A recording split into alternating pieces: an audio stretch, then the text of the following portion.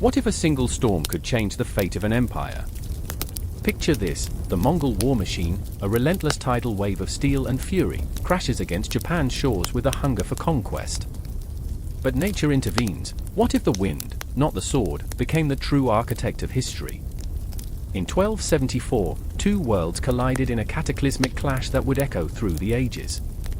The Mongols, with their lethal precision, rode their stallions like thunder, an unstoppable force fueled by ambition and the promise of glory. Meanwhile, Japan, a land cloaked in the veil of samurai honor and the weight of ancestral spirits, stood poised to defend its sanctity. But beneath the surface, a sinister game unfurled, a cosmic chess match where every piece was a life, every move a question of survival. What if the Mongols weren't just conquerors? What if they were harbingers of chaos, wielding the very elements as their allies? They arrived, not as mere soldiers but as an unstoppable storm, their ships littering the horizon like dark omens. The Japanese, resolute yet unsuspecting, prepared their defenses, iron blades glinted under the sun, battle cries filled the air, hearts raced with fear and valor. But fate, with its wicked sense of humor, had other plans. Typhoons, furious and unrelenting, emerged from the depths of the ocean, a divine intervention or a cruel trick. The infamous Kamikaze, the divine winds, roared to life, tearing apart Mongol fleets like paper boats in a tempest. The ocean churned, a swirling cauldron of chaos that drowned dreams of conquest. Yet, beyond the storm lay a grimmer truth: these invasions weren't merely battles for land but blood-soaked contests of wills. Conspiracies festered in the shadows. Mongolian warlords whispered of betrayal, while Japanese spies wove tapestries of deceit behind enemy lines. Loyalties shifted like sand, and alliances crumbled under the weight of greed. The line between hero and villain blurred. Who was the true enemy? And as the storms raged, so did the mirthful spectre of death, dancing among the fallen. Would-be conquerors met not only steel but the laughter of the reaper in a land where honor dictated fate. Samurai warriors, clad in their ornate armor, faced not just the Mongols but the weight of their ancestors' expectations. In a world where every blade thirsted for blood, who truly wielded the sword of destiny? These were no mere historical footnotes. This was a saga of storms and swords, a gripping whirlwind of ambition, betrayal, and survival. In a dance with fate, the stakes couldn't be higher. This is not simply history, this is a tempest, a blood-soaked dance of fate and fury, and it crackles with the electric pulse of unanswered questions. What really happened when the Mongol tide met the Japanese will? The winds whisper secrets that should have remained buried, and once you grasp the truth, there's no turning back. Welcome to the storm. The moon hung low, a silvery eye watching over the restless steppe, where the shadows danced like phantoms on the fringes of reality. I remember the night air, sharp and biting, as if it whispered secrets too dark to bear. Above, a constellation of stars shimmered like the glint of a blade, hinting at destinies intertwined with blood and ambition. This was the night that would birth a legend, a feverish, chaotic birth, screaming and bloody. In the heart of the turmoil stood Temujin, a name that would soon set the world ablaze. His breath came in ragged gasps, each one punctuated by the distant cries of his people, the sound echoing like drums of war. He could feel the weight of the cold steel at his side, the sword forged with the very essence of his struggles, his losses. The flash of betrayal still burned in his chest, a raw wound that refused to heal. He was not merely a boy, he was a storm, trapped in the fragile body of a young man, on the cusp of becoming something monstrous. And then there was Bort, his wife, drawn into the chaos by the very blood that bound them. I remember how her eyes reflected the firelight, fierce and unyielding, yet softened by a fear that gripped her heart like a vice. She had seen her husband grow, but this was a metamorphosis. She felt the tremors of the earth beneath her feet, the shifting allegiances that swirled around them like smoke. Would he still be the man she loved when the ashes of this chaos settled? Would love survive the storm? The clang of swords shattered the silence, a brutal symphony playing out in the darkness. Temujin's mind was a tumult of thoughts, spiraling like a hawk diving toward its prey. He could still remember the day his father was poisoned, the bitter taste of vengeance lingering on his tongue. He had been a child then, fragile and alone, yet now he was teetering on the edge of something greater. He felt the cosmic weight of history pressing down on him, as if each moment were a tick of the clock dragging him toward a climactic reckoning. He charged into the fray, his heart pounding like war drums, the shadows of the past intertwining with the blood-soaked present. Each enemy fell before him, and with every swing of his sword, he tasted the bitterness of vengeance and the sweetness of power. But with power came a cacophony of ghosts, his childhood, his family, the lingering whispers of betrayal. His vision blurred in the frenzy, but he could still see it, the glimmer of a crown, the promise of a united people. Temujin, a voice called out, a thread of panic weaving through the din. It was Jamuka, his blood brother turned adversary. Their bond had been forged in childhood, but ambition had twisted it into a serpent that coiled around their hearts. I remember the way Jamuka's face contorted in rage, a mirror of Temujin's own inner turmoil. They had shared dreams of greatness once, but dreams can drown in the tempest of ambition. "Are you ready to betray everything we built?" Jamuka spat, the words laced with venom. "Everything?" Temujin roared back, his voice a tempest. "You think this is betrayal? This is survival." Each word was a stab, a painful reminder of their shared history. The air crackled with unresolved tension, a tangible stranglehold. Bort watched, her heart a fragile bird, caught between flight and the heavy pull of earth. She felt it, the weight of choice, the agony of building a life from the shattered remnants of loyalty. Would love be enough to save him? To save them? Or would it wither beneath the weight of ambition? There, in the thick of battle, time seemed to stretch and contract, every second brimming with an eternity of emotions. Blood soaked the earth, painting a grim tapestry beneath their feet. The ache of loss loomed like a specter, whispering haunting reminders of what lay at stake. "Remember when we were children?" Jamuka shouted, his voice a jagged edge. "We dreamed of a united Mongolia, not this carnage." The firelight flickered across their faces, illuminating the scars of their past, the frayed edges of their brotherhood, both fierce and fragile. "I remember," Temujin replied, each word a dagger to his heart. But dreams can't feed a family, nor protect them. A shudder passed through the ground, a foreshadowing of what was to come. The battle raged on around them, the cries of the dying mingling with the cacophony of hooves pounding earth. The world blurred, and all that remained was the palpable tension, a tightrope stretched over an abyss. It was a dance of fate, an intricate web woven with threads of ambition, love, and betrayal. Suddenly, the world slowed, and it was just the two of them, a tempest of memory swirling in the air around them. Temujin felt the raw energy crackling between them, the unspoken bond, the deep-seated hurt, and the yearning for what once was. The moment fractured, splintering into 1,000 shards of possibility. Above them, the moon cast its eerie glow, a silent witness to the anguish unfurling on the earth. The shadows grew thick, whispering of the lives they would touch, the empires they would forge, the legacies that would rise like a phoenix from the ashes of their choices. The clash of swords became a rhythm, a heartbeat in the chaos, each swing a testament to the fierce will to survive, to conquer, to become. As the tide of battle surged, I remember how the stars flickered in the night sky, a tapestry woven with the threads of fate, each twinkle a reminder that history was watching, waiting for its moment to be born. In that fleeting heartbeat of chaos, the world teetered on the brink of transformation. Would Temujin rise, the embodiment of a new order, or would he succumb to the weight of his own ambition? The night was alive with tension, thick with the scent of blood and the promise of power, an insatiable hunger that would not be sated until the dawn broke, forever altering the course of history.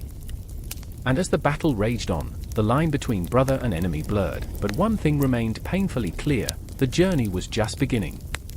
The shadows whispered their secrets, and the moon hung heavy in the sky, a harbinger of the storm that was yet to come. A single arrow whistled through the silence, a sharp shard of air piercing the early dawn. It sank into the earth, quivering, as if the very ground shivered in anticipation of what was to come. In this moment, tension thickened like smoke in the cool morning air, filling the lungs of those who dared to breathe. The distant rumble of hooves echoed like a heartbeat, quickening, racing toward the inevitable clash. I remember the fear that clung to my skin like damp cloth, the kind that drags you down even as you fight to stay afloat in a world of chaos. Batu, his glare as cold as the steel of his sword, stood at the forefront. Pride and rage burned within him, two fires that fed off each other, fueling an insatiable need for conquest. He was a mountain, steadfast and uncompromising, yet underneath that granite exterior lay a churning ocean of doubt. Did he feel the weight of his ancestors' spirits, whispering, urging him onward?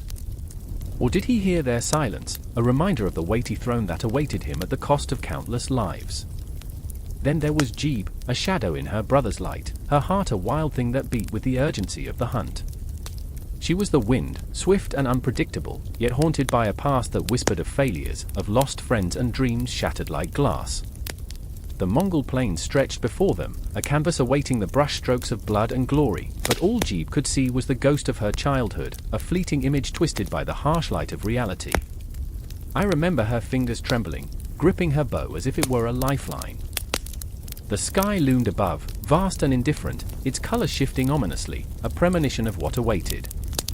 And there, amid the gathering storm, was me, a mere observer, yet feeling every ounce of the rising tide. My obsession with their world drew me in, the macabre poetry of history dancing in the shadows. I chuckled darkly at the absurdity of it all, the armies clashing over land, power, and glory, while I sat safely on the sidelines, an eager witness to the theater of death. But this was no mere spectacle, this was the crucible that would forge the Mongol Empire, the very heart of its expansion. Batu turned to Jeeb, a line of determination etched deep into his brow. "We ride for destiny," he declared, his voice steady, yet the tremor hinted at the cracks forming beneath his armor. Did he believe those words? Or was he merely trying to convince himself? I could almost taste the tension between them, the unspoken words, the dreams deferred. Jeeb's eyes gleamed, fierce yet restrained, a tempest waiting to erupt. "Destiny is a fickle mistress, brother. We may find her only to be cast aside." For a heartbeat, both warriors stood suspended in time, the air thick with their unvoiced fears. Their breaths mingled, a shared rhythm against the backdrop of a world poised at the brink. And then, like a match striking the dark, they were off, a surge of movement, a wave cresting as their horses thundered forth. I felt the ground shake beneath me, the earth trembling as 1,000 heartbeats drummed in perfect synchrony. The lush green of the steppes blurred into a canvas of chaos, their world painted in the stark hues of blood and sweat.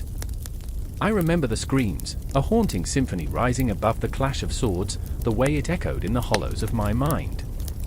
The aroma of death lingered, a metallic tang that draped itself over the battlefield. And as they charged into the fray, strategies unfurled like fragile paper cranes in the wind. Batu, the strategist, wielded his mind like a sharpened blade. He understood the art of war not merely as brute force, but as a dance, a deadly choreography where each move must be calculated, deliberate. The flanking maneuver, a whisper of brilliance that turned the tide. Meanwhile, Jeeb's heart raced with every arrow loosed. Each shot was a prayer, a desperate wish that she could alter fate, that she could shape the world with her hands, even if she knew deep down that each arrow might carry her own anguish. As the sun hung heavy, a blazing eye watching over the slaughter, I could see them wrestle not only with the enemy, but with their own ghosts, a vicious internal battle that twisted and turned like the tumultuous skies overhead. The clattering of hooves and cries of rage filled the air, a visceral testament to ambition and fear alike. A sudden scream echoed, piercing the tumult like a dagger. It was a sound that shattered hearts, a cacophony of loss that reverberated through the fields. Jeeb's gaze whipped toward the source, a fallen warrior, a friend whose laughter still echoed in her memories. Time faltered, and in that suspended breath, she felt the weight of her decisions crashing down upon her. Every victory came at a cost, and the price was etched in blood, in broken dreams. The battlefield became a tapestry of chaos, each thread woven with the stories of 1,000 souls. I watched as Batu swung his sword, a warrior born of the wild, yet burdened by the very legacy he sought to uphold. In his eyes, I saw the flicker of doubt once more, the question of whether this was truly glory or a descent into madness. He fought not merely for land, but for the very essence of who he was, a man against time, against history itself. I remember the moment of collision, the crescendo of desperation. Their strategies, their tactics, brought them to the brink of something monumental, yet left them standing at the edge of a cliff, staring into the abyss of their choices. Would it be conquest, or would it be despair? In the end, there were no guarantees, only the relentless march of fate. The shadows lengthened as twilight descended, casting a pallor over the battlefield, a spectral reminder that even in triumph, there lies a darkness. And in that darkness, I felt the shifting of time, the cosmic dance of stars above, indifferent to the struggles of mere mortals below. Was this what it meant to expand an empire? To clutch victory tightly, only to find it slipping through one's fingers like grains of sand? The cries faded, yet the echoes lingered, reverberating through my soul, charging the air with a primal energy that demanded to be felt. Batu and Jeeb, two souls intertwined in the tapestry of warriors, of dreams, of nightmares. Their journey would never end, it would only evolve, stretching out into the vast unknown, their paths forever entwined in a struggle as ancient as the earth itself. And as the stars twinkled overhead, casting a cold light over the remnants of the day, I knew that this was only the beginning. The Mongol Empire was expanding, but at what cost? The tension lingered, thick and heavy, a promise of more to come. Each heartbeat echoed through the silence as night fell, the darkness whispering secrets that beckoned us forward, deeper into the unfolding saga of ambition and conflict. The moon hung low, a swollen eye in a tear-streaked sky, casting its ghostly light upon the streets of Hangzhou. In the silence, one could almost hear the whispers, the murmured prayers of mothers clutching their children, the soft sobs of men whose hands betrayed them. The air was thick, saturated with fear, the kind that clung to your skin and gnawed at your bones. I remember running, my heart a frantic drum, the soles of my feet pounding against the cobbled stones, desperately seeking safety, but finding only shadows that stretched and twisted like the very souls that wandered these streets. Run, Mai! They're coming! The voice of my brother, Jian, echoed in my ears as I turned a corner, the desperation palpable, a living thing. He was always the brave one, but his bravery felt like a child's game now, a flickering candle against an encroaching storm. I could see the fear in his eyes, reflecting the chaos of our city, the distant screams, the flames licking at the wooden rooftops, and the figures clad in armor, their faces hidden behind steel masks, coming like wolves to a sheep's pen. But fear was a living thing, and it coursed through me, igniting a fury I had never known. I remember the taste of ash on my tongue as I stumbled back, my feet tangling in the dust and horror of a world that was unraveling faster than I could comprehend. The truth crashed upon me like a tidal wave. This was not a game. The conquest had begun. I could see it all in my mind, the banners snapping in the cold wind, their colors vivid against a backdrop of despair. They were invaders, and I was just a girl with a brother to protect, a heart pounding with the rhythm of an impending doom. Jen! I screamed, but the sound was swallowed by the chaos, swept away by the fire that danced and mocked us. He was always the one who shielded me, the one who told me tales of heroes and warriors, of battles fought and won before I even took my first breath. Yet, here he was, trembling, his hands stained with the weight of the moment, a stark contrast to the boy who once spun stories of glory and honor under the stars. We have to go, I urged, my voice breaking, fear and resolve intertwining in a desperate embrace.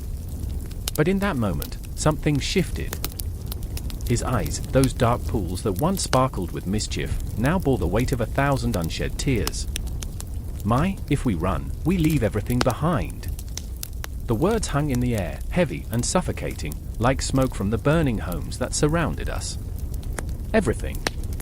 I thought of our parents, their laughter echoing through the halls of our home, now reduced to mere memories. I thought of our neighbors, faces twisted in horror, powerless against the tide of destruction.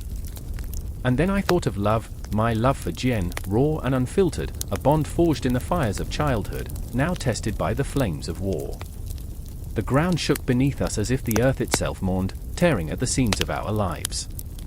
Shadows fell across the street, and the cries of the wounded grew louder, more insistent, clawing at my heart. I remember the moment of decision, the tip of a knife pressed against my resolve. We could stay and fight, or we could run and hope. Mai. A hand reached out from the shadows, an older man, his face lined with the stories of 1,000 battles, eyes fierce and wild. Get to the river. They're coming this way. His voice was a battle cry, primal and raw, cutting through the fog of fear. For a moment, I hesitated, caught between the instinct to flee and the burden of love that held me back. The clock tower struck, each toll resonating like a drumbeat, marking the passing seconds of our lives, seconds that felt like eternity. I remember how time slowed, as if the universe itself held its breath, balancing on the edge of a knife. And then, with a jolt that shook my soul, I turned to Jen. "We go. Together." There was a desperation in my voice, a fierce love that could shatter mountains. I took his hand, and in that moment, my brother was no longer just a boy with stories, but a warrior forged in the flames of our shared fear. The river was our lifeline, a winding serpent snaking through the chaos. We raced towards it, the water glimmering like a promise against the dark. But as we approached, the shadows thickened, and the figures emerged from the haze, soldiers, their eyes cold and calculating, the very embodiment of despair. The first clash was a symphony of steel and screams, a cacophony that echoed through my mind long after the world grew silent. In that moment, I saw Jien step forward, a brief flash of courage igniting in the depths of his despair. "Stay back, he shouted, the words cutting like a blade. But I was no longer a child. I surged forward, adrenaline coursing through my veins, drowning out the fear that threatened to engulf me. I remember lunging, the world blurring into a tapestry of chaos, the taste of iron in my mouth, an ugly reminder of the price of survival. Each heartbeat pulsed with the weight of our choices, and I felt the walls closing in, the shadows whispering their secrets. I could see their eyes now, blank, hollow, reflecting the darkness of a world that was turning upside down, a darkness that threatened to consume us whole. And just as quickly as it began, the confrontation faded. The soldiers were gone, leaving only echoes behind, echoes of laughter that haunted the streets, of bravery that flickered like a candle against a storm. The river beckoned, its surface smooth and cold, a cruel reminder of the lives that had been lost, of the hearts that had been broken. We clung to each other, two figures adrift in a sea of ruin and despair. "We can't go back," Jen whispered, his voice trembling. "We cannot go back to what we were." The moon shone brighter then, illuminating the path before us, a ghostly guide through the darkness. I remember feeling both lost and liberated, standing on the precipice of a new world. The conquest of China was just beginning, a funeral procession for our innocence, but also the dawn of something raw and fierce, a battle that would stretch beyond the horizon, reaching towards the unforgiving skies of Japan. As the river flowed onward, I gripped Jen's hand tightly, a lifeline in the swirling chaos. In that moment, I understood, we were not merely survivors, we were the embodiment of hope, clinging to life in a world that had forgotten what it meant to live. And as we stepped forward, the echoes of our past fading into the shadows, I knew this was just the beginning. The fight was far from over. The moon hung low, a sullen spectator in a sky choked with stars, as the silhouettes of ships sliced through the inky blackness of a frozen sea. Cracked ice groaned underfoot, a symphony of impending doom, each sound vibrating deep into the marrow of those who dared to tread upon it. It was a night of whispers and shadows, a time when even the bravest souls felt the chill of the unknown swirling around them. Among the men who stood at the water's edge, I was not just a witness but an unwilling participant in the chaos stirring within the Mongol Empire's naval ambitions. I remember the sharp tang of salt mingling with the acrid scent of impending conflict. A storm brewed within me, throbbing with the fear of failure and the weight of expectations, a burden far heavier than any armor. Temujin, a fierce commander hardened by battles and betrayals, paced beside me, his brow furrowed, each line etching deeper into his skin with every passing moment. His eyes, dark as the depths of the ocean, flickered with the ferocity of 1,000 battles fought and lost. I could see the relentless drive within him, a need to conquer, not just land, but the very spirit of the seas that once eluded him. "Do you think they will come?" he asked, voice low, barely a whisper against the howling wind. The question hung in the air like a ghost, demanding an answer that felt impossibly out of reach. I could taste the bitter tang of uncertainty on my lips. It was a haunting echo of my own fears. The Mongol Empire, formidable on land, now dared to wrestle with the waters, a foe as unpredictable as fate itself. "Even the tide can turn against a mighty ship," I replied, forcing a shaky smile, an ill-fitting mask against the storm brewing inside me. The truth felt heavier than the leaden skies overhead. Our navy was young, and every vessel felt like a fragile promise in a world that thrived on blood. But Temujin's gaze turned toward the horizon, where the sea kissed the sky, a line blurred by ambition and dreams. Carden, a shipwright whose hands bore the scars of 1,000 creations, stood at the edge of the crowd, eyes wide with a mix of pride and terror. The ships were his children, born from wood and iron, yet they were also harbingers of destruction.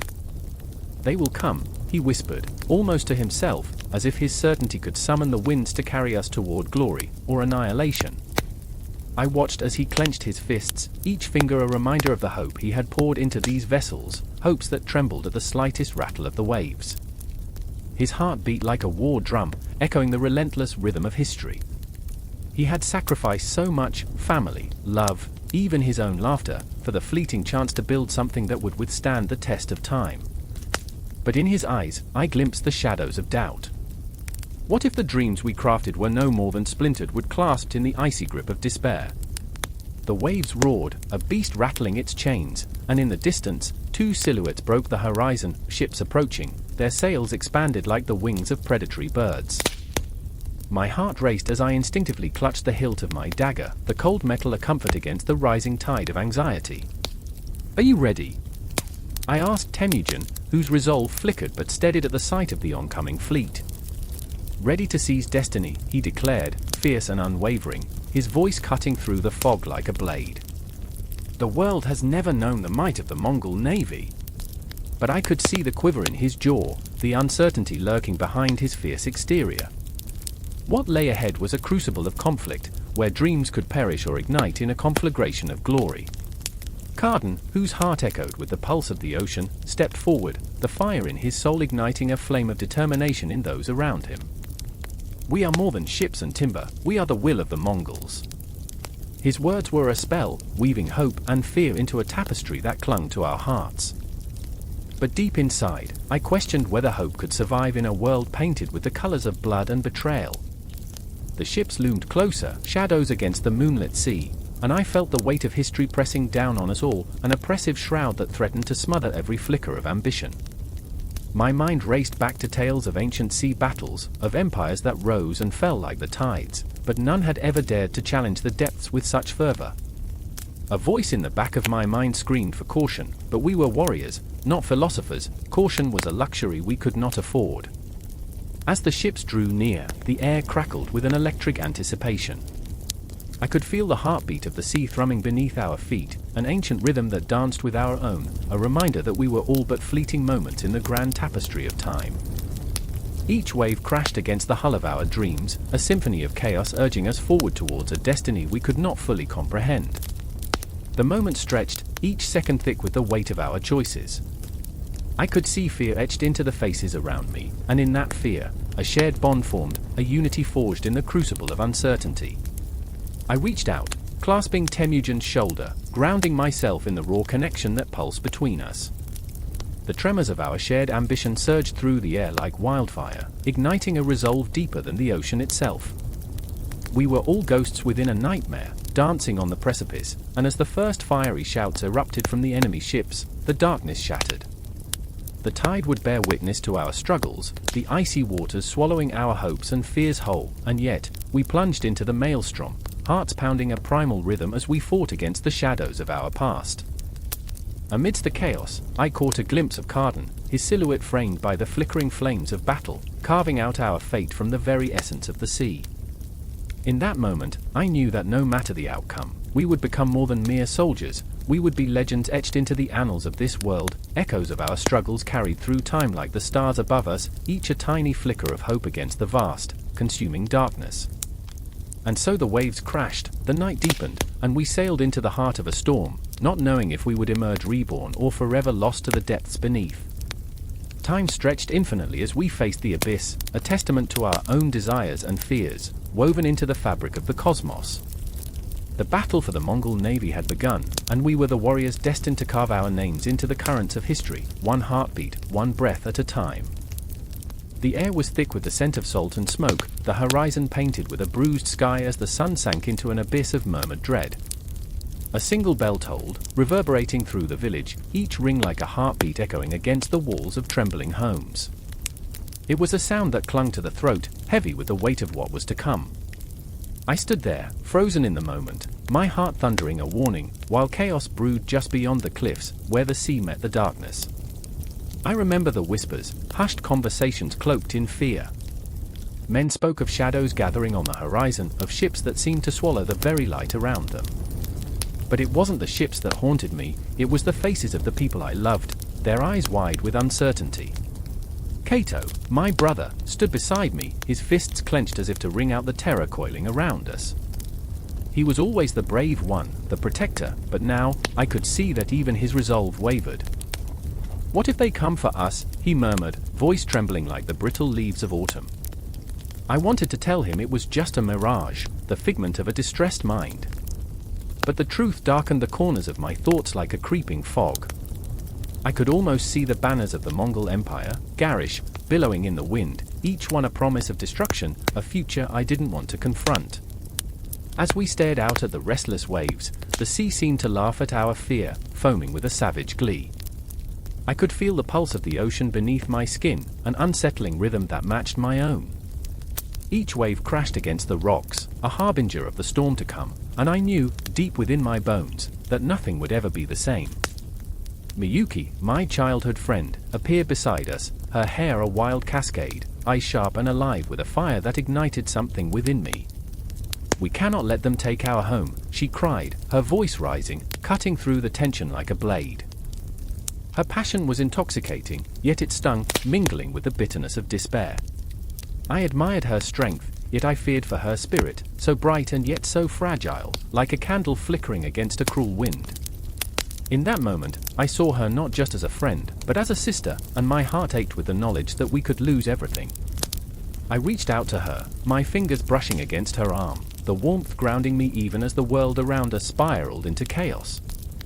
Yet, beneath her bravado, I sensed her own tumult, a storm brewing behind her brave facade, a vulnerability we both shared but dared not voice. "We'll fight," Kato declared, a fervor igniting his words. "We'll defend our land, our families." I wanted to believe him, to hold on to that flicker of hope. But in the back of my mind, doubt clawed at me, like a beast ready to pounce. The sun dipped below the horizon, and darkness wrapped around us like a shroud. Shadows danced in the flickering light of the torches, twisting into grotesque shapes that whispered of death and despair. I could hear the distant thrum of drums, echoing from the ships, a chilling dirge that sent shivers down my spine. The sound was a promise, a prelude to the horrors awaiting us. Each moment stretched like a taut bowstring, every heartbeat a countdown. I felt the fear pooling in my stomach, a heavy weight that threatened to drag me under. I remember the stories of past battles, of blood-soaked earth and anguished cries. The thought of it filled me with a suffocating dread. I didn't want to see my home turned into a graveyard. As the first glimmers of dawn broke, we stood poised at the edge of the cliffs, the salty wind whipping through our hair like the ghost of a lost era. The air crackled with tension, our breaths mingling with the anticipation of violence. I turned to Kato, whose face was a mask of determination, and then to Miyuki, who grasped her sword with a fierce resolve that somehow seemed to anchor us all. "Whatever happens, we stay together," I said, my voice trembling but steady, the words spilling from my lips like an oath. I wanted to believe it, to hold on to that fragile thread of unity. But deep down, I knew that the tides of war washed away promises, leaving only remnants of what once was. And then, in an instant, the first ship breached the shoreline, its dark silhouette cutting through the mist like a dagger. The world stilled, breaths caught in throats as the vessel drew closer, revealing the colors of an empire that craved conquest. My heart raced, pounding against my chest, a frantic drum that resonated with the gathering storm. The cries of our people rose in a cacophony of fear and defiance, mingling with the drumming of our enemies. I saw Kato's jaw tighten, his eyes narrowing, the air around him charged with a determination that both terrified and inspired me. He was ready to charge, ready to protect, even as I fought against the urge to flee, to hide from the chaos that threatened to swallow us whole. Miyuki stepped forward, unyielding and fierce, a warrior cloaked in the armor of our shared memories. "For Kyushu," she shouted, her voice cutting through the din, igniting a spark in the hearts of those who stood with us. I felt the weight of her words, an anthem to our desperation, and found myself standing taller, breathing deeper.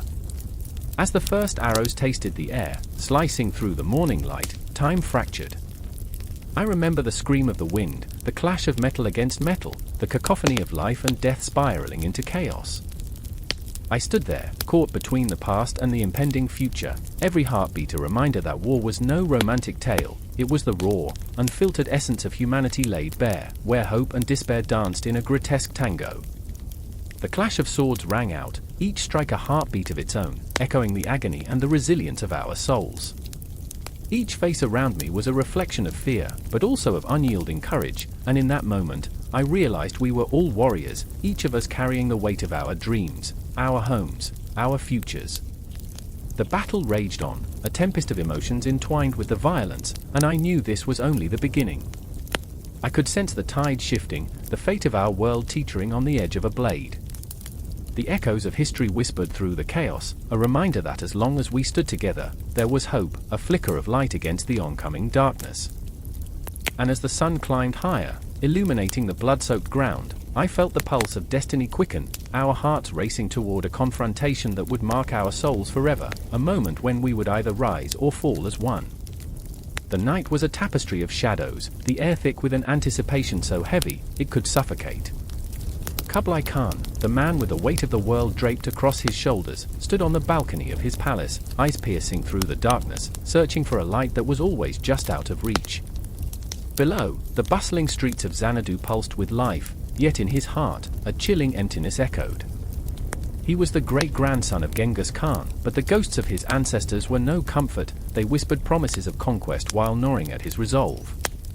I remember feeling the chill of that night, the kind that seeps into your bones and lingers like an unwelcome thought. Kublai's ambition hummed in the air like a distant storm, crackling with energy, yet it was laced with desperation. The empire stretched vast before him, but it felt like a delicate house of cards on the verge of collapse. People bustled below, their laughter a sharp contrast to the turmoil that churned within him. He craved more than just power, he sought to unite a fractured world, to be a bridge between cultures, and yet, the weight of that dream was crushing. Then there was the girl, Jin. The daughter of a Chinese scholar, her eyes sparkled with defiance that took Kublai's breath away. She stood at the edge of the crowd, her heart a tempest of loyalty to her people and an undeniable attraction to the man who sought to conquer them. I could see her, a flicker of fire among the shadows, torn between the love for her heritage and the magnetic pull of Kublai's vision. "You're just a conqueror," she had hissed once, her voice trembling like a leaf in a storm. "You want all of us to bend to your will. But conquering hearts is harder than conquering lands." That confession hung between them like a blade, sharp and unyielding. Each night, as Kublai wrestled with the vastness of his ambitions, Jin's words echoed in his mind. The thrill of conquest was intoxicating, yet it was her voice that haunted him. How could he build an empire if he could not win the heart of a single woman? Clocks in the palace chimed, each tick a reminder that time was slipping through his fingers. His dreams bled into the night like a river of ink, dark and restless. I remember the night the tension burst. The banquet hall was filled with the laughter of nobles, their goblets overflowing with wine, their loyalty bought with gold. Kublai, sitting at the head of the table, felt their eyes on him, 1,000 tiny daggers probing at his insecurities. They bathed once a year, he mused, half in jest, so yes, romance was earthy. Laughter erupted, but his heart sank. He could face armies, yet the laughter turned to whispers behind his back. "He is too soft," they said. "Too idealistic." Kublai clenched his fists, the weight of their words cutting deeper than any sword. But then, amidst the laughter, a figure emerged, Jin, her presence a tempest, her eyes fierce. "Is this what you want?" she demanded, voice rising above the din. "To rule over a people who despise you?" Silence fell, thick and suffocating. Kublai felt the air crackle with tension. It was as if the universe held its breath, waiting for the collision of ideals. People turned, their attention now riveted, the atmosphere electric. "Kublai Khan does not seek my approval," he replied, his voice steady, but inside, he was a raging storm. "I seek to create a legacy." But his words felt hollow, echoing against the walls like a ghost. Memories of the past tangled in his mind.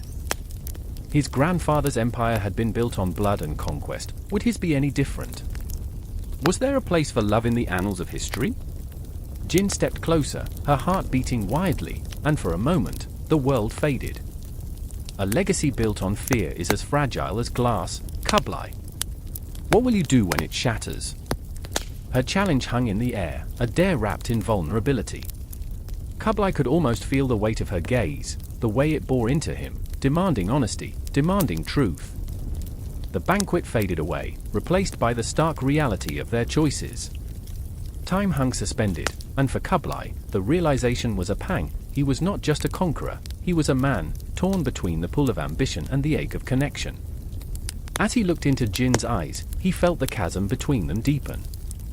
Her spirit was unyielding, a wildflower breaking through concrete, and in that moment, he understood that conquering lands would be futile if he could not conquer her heart. The night deepened around them, the stars witnesses to their silent battle. Kublai felt the universe watching, the cosmos swirling with endless possibilities, and it terrified him. "What if I fail?" he whispered, barely audible. A confession, raw and unguarded, the kind that could break a man. But Jin was resolute. "Then rise again. Fight for what is right, not what is easy." Her words struck him like a lightning bolt, illuminating the darkness within. In her eyes, he saw the possibility of a different future, one where ambition and love could coexist. But would he dare to grasp that future, or would he retreat to the safety of conquest, allowing his dreams to wither like autumn leaves? As the tension mounted, the banquet hall felt like a pressure cooker, a fragile vessel ready to burst. The laughter faded, replaced by an unshakable tension that gripped Kublai's heart like a vice. He stood at a precipice, his dreams pulling him in one direction, Jin's fierce spirit in another. I could sense the moment hanging there, a spark that could ignite a fire or extinguish hope altogether. And just like that, the night closed in around them, a shroud of uncertainty cloaking the banquet hall. Outside, the winds howled, and the stars blinked, indifferent to the turmoil of human hearts. Kublai Khan, the great leader, stood teetering on the edge of two worlds, feeling the weight of an empire on his shoulders and the tender hope of a woman in his heart. The climax of his ambitions loomed, an impending storm that promised to engulf them all, leaving behind only echoes of what could have been. The air was thick with unspoken dread, the kind that clings to your skin like a shroud, suffocating yet electric. I could almost hear the whispers of ancestors, their voices curling around the ancient walls of the Imperial palace. They were not just echoes, they were warnings.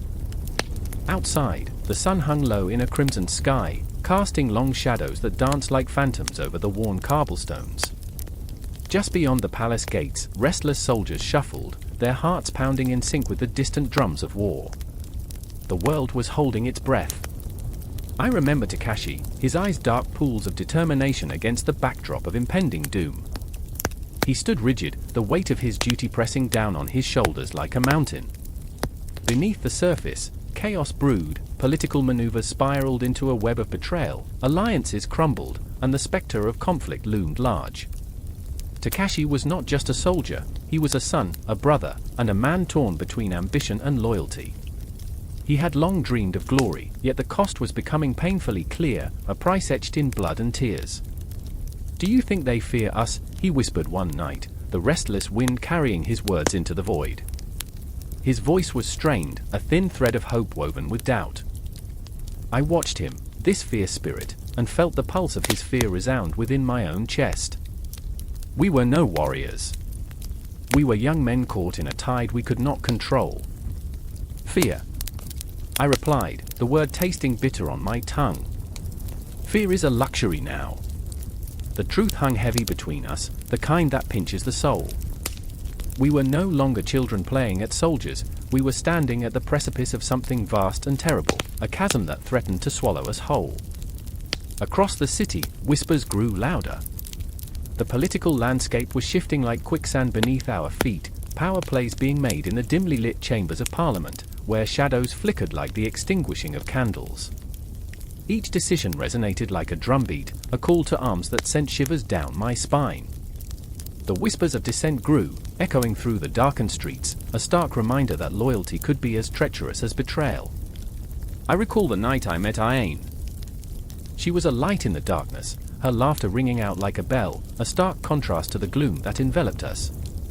She had dreams of her own, a future woven with threads of hope and love. But as the drums beat louder, I could see the flicker of fear in her eyes. "They don't understand," she said one evening, her voice barely a whisper above the wind. "War is not a game. It's a wound that never heals." How could I argue with that? The very notion made my stomach churn.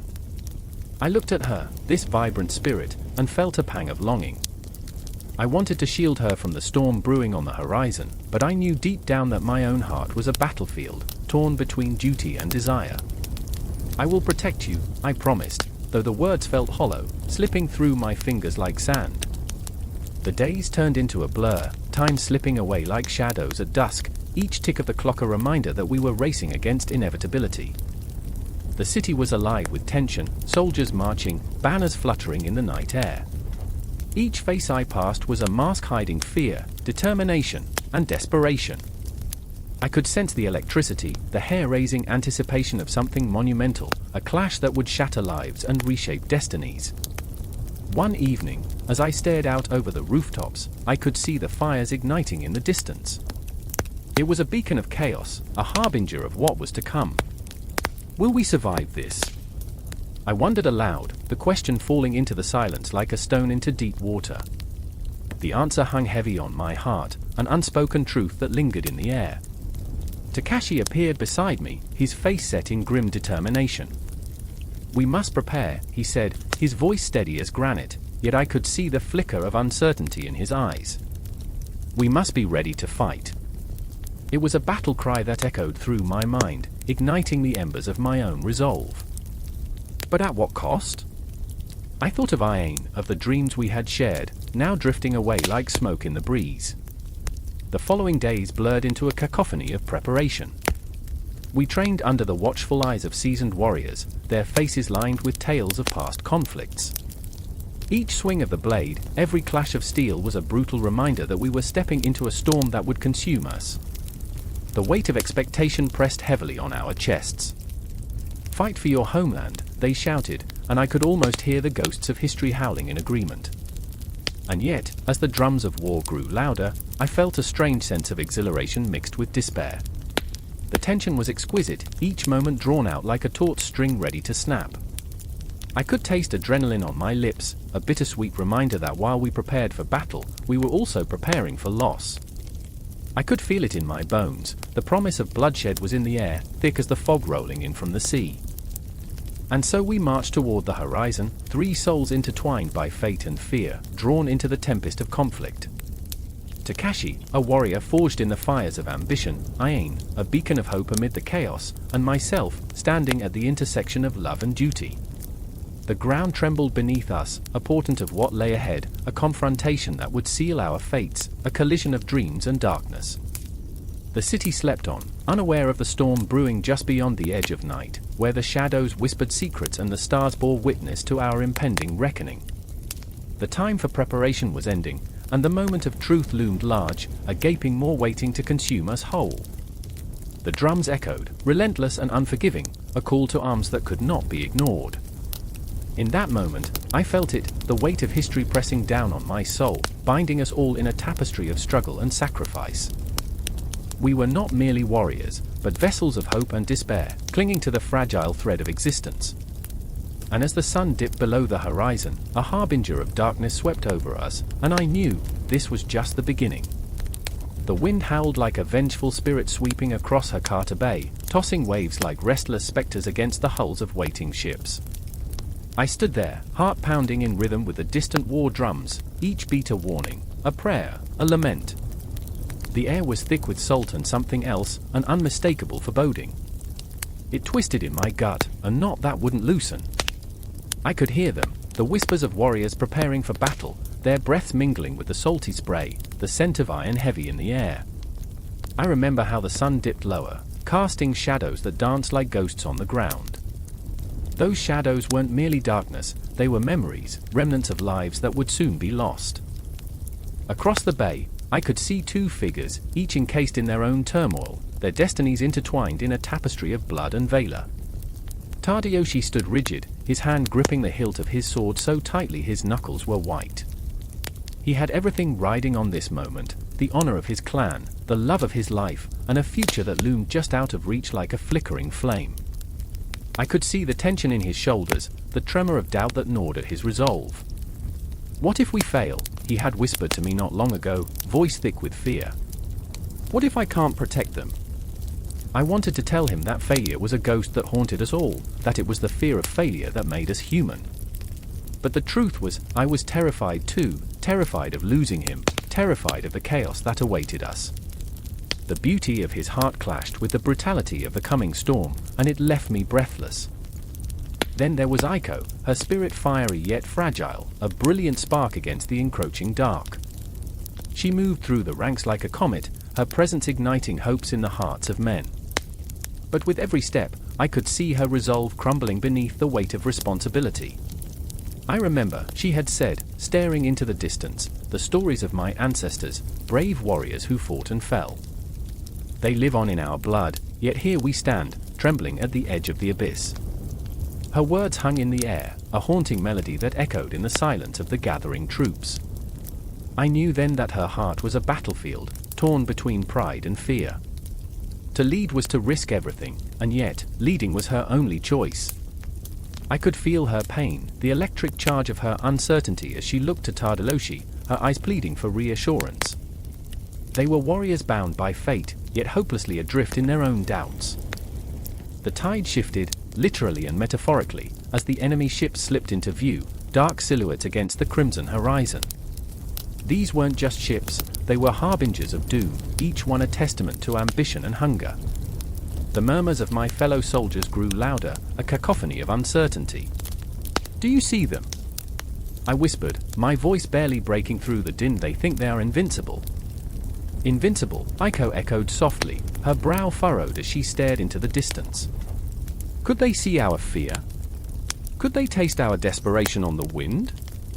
I could feel her pulse quicken, the deep breath she took filling the air with tension. A heartbeat, a single heartbeat, became a countdown, an unyielding clock ticking away the moments until chaos erupted. Then it happened. The drumbeats intensified, a primal rhythm that resonated through the ground, through our bones. I could feel it surging, begging for release, and with a sudden ferocity that took us all by surprise, the battle cry tore through the air, raw and unrefined. It was a primal scream, a collision of desperation and valor that echoed even in the depths of my soul. I remember how the world transformed in that instant, blurring the lines between fear and adrenaline. The clash began, the symphony of chaos as swords met shields, metal against flesh, cries of agony mingling with shouts of courage. It was a brutal dance, and I was swept into the fray. Tadaloshi fought like a man possessed, his movements a beautiful chaos, a reflection of his heart, wild yet precise. Every strike was a question, every dodge a prayer. I watched as he became a part of the storm, losing himself to the rhythm of the fight. Aiko led her men with a fierce resolve, her voice cutting through the din like a blade. "Stay close. Fight for your brothers. Fight for your homes," she cried, each word laced with urgency. But beneath that fierce exterior, I could see the cracks forming, a fleeting hesitation here, a moment of doubt there. I wished I could reach out to her, to hold her hand and remind her that they were not just numbers on a battlefield, but human lives, breathing, dreaming, loving. The horror unfolded around us, the screams, the blood painting the earth a tragic crimson. I remember the feeling of being caught in a whirlwind, the adrenaline flooding my veins, but also the chilling realization that each swing of the sword could spell the end for someone. Each face I saw in the haze of battle was a reminder of what was at stake, a desperate plea for survival echoing in the chaos of clashing metal. I felt myself slipping, the weight of despair clinging like a shadow. "Tadayoshi! Aiko!" I shouted, but my voice was swallowed by the storm. I was a spectator in my own life, lost in the tempest of violence and emotion, yearning for the calm that would never come. I remember the moment I saw them, Tadayoshi, his face fierce yet vulnerable, fighting with a tenacity I had never seen before. I whispered a prayer that he would prevail while my heart twisted with the fear of losing him. And then the tide turned.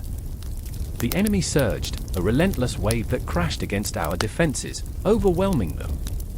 I could see Aiko falter, the fire in her eyes dimming as she fought to keep her ground. "No!" I cried, but the sound was ripped from my throat, lost in the chaos. It was then that I realized, we were all ghosts in this battle, specters of what could be, haunted by the choices we made and the choices we had no control over.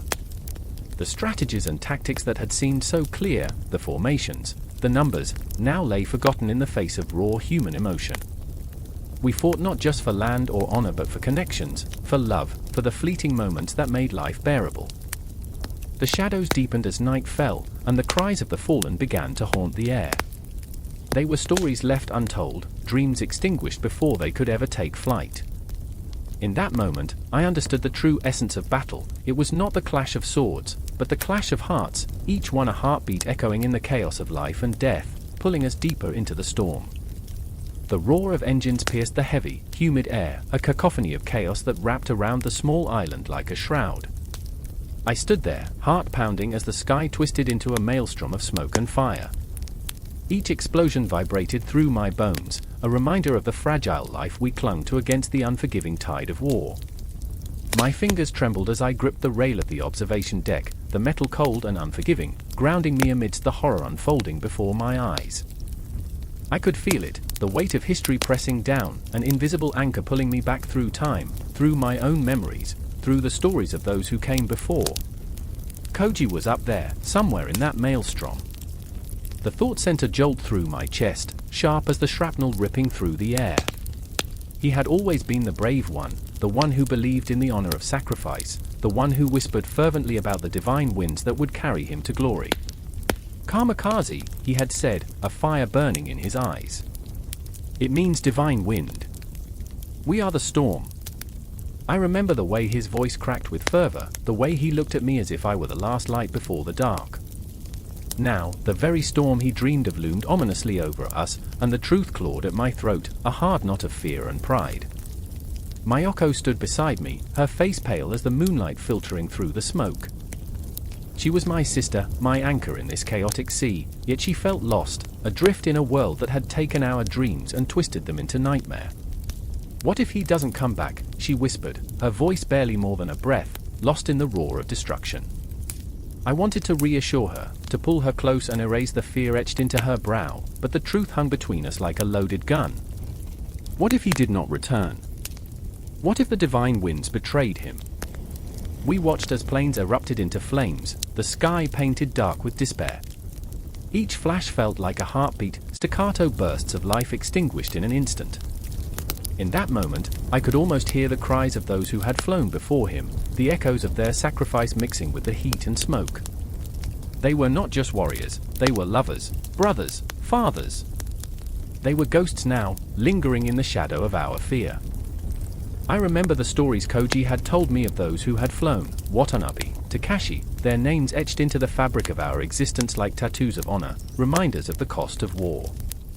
"Shall we pray?" Mayoko asked, her voice trembling. It was a question that hung heavy in the air, a fragile thread connecting us to hope. I wanted to say no. I wanted to scream and shatter the silence that wrapped around us, but instead, I found myself nodding, fingers entwined with hers. We stood there, two souls in the midst of oblivion, murmuring prayers that felt as hollow as the sky. I remember the taste of salt on my lips, a bitter reminder of tears unshed, of fears unfaced.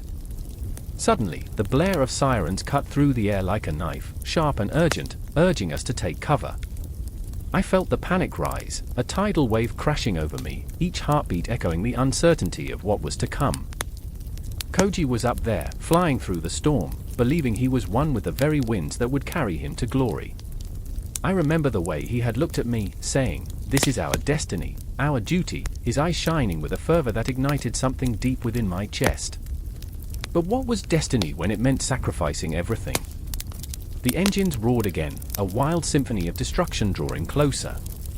I glanced at Mayoko, her eyes wide with fear, and in that moment, I saw our childhood, the laughter echoing through sunlit fields, the dreams we spun together, so fragile yet so vibrant, now dimming under the weight of reality. I remember the way we danced under the peach blossoms, petals swirling like dreams around us, how we laughed at the absurdity of life. Where had those days gone? They felt like ghosts now, fading into a void. And then, the sky erupted. A brilliant flash of light, white hot and searing, a moment suspended in time before the thunderous crash that followed. It felt like a cosmic heartbeat, a reminder that everything could change in an instant. I staggered back, the world spinning, and in that chaos, I could see it, the silhouette of a plane, Koji's plane, spiraling down like a fallen star, consumed by the very winds he had embraced. My breath caught, a raw ache in my chest as realization clawed at my throat. Koji! I screamed, the name a desperate prayer, a final cry that shattered the stillness. Time slowed, each second stretching into an eternity as I searched the sky, hoping against hope that he would emerge, that the winds would carry him safely home. But the smoke curled and twisted, swallowing all hopes whole, and with it, it felt like a piece of my soul was ripped away, lost to the vastness of the universe. Mayoko clutched my arm, her grip fierce, grounding me in this vortex of despair. We can't lose him. We can't, she sobbed, but I could see the truth dawning in her eyes, the life that flickered and dimmed with each passing moment. I felt it too, the heavy weight of impending loss, the realization that the storm had claimed its own. In that moment, everything crystallized, the weight of history, the burden of sacrifice, the belief in something greater than ourselves, and the irony of life and death dancing together in dark harmony. I remember the stars above, once so bright, now shrouded in smoke, and I wondered if they too watched in silence, bearing witness to our sorrow. The divine winds had not come to save us, they had come to claim the brave, the foolish, the hopeful. And as the last echoes of the explosion faded into the night, I knew this was not the end. No, the storm was only beginning. The winds would carry his name forward into the annals of time, a whisper of his sacrifice that would haunt us, bind us, and remind us of the thin line between honor and despair. We would carry the weight of our choices, our dreams shattered like glass at our feet, as we stood there, two sisters, lost within the embrace of divine winds. The ground trembles beneath my feet, a sinister echo of the chaos that unfolded just days ago. I stand at the edge of a smoldering village, watching the last embers of homes flicker like dying stars in a suffocating sky. The air is thick with the stench of ash and despair, a brutal reminder of everything we have lost. A child's laughter once rang through these streets, now only silence reigns, heavy and suffocating, draping over us like a funeral shroud. I remember the faces. I remember Elena, her bright eyes filled with dreams, clutching her doll as she danced in the moonlight. I remember her laughter, a sound so pure it could cut through the dark like a blade. I remember the way she would twirl, her skirt swirling like the very fabric of life, innocent and untouched by the horrors that now lay at our doorstep. But innocence is a fragile thing, easily shattered, like glass beneath a weight too heavy to bear. A low groan pulls me from my reverie. It's Thomas, my brother, lying on the ground, the feverish sheen of sweat glistening on his brow.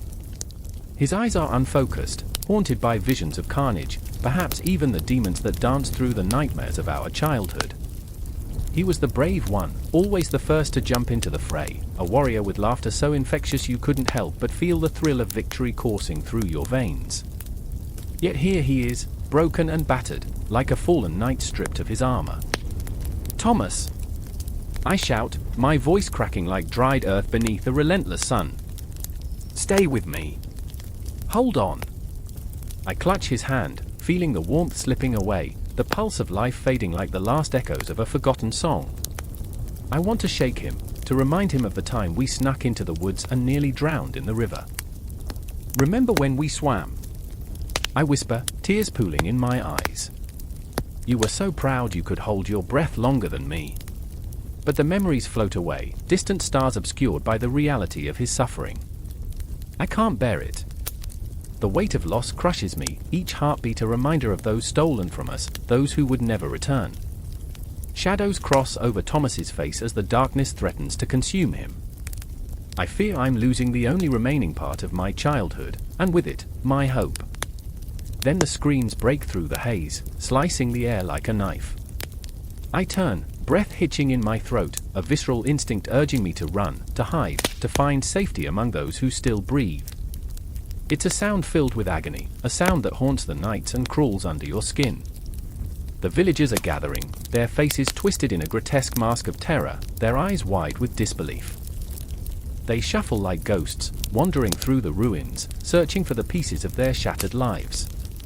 There's Martha, clutching a blooded rag to her side, her face pale and hollow. I can see the suffering etched into her features, lines carved deeper than any blade. She was the heart of our village, the one who fed us when we were hungry, who shared stories that lulled us to sleep. Now, she stumbles forward like a broken marionette, her strings severed, the laughter extinguished. I saw them, she gasps, voice trembling like a fading candle. I saw the soldiers. They came like shadows, a horde of death and despair. I want to ask her what she saw, to make sense of the madness that unfolded, but the look in her eyes is enough. I don't need words, the silence speaks volumes, echoing with the ghosts of the lost. And then there's the man with the silver beard, the one who always grumbled about the weather and the price of grain. He's collapsed, a crumpled figure against the wall of what was once his home. It's gone, he whispers, the words escaping like a breath held too long. Everything's gone. His reality has dissolved into dust, each breath a reminder of the void left behind. He was our anchor, a voice of reason in a world gone mad, and now he is as fragile as the dreams we once dared to share. I feel the darkness creeping in, a palpable weight pressing against my chest, suffocating hope with every passing moment. I glance back at Thomas, his face contorted, caught in a struggle I can't comprehend. Don't leave me, I plead, squeezing his hand tighter. I can't do this without you. You're my brother, my protector. But even as I say the words, doubt gnaws at me. What if he is lost to us forever, swallowed by the shadows, a mere memory in the tapestry of a life once vibrant? The sun dips lower, casting long shadows across the remains of our lives. I hear the sound of distant drums, a thunderous reminder that the invaders could return, that the nightmare could start anew. I feel panic clawing at my throat. What if we are all that remains? What if our stories, our laughter, our very existence is extinguished like the candles we once lit to chase away the dark? And then, in the heart of despair, a flicker of defiance ignites within me. I refuse to let the memory of Elena, of Thomas, of Martha, wither away in the ashes of our past. I will gather those who remain, those who still breathe, and forge a new path amid the ruins. We will rise, we will fight, and though we stand on the precipice of oblivion, I will not let our story end here. But the shadows linger. They haunt every corner, whispering of what has been lost, of the ghosts that wander through the night, searching for solace in a world that has forgotten them. And as I stand among the ashes, I know this is not the end. It is merely the beginning of a new struggle, a new fight against the darkness that threatens to consume our very souls. The sun sinks below the horizon, the last glimmers of light swallowed by the relentless night, and I brace myself for what lies ahead. Tomorrow may bring more pain, more loss, but it will also bring the chance to remember. To fight for every name etched in the fabric of our lives, every heartbeat that dared to dream. I turn back to Thomas, his face a ghostly mask, and I whisper into the void, we will not forget. We will carry them with us. And as I say those words, I realize that the echoes of the past will forever shape our future, a haunting melody that will never fade. The night was thick, a silence so profound it felt like an echo of 1,000 unshed tears. The moon hung low, a pale spectre casting ghostly shadows across the crumbling walls of the Mongol encampment. I remember the air, heavy and charged, pregnant with the promise of violence. Torches flickered, sputtering like dying stars, their flames casting frantic shapes on the faces of hardened warriors gathered in hushed urgency. In that moment, I felt the weight of history thrumming beneath my skin, a heartbeat that resonated with the pulse of destiny. Kublai Khan sat at the head of the table, his gaze a storm of fierce ambition. The room felt too small, constricted by the gravity of his presence. He was a man sculpted from the very fabric of legend, his eyes dark pools of ambition and regret, and I could see the shadows of his past flitting across his face like specters, haunting him. He wasn't just a ruler, he was a man wrestling with the ghosts of his own making, the echoes of conquests that had carved his path in blood and fire. Tonight, he said, voice low and gravelly, we plan the return. His words hung in the air, thick as smoke, and I could feel the shivers racing down my spine. The return. A promise made to the spirits of the fallen, a vow to the warriors who had given their lives beneath the banners of the Golden Horde. He sought to reclaim what was lost, not just land, but honor, pride, a phoenix rising from the ashes of defeat. Beside him, a scarred warrior named Jeeb shifted nervously, the weight of his past battles etched into every line of his face. His blood-soaked memory stirred within him like restless ghosts. I remember how he clenched and unclenched his fists, as if grappling with the demons of his own regret. "We cannot afford another failure, my Khan," he murmured, his voice trembling with unspoken fears. The defeat in 1274 loomed like a dark cloud, a reminder of their fragility, a whisper of doubt that seeped into the minds of even the most steadfast. I could see it in his eyes, the rage, the pain, the sorrow, all bubbling beneath the surface. An unquenchable thirst for redemption, just like mine. But would it ever be enough? I wondered. Could one man's ambition outweigh the weight of history? As the plans unfurled like a tapestry of dreams and nightmares, I was drawn into the cacophony of voices, each one a thread weaving into the fabric of this monumental moment. The faces of the men around us reflected fear and fervor, a mix that ignited the air, crackling with potential. They were warriors, yes, but they were also fathers, sons, men who had tasted loss and sorrow. I felt the sting of their collective yearning, the desire to strike back against the tides of fate that had threatened to drown them. "Remember Hokkaido," Kublai pressed, his voice rising in intensity. "Remember the shame. The sea was a grave for our pride, but we shall return to claim our vengeance." With every word, he stoked the fire of their souls, stirring the embers of hope and despair. I could sense the inflection in the air, an electric tension that made the hairs on the back of my neck stand on end. The wall seemed to close in, and I, caught in this whirlwind of ambition and dread, felt like a spectre haunting a living nightmare. And then, amidst the fervor, there was a moment of stillness, an eerie pause where dreams collided with harsh reality. I saw it across Jeeb's face, the flicker of doubt. "But what if we fail again?" he whispered, the question hanging heavy, a weight that threatened to crush under its own gravity. It was a chance, an insatiable gamble against the universe, and the risk felt monumental, as if fate itself held its breath, waiting. Outside, the wind howled like a wounded beast, carrying the whispers of ancestors long gone, their stories woven into the very fabric of the air. I could almost see them, specters lingering just beyond the periphery, watching, waiting for their moment to intervene. Were they there to guide, or to condemn? The thought sent chills racing down my spine. "Failure is not an option," Kublai said, his voice unwavering, a fierce resolve igniting in his eyes that promised both destruction and glory. "We march not just for victory, but for the fallen, for the echoes of our past. We must honor them by rising again." In that moment, his ambition felt like a living, breathing entity. It crashed over us like a wave, spiraling us towards an uncertain fate, a cataclysmic confrontation on the horizon. And as the plans unfolded, I felt a tremor of recognition. This was not merely about conquest, it was about belonging, about carving a place in the relentless march of time. Each heartbeat echoed in my chest, a reminder of the stakes at play. The urgency of the moment clawed at my throat, and I could feel the weight of the world pressing down on my shoulders. I remember the fleeting smile on Jeeb's lips, a ghost of hope, a flicker of something more profound. Could it be that amidst the chaos, amidst the shadows that clung to us like cobwebs, there was the possibility of redemption? The chance to rise from the ashes of despair? His hand stilled, and I saw determination igniting in his eyes, a fierce resolve that spoke of loyalty and brotherhood, of fighting not just for oneself but for the collective fate of all. As the night deepened, the stars above watched like ancient deities, indifferent to the struggles of mere mortals. I felt the pull of their gaze, a reminder that the cosmos had seen it all, the rise and fall, the bloodshed, the sacrifices made in the name of ambition. The air crackled with an otherworldly energy, and I knew then, beneath the weight of their dreams and fears, we were teetering on the precipice of something monumental. And so we planned, plotted, and whispered our secrets into the night, each heartbeat echoing through our souls, binding us together in a tapestry woven from ambition, loss, and the burning desire to reclaim our place in history. But as the dawn approached, the spectre of uncertainty loomed. With every passing moment, the tension thickened, creating a palpable dread that gripped our hearts like a vice.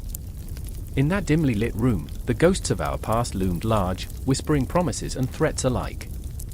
And as the final plans were laid bare, I felt the world shift beneath me, the ground trembling with the weight of our choices. We were restless souls, caught in a tempest of our making, and with each breath, we edged closer to the inevitable storm that awaited us. The stage was set, and the curtain was about to rise on our collective fate, a collision of dreams and nightmares that would leave no heart untouched. The moon hung low, a ghostly spectre casting silver shadows on the cobbled streets of Edo, where whispers of betrayal coiled through the air like smoke. I remember the palpable tension, each heartbeat a drum echoing in the silence. My eyes fixated on Jun, a man whose honor dripped from his brow like sweat in the summer heat. His hands trembled, gripping the hilt of his katana, a flash of steel in a world doused in darkness. The samurai's resolve was a fragile thing, a threadbare fabric woven from duty and despair. And there was Hana. God, I can still see her, fiery hair like molten copper, eyes aflame with a tempest of emotions. She was the storm in our lives, a whirlwind of passion caught in the grip of a crumbling regime. Her voice, soft yet fierce, rang out amidst the chaos. Jun, we can't keep living like this. But could anyone truly escape the iron grasp of the Shogunate? I felt the weight of her words crush against my chest, a suffocating reminder of the futility that loomed over us. Do you remember the cherry blossoms? Jun asked, his voice barely above a whisper, a fragile thread reaching for the past. They fell like snow, delicate and beautiful, yet ephemeral. I did remember. I remember how they danced in the wind, a fleeting beauty that died too soon, just like our dreams. But the blossoms had withered, leaving only the bitter taste of loss in our mouths. It was a time when loyalty was as shifting as the tides, where alliances formed and fractured like glass. The samurai, once noble and unwavering, were now pawns in a game only the shogunate could play. As the echoes of war drums reverberated through the streets, I felt the ground beneath us tremble with the weight of untold stories, each one a nail in the coffin of our once glorious past. Jun! I shouted, my voice rising above the chaos, the desperation clawing at my throat. What are we fighting for? I saw the flicker of doubt in his eyes, a chink in the armor of his steadfast resolve. Honor? Legacy? Or are we just ghosts haunting a battlefield that no longer remembers us? The night was thick with the scent of damp earth and impending rain, a foreboding prelude to the storm that brewed within us. As we stood at the precipice of our choices, I felt the chilling grip of history clutching at my heart. The past was a ravenous beast, gnawing at the edges of our minds, reminding us of the blood-soaked tales our ancestors whispered in the darkness. In that moment, the shadows closed in, draping us in a shroud of uncertainty. I could hear the distant cries of soldiers, men once proud, now broken, falling like leaves in a tempest. The shogun's iron-fisted rule was tightening around the city, squeezing out hope like the last drops of water from a cracked vessel. A whispered rumor floated through the air, a betrayal was brewing, and the price of loyalty could very well be our heads. Think, Jun! I implored, my heart pounding like a war drum. What's left for us in this world? Are we to die for a cause or a man? His breathing quickened, the pulse of his resolve faltering as he considered the weight of my words. The samurai's life was a thin veneer of honor stretched taut over a chasm of despair. Suddenly, from the shadows emerged a figure, a phantom cloaked in the guise of a messenger. His eyes glinted with a knowing sorrow, a reminder that the world outside our dreams was a battlefield littered with the bones of the fallen. The shogunate demands your allegiance, he declared, his voice a low rumble that echoed through the night. Swear loyalty, or face the consequences. Hana stepped forward, her spirit a wildfire. We are not slaves to your tyranny. Her words struck like a bolt of lightning, illuminating the darkened night. The messenger's gaze hardened, and I felt the air thicken with tension, a heavy blanket over our heads, suffocating and electric. In that charged moment, Jun's eyes met hers, two souls entwined in a dance of defiance and despair. What if we chose to fight? He asked, his voice trembling with the weight of 1,000 unspoken fears. What if we take a stand, even if it means death? The moon bore witness, its cold light glaring down upon us, illuminating the chasm that lay between hope and despair. I remember the ache in my throat, the creeping chill of uncertainty wrapping itself around my heart. There was no turning back now, the confrontation loomed like a specter, a shadow stretching across our fate. Then we will be warriors, I said, my voice a whisper carried away by the winds of night. But let's do it on our terms, not as pawns but as the masters of our own destinies. The words hung in the air, a fragile promise against the storm, each syllable a thread weaving us tighter into a tapestry of rebellion. Our hearts studied in unison, three souls bound by a truth as ancient as the mountains surrounding us. We stood together, united in a world that sought to divide us. The Shogunate may have tried to snuff out our light, but beneath the weight of despair, we found a flicker of hope, vibrant and defiant. As the dawn threatened to break, painting the sky in hues of crimson and gold, I knew that our journey was far from over. The shadows still loomed, the specters of history whispering in our ears, urging us to remember, to fight, to live. And so we embraced the chaos, three warriors in a world on the brink, ready to step into the fray, ready to carve our names into the annals of a turbulent history. But the clock was ticking, and in that moment, I felt the weight of time pressing down upon us. Each second stretched into eternity, a reminder that the battle for our souls had only just begun. And as we stood on the precipice of our destiny, I could feel the pulse of the universe around us, infinite and vast, beckoning us to rise. The wind howled through the trees like a wounded animal, a prelude to the storm brewing on the horizon. Shadows danced across the ground, long and grotesque, as if the very earth itself were alive with a sinister pulse. I stood there, breath caught somewhere between fear and determination, feeling the weight of the world pressing down on my shoulders. The village lay quiet, but that silence was a lie, a dark premonition of the chaos that would soon erupt. I remember the moment I saw Taro, his face pale and drawn, eyes wide, reflecting not just the fear of impending battle but the ghost of his past, memories of friends lost, of blood spilled, the weight of honor crushing down on him like a boulder. He was a samurai, yes, bound by code and tradition, but far from invincible. "We must prepare," he said, his voice a mere whisper, yet it trembled with an intensity that sent shivers down my spine. "They are coming." And then there was a firebrand with a spirit too fierce for the confines of her role. She paced the dusty ground, gripping her katana with a white-knuckled fury. "We cannot let them take our homes. Our lives." Her words struck like lightning, igniting an ember of rebellion in the hearts of those around her. But amidst her bravado, I could see the cracks, her fear of failure, of being unable to protect those she loved. She was a force of nature, yet the world had its way of bending us all, didn't it? "Every sword drawn is a soul damned," she murmured, almost to herself. The sun dipped low, bleeding oranges and reds into the sky, a haunting reminder that time was slipping away. Each tick of the clock felt like a countdown to oblivion. I could feel my heart drumming in my chest. It was a rhythm of impending doom.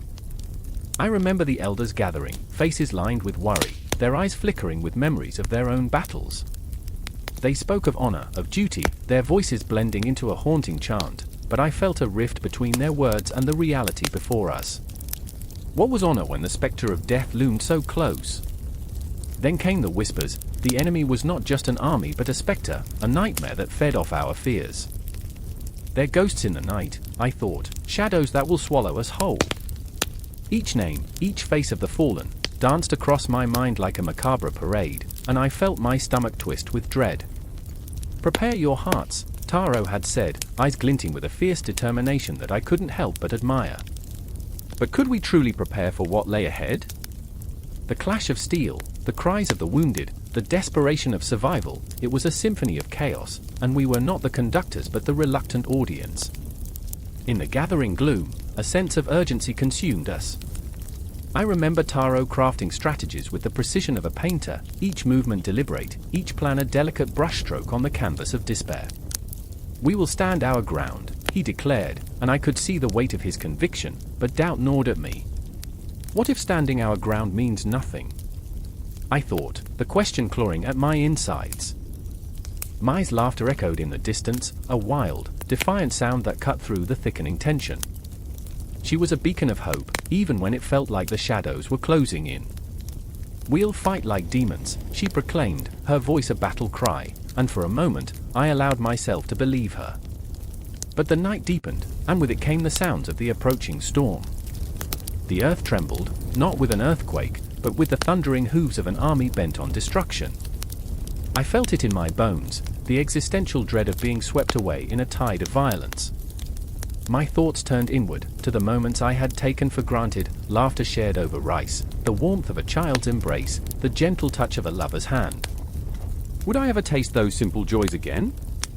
And then it hit me, the samurai were not just warriors, they were guardians of every fleeting moment, every heartbeat, every breath. Taro's eyes locked onto mine, and I saw something deep within, a flicker of resolve, a reflection of my own fears. "We fight not just for ourselves but for every soul that calls this place home," he said, his voice steady like the blade of his katana. "We defend against the dark because that is our duty, our honor." As the enemy closed in, shadows coalescing into a menacing tide, I felt an electric charge in the air. The tension was palpable, a living thing that wrapped around us like barbed wire. With every heartbeat, I felt the weight of our choices, the cost of our resistance, the price of our honor. I clenched my fists, the air thick with the scent of sweat and fear. "Together," I whispered, not just to them, but to myself. We would face the dark, not as mere warriors but as a tapestry of lives intertwined, woven together by dreams and fears, hopes and regrets. As the moon hung high, the world around us felt poised on the edge of an abyss. I could hear the clash of metal in the distance, the whispers of fate threading through the air. Every moment stretched into eternity, every breath a prayer. The battle was not just a fight for survival, it was a testament to our very existence. The samurai stood ready, their spirits ignited like the stars that twinkled above, a promise that even in the deepest darkness, we were not alone. And as the first cries of battle echoed in the night, I felt the pulse of destiny. This was our moment, our stand against the tide of oblivion. We were more than warriors, we were the heartbeat of hope itself. Crimson sails licked the horizon, a nightmare stretching across the sea. The sky, a bruised purple, seemed to scream as the waves crashed violently against the shore. I stood there, heart pounding like a war drum, as the shadows of the ships loomed closer, dark omens heralding ruin. The air hung heavy with salt and fear, clinging to my skin like a warning. It was the summer of 1281, and I was about to witness hell unleashed. "Run!" shouted Taro, his voice slicing through the cacophony of panic. His eyes were wide like saucers, reflecting the flickering terror that danced in our hearts. He had always been the impulsive one, the reckless dreamer who chased after the sun, but now he was the harbinger of doom. I wanted to trust him, but dread coiled in my stomach, squeezing tighter with every heartbeat. I remembered his laughter, how it rang out like bells in the marketplace, promising freedom and joy. Yet here he was, dragging me into a nightmare of his making. The ground trembled beneath us as the first arrows rained down, a storm of death glistening in the fading light. I could almost hear the whispers of the dead in the chaos, their cries weaving through the air like a mournful wind.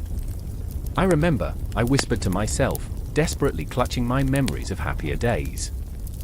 The scent of roasted chestnuts, the laughter of children playing by the river, the warmth of a summer breeze, it all felt like a distant dream, fading faster than the sun swallowed by the horizon. "Keep moving!" Taro cried again, his voice strained, raw. I could see the shadows of warriors emerging from the ships, men clad in armor, faces twisted in rage and hunger. I wanted to scream, to fight, to stand my ground, but fear wrapped around me like a serpent, constricting my resolve. The city was alive, but it was a living nightmare. The cries of the innocent mingled with the clashing of swords, a symphony of despair. Yuki, my sister, my anchor, was somewhere out there, lost in the chaos. I had promised to protect her, to keep her safe. The memory of her gentle smile twisted like a blade in my heart. "I remember," I murmured again, clutching a trinket she had given me, a small carved bird. It felt heavy in my palm, a reminder of my failure if I didn't find her. I had to keep moving. Taro pulled me through the throng of terrified villagers, the streets a river of chaos. "We need to find shelter," he shouted, but the words seemed to evaporate in the thick air. I could only see fear mirrored back at me from every face around us, eyes wide with desperation, mouths agape in silent screams.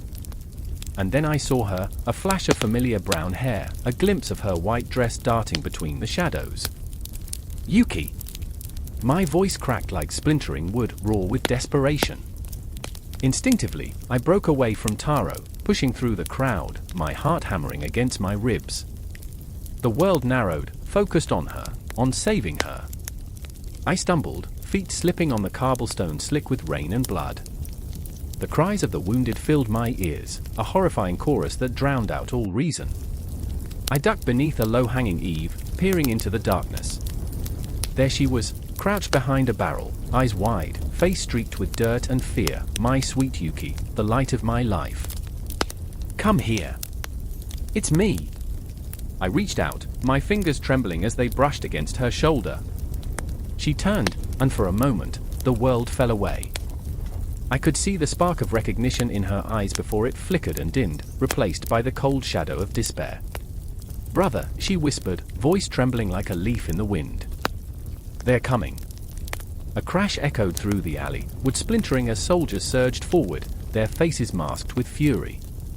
I felt the earth shift beneath my feet as a fear deeper than any ocean pulled me down. I pulled Yuki close, my heartbeat synchronizing with hers, a frantic rhythm. We have to go. We have to, but the tide was upon us. The soldiers spilled into the alley, shadows blurred into motion, and I was swept away, the breath knocked from my lungs. All I could think was how quickly this had turned from laughter and dreams to madness. I clung to Yuki, a lifeline in a sea of terror, as chaos swallowed us whole. The laughter of children faded. The sunlight dimmed. Time felt elastic, stretching in moments of horror and collapsing in the bliss of memories. I tried to picture the stars, the vast universe that felt so far removed from this violence. The cosmos held secrets, yet here, in this alley, we were merely pawns in a game of blood. The clang of swords echoed, punctuated by screams that pierced the night.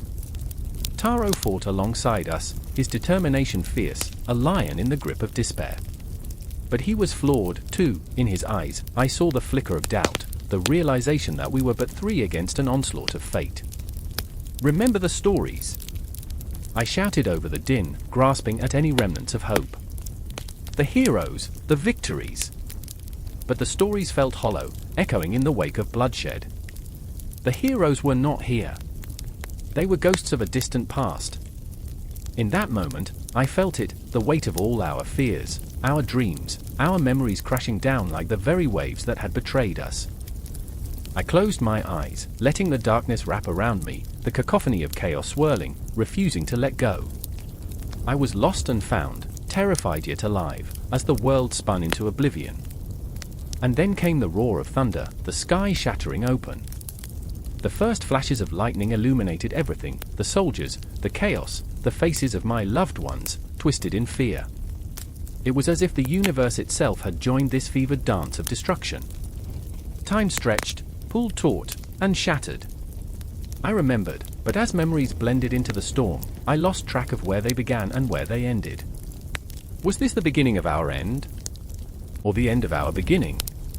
The tides of fate surged, and I stood on the brink, heart racing, breath caught in my throat, ready for whatever came next. The air crackles with tension. It's a night pregnant with the kind of silence that screams. The moon hangs low, a pale spectre looming over the jagged mountains like a watchful guardian, yet its light flickers uncertainly, casting shadows that dance with the faintest hint of malice. Beneath that ghostly glow, a figure stands, the chill of the wind biting at his skin, a reminder of the battle that rages just beyond the horizon, an echo of what is coming, what has already begun. I remember the way the earth trembles with the pounding hooves of the cavalry, a relentless wave of fury, Genghis Khan, the Tempest himself, leading his men into the fray, his voice an unyielding roar above the chaos. He towers like an ancient oak among saplings, his presence commanding, yet something flickers behind his steely gaze. Fear? Regret? No, just the relentless hunger for conquest. But even the greatest can be haunted by the ghosts of their choices. And then there's Jeeb, a commander whose heart beats with reckless abandon. I see him in the thick of it, his sword slicing through the air, a lightning bolt of wrath. He fights not for glory alone but to outrun the memories of a childhood spent in the shadows of unworthiness. Every swing of his blade is a rebellion against the boy who once felt powerless. In the heat of battle, he is untamed fire; away from it, he carries the ashes of doubt. What if I'm not enough? The question clings to him like the blood on his hands, an ever-present reminder that even the fiercest warriors can falter, that redemption is a cruel mistress. In the distance, the sun begins to rise, painting the sky with strokes of crimson and gold, but it is not a herald of hope, it is an omen. The battlefield is a grotesque canvas, where the artistry of war paints the ground with bodies, some lifeless, some still gripping the thread of existence. And there, among them, is Kublai, Genghis's grandson, a man caught between the glory of his ancestry and the weight of expectation. His heart is a storm, torn between duty and the longing to forge his own path. I must be more, he whispers to the ghosts of his forefathers, but with every clash, every scream that pierces the dawn, he wonders if he is capable of stepping out from their shadows. I remember standing in Kublai's presence, the air thick with ambition and anxiety. His brow furrowed, eyes flickering with uncertainty, as if he could sense the tide of destiny shifting beneath him. He stares into the abyss of his lineage, a chasm filled with the glories and horrors of the Mongol Empire. What if I am the blade that breaks the cycle, he muses, grappling with the weight of history. The ghosts of fallen commanders whisper in his ear, urging him onward, but the burden of their legacy threatens to swallow him whole. Night falls again, and with it comes the heady scent of smoke and death. Time, a cruel trickster, warps and stretches. I can almost hear the ticking of a clock in the distance, a reminder that every heartbeat is borrowed. The commanders dance upon the edge of fate, their souls intertwined, each pulse a testament to their struggle. Jeeb, lost in the chaos, fights with the ferocity of a cornered beast, not just for his life, not just for his leader, but for a place in this unforgiving world where worth is measured in blood and valor. Each enemy he vanquishes is a step closer to proving that he is more than a mere shadow. And then, amid the chaos, they find each other, their lives colliding in a maelstrom of emotion. Genghis, Kublai, and Jeeb, three men forged in the crucible of war, each burdened by their own demons. Do you feel it? Kublai gasps, his voice rising above the din, eyes wild with desperation. The weight of what we are. Genghis clenches his jaw, the corners of his mouth twitching with a sardonic twist. It is not for us to feel, it is for us to conquer, he replies, but the tremor in his tone betrays him. They move as one, three threads woven into a tapestry of destiny, battling not just against the enemy, but against the very essence of what it means to lead. Each clash of swords, a heartbeat. Each death, a piece of their soul severed, leaving behind a void that echoes with the cries of the fallen. The soldiers around them become specters, mere extensions of their will, and yet the price of victory looms like a specter, haunting their every move. In a moment of stillness, Jeeb catches his breath, the world around him blurring into insignificance. He sees the faces of his enemies, the fear mirrored in their eyes, yet he cannot shake the feeling that they, too, are merely cogs in a monstrous machine, each one a reflection of his own struggle. What are we? He whispers, the words slipping from his lips like a prayer into the void. The ghosts answer back, not with words, but with the weight of their expectations, the fear of failure, the burden of legacy that clings to them all.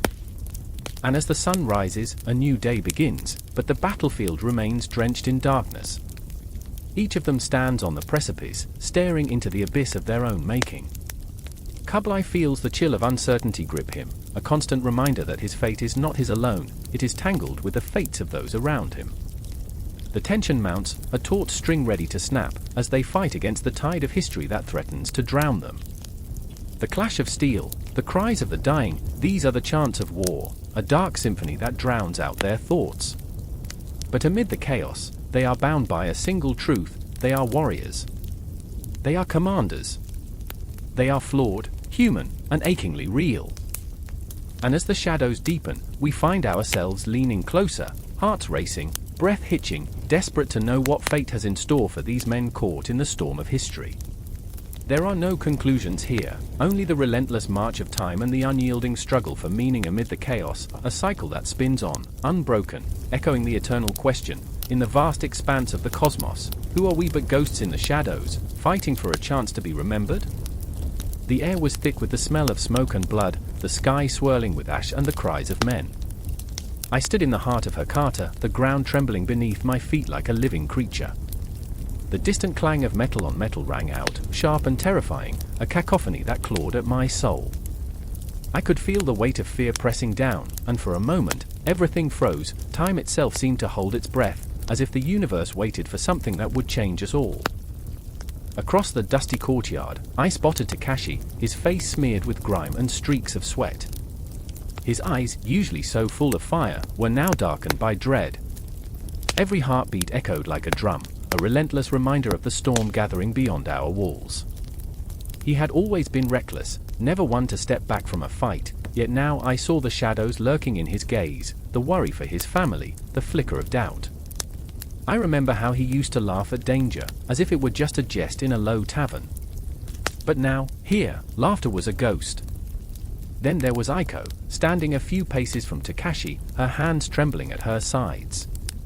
She was a warrior in spirit, fierce and unyielding, yet watching her face twist from concentration to anguish was like seeing a flower wilting under a relentless sun.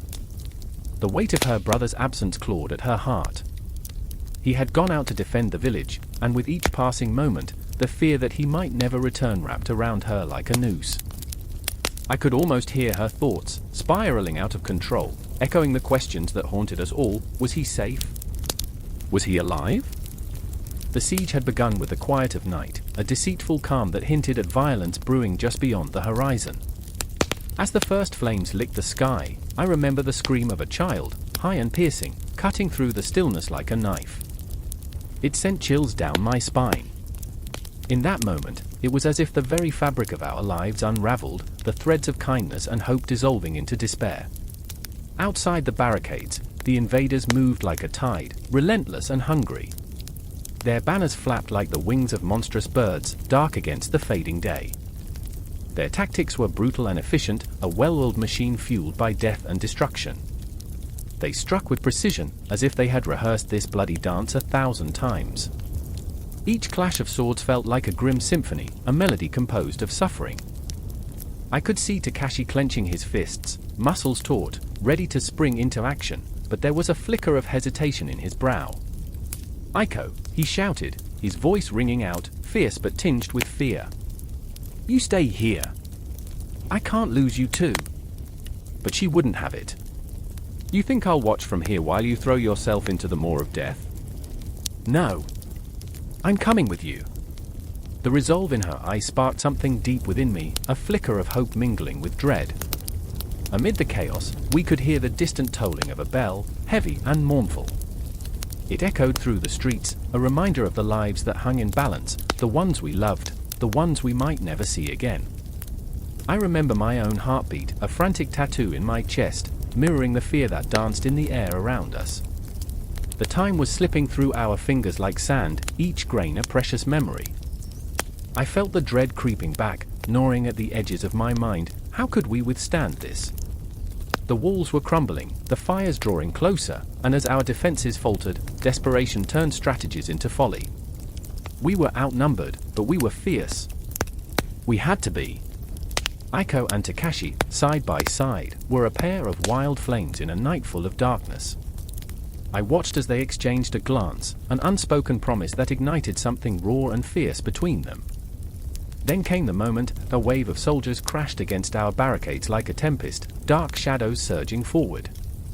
The ground beneath us shook, and the air vibrated with the ferocity of their cries, a battle chant that rang out not just for victory, but for survival. My heart raced, time stretching and snapping back like a taut bowstring. We had no choice but to meet them head-on, to fight or to fall into the depths of despair. I felt the adrenaline surge as I picked up a weapon, the roughness of wood against my palm grounding me in reality. This was it. We were no longer just defenders, we were warriors, fighting not just for Hakata, but for the very essence of who we were. I glanced at Takashi, then to Aiko, and I remember the way our resolve fused together, a fragile bond forged in the fires of fear. With every clash of metal, every agonizing scream, I could see the future unraveling before our eyes, a world turned into ash, our dreams replaced by nightmares. Yet in all that chaos, there was a peculiar beauty, a raw understanding that life, even in its darkest moments, was worth fighting for. I gripped my weapon tighter, the weight of it becoming a lifeline. And then, in that heartbeat of chaos, I realized the truth. We were not just battling our foes, we were battling the despair that threatened to consume us.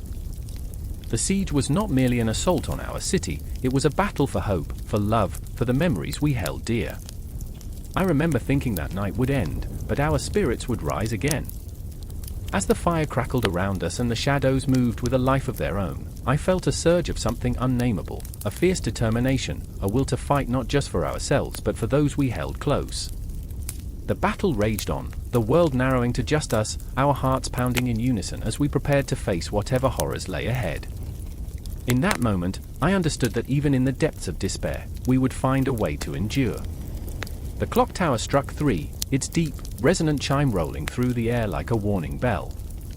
Shadows loomed under the flickering streetlights, casting elongated figures that danced and quivered in the night. I stood there, heart pounding, absorbing the tension that crackled in the cool, damp air. The city felt alive, a beast wounded, breathing heavily as it awaited the next strike. Somewhere across this expanse of asphalt and stone, a decision was made, one that would tip the scales of chaos. I remember the faces. Tokishi stood at the forefront, a storm brewing behind his dark eyes. His hands trembled slightly, not from fear, but from the weight of command. A decision loomed over him like the dark clouds threatening to break open. "We have to strike first," he murmured, voice low and gravelly, the words heavy with urgency. I could see his resolve, a flicker of desperation mixed with determination. Behind him, Yuki, fierce yet fragile, clutched a worn map, the edges frayed like her nerves. "But what if we fail?" she protested, her voice tinged with that raw, unadulterated fear that grips the heart harder than any blade. I remember the sweat on my brow, the sharp tang of anxiety filling my lungs. This was not a game, it was life or death, a fraying thread we were trying to weave back together. The stakes rose like the tide, and I felt the weight of their hopes resting on my shoulders. The city, with its history soaked into the cobblestones, watched silently, an ancient witness to the unfolding drama, a crypt beneath the stars. Outside, the wind howled through the alleyways, whispering secrets that echoed of betrayal and loss. Tokishi's eyes flared with courage, igniting something deep within me. "We need reinforcements," he ordered, his voice now a low growl, reverberating through the stillness. "We cannot face this alone." Yuki nodded, her resolve hardening like steel. "Then we will find them," she replied, a fierce glimmer igniting her gaze. But the doubt lingered like a spectre. Each moment stretched, time a cruel joke, counting down to an inevitable confrontation. I could feel the tension coiling tighter, a serpent ready to strike. I was terrified, exhilarated, brought to the brink of something vast and unforgiving. What if they are too late? I whispered to myself, the thought gnawing at my insides. I remember the echo of footsteps, the sound of 1,000 souls marching toward destiny. We gathered in that dimly lit room, each face a reflection of our shared fears and hopes. The air thickened with unspoken words, promises unfulfilled hanging heavily like ghosts in the corners. "We will not let them take our home," Tokishi declared, his voice now a fierce anthem. Outside, the city breathed, a living entity on the verge of collapse. The stars blinked like watchful eyes, as if they remembered the battles waged and the lives lost beneath their gaze. The tension could be sliced with a knife, the silence before the storm more deafening than any war cry. I could feel the tremor in the ground, an almost sentient pulse that resonated with my own heartbeat, each thud echoing the urgency of our plight. "Strategy," Yuki's voice cut through the electric atmosphere. "We'll carve their path with precision." She spread the map across the table, fingers tracing the lines with a trembling certainty. "If we can draw them into the narrow streets, we will have the advantage." Her passion burned, a flicker of light against the encroaching darkness. Yet, beneath the fervor, I sensed the cracks, the fear of what we might lose, the terror of stepping into the unknown. Time was slipping like sand through our fingers, each grain a moment lost, a chance fading into shadows. I could see it in Tokish's furrowed brow, the lines of worry etched deeper as he digested Yuki's plan. What if we become the hunted, he breathed, the vulnerability a raw wound exposed to the elements. I remember the haunting stillness that followed, a pregnant pause filled with a weight of unspoken worries. The air thickened with each passing heartbeat, and I felt the world around me contract, the walls closing in. Then, like a match struck in the dark, a sudden burst of resolve ignited in Tokish's stance. We will not be prey. Not today. The wind howled outside, an omen, a herald of the storm to come. I felt the tremors of fate vibrating through the very marrow of my bones. Reinforcements, I echoed, as if the word held the power to summon hope from the abyss. My heart raced as I pictured the warriors we needed, brothers and sisters in arms, brave souls willing to stand shoulder to shoulder against the tide of despair. Now, Yuki pressed, urgency tinged with a fierce intensity. We gather what we can, rally those who remain. Her voice rose, a clarion call ringing through the gathering shadows, igniting a fire within our hearts. But what if they didn't come? What if the night swallowed us whole, devoured our dreams? A chill ran down my spine, the fear wrapping around my throat like a noose. But there was no time for hesitation. The moment demanded action, demanded blood and courage. I felt it within me, the pulse of the city urging us forward, an ancient drum calling us to battle. And as we moved into the night, shadows trailing behind like restless souls, I knew we were stepping into a chasm that would forever alter the course of our lives. The darkness loomed ahead, vast and unyielding, but there was a flicker of defiance in my heart. I remembered that we were not just fighting for survival, we were reclaiming our story, one fierce heartbeat at a time. The clock struck again, but this time it wasn't just a warning, it was a promise that the night would be long and filled with uncertainty, but we would face it together, hearts intertwined in shared courage. The city held its breath, and so did I, standing on the precipice of destiny, ready to embrace the storm. The air was thick with the scent of sweat and blood, the clash of steel ringing like a death knell through the battlefield.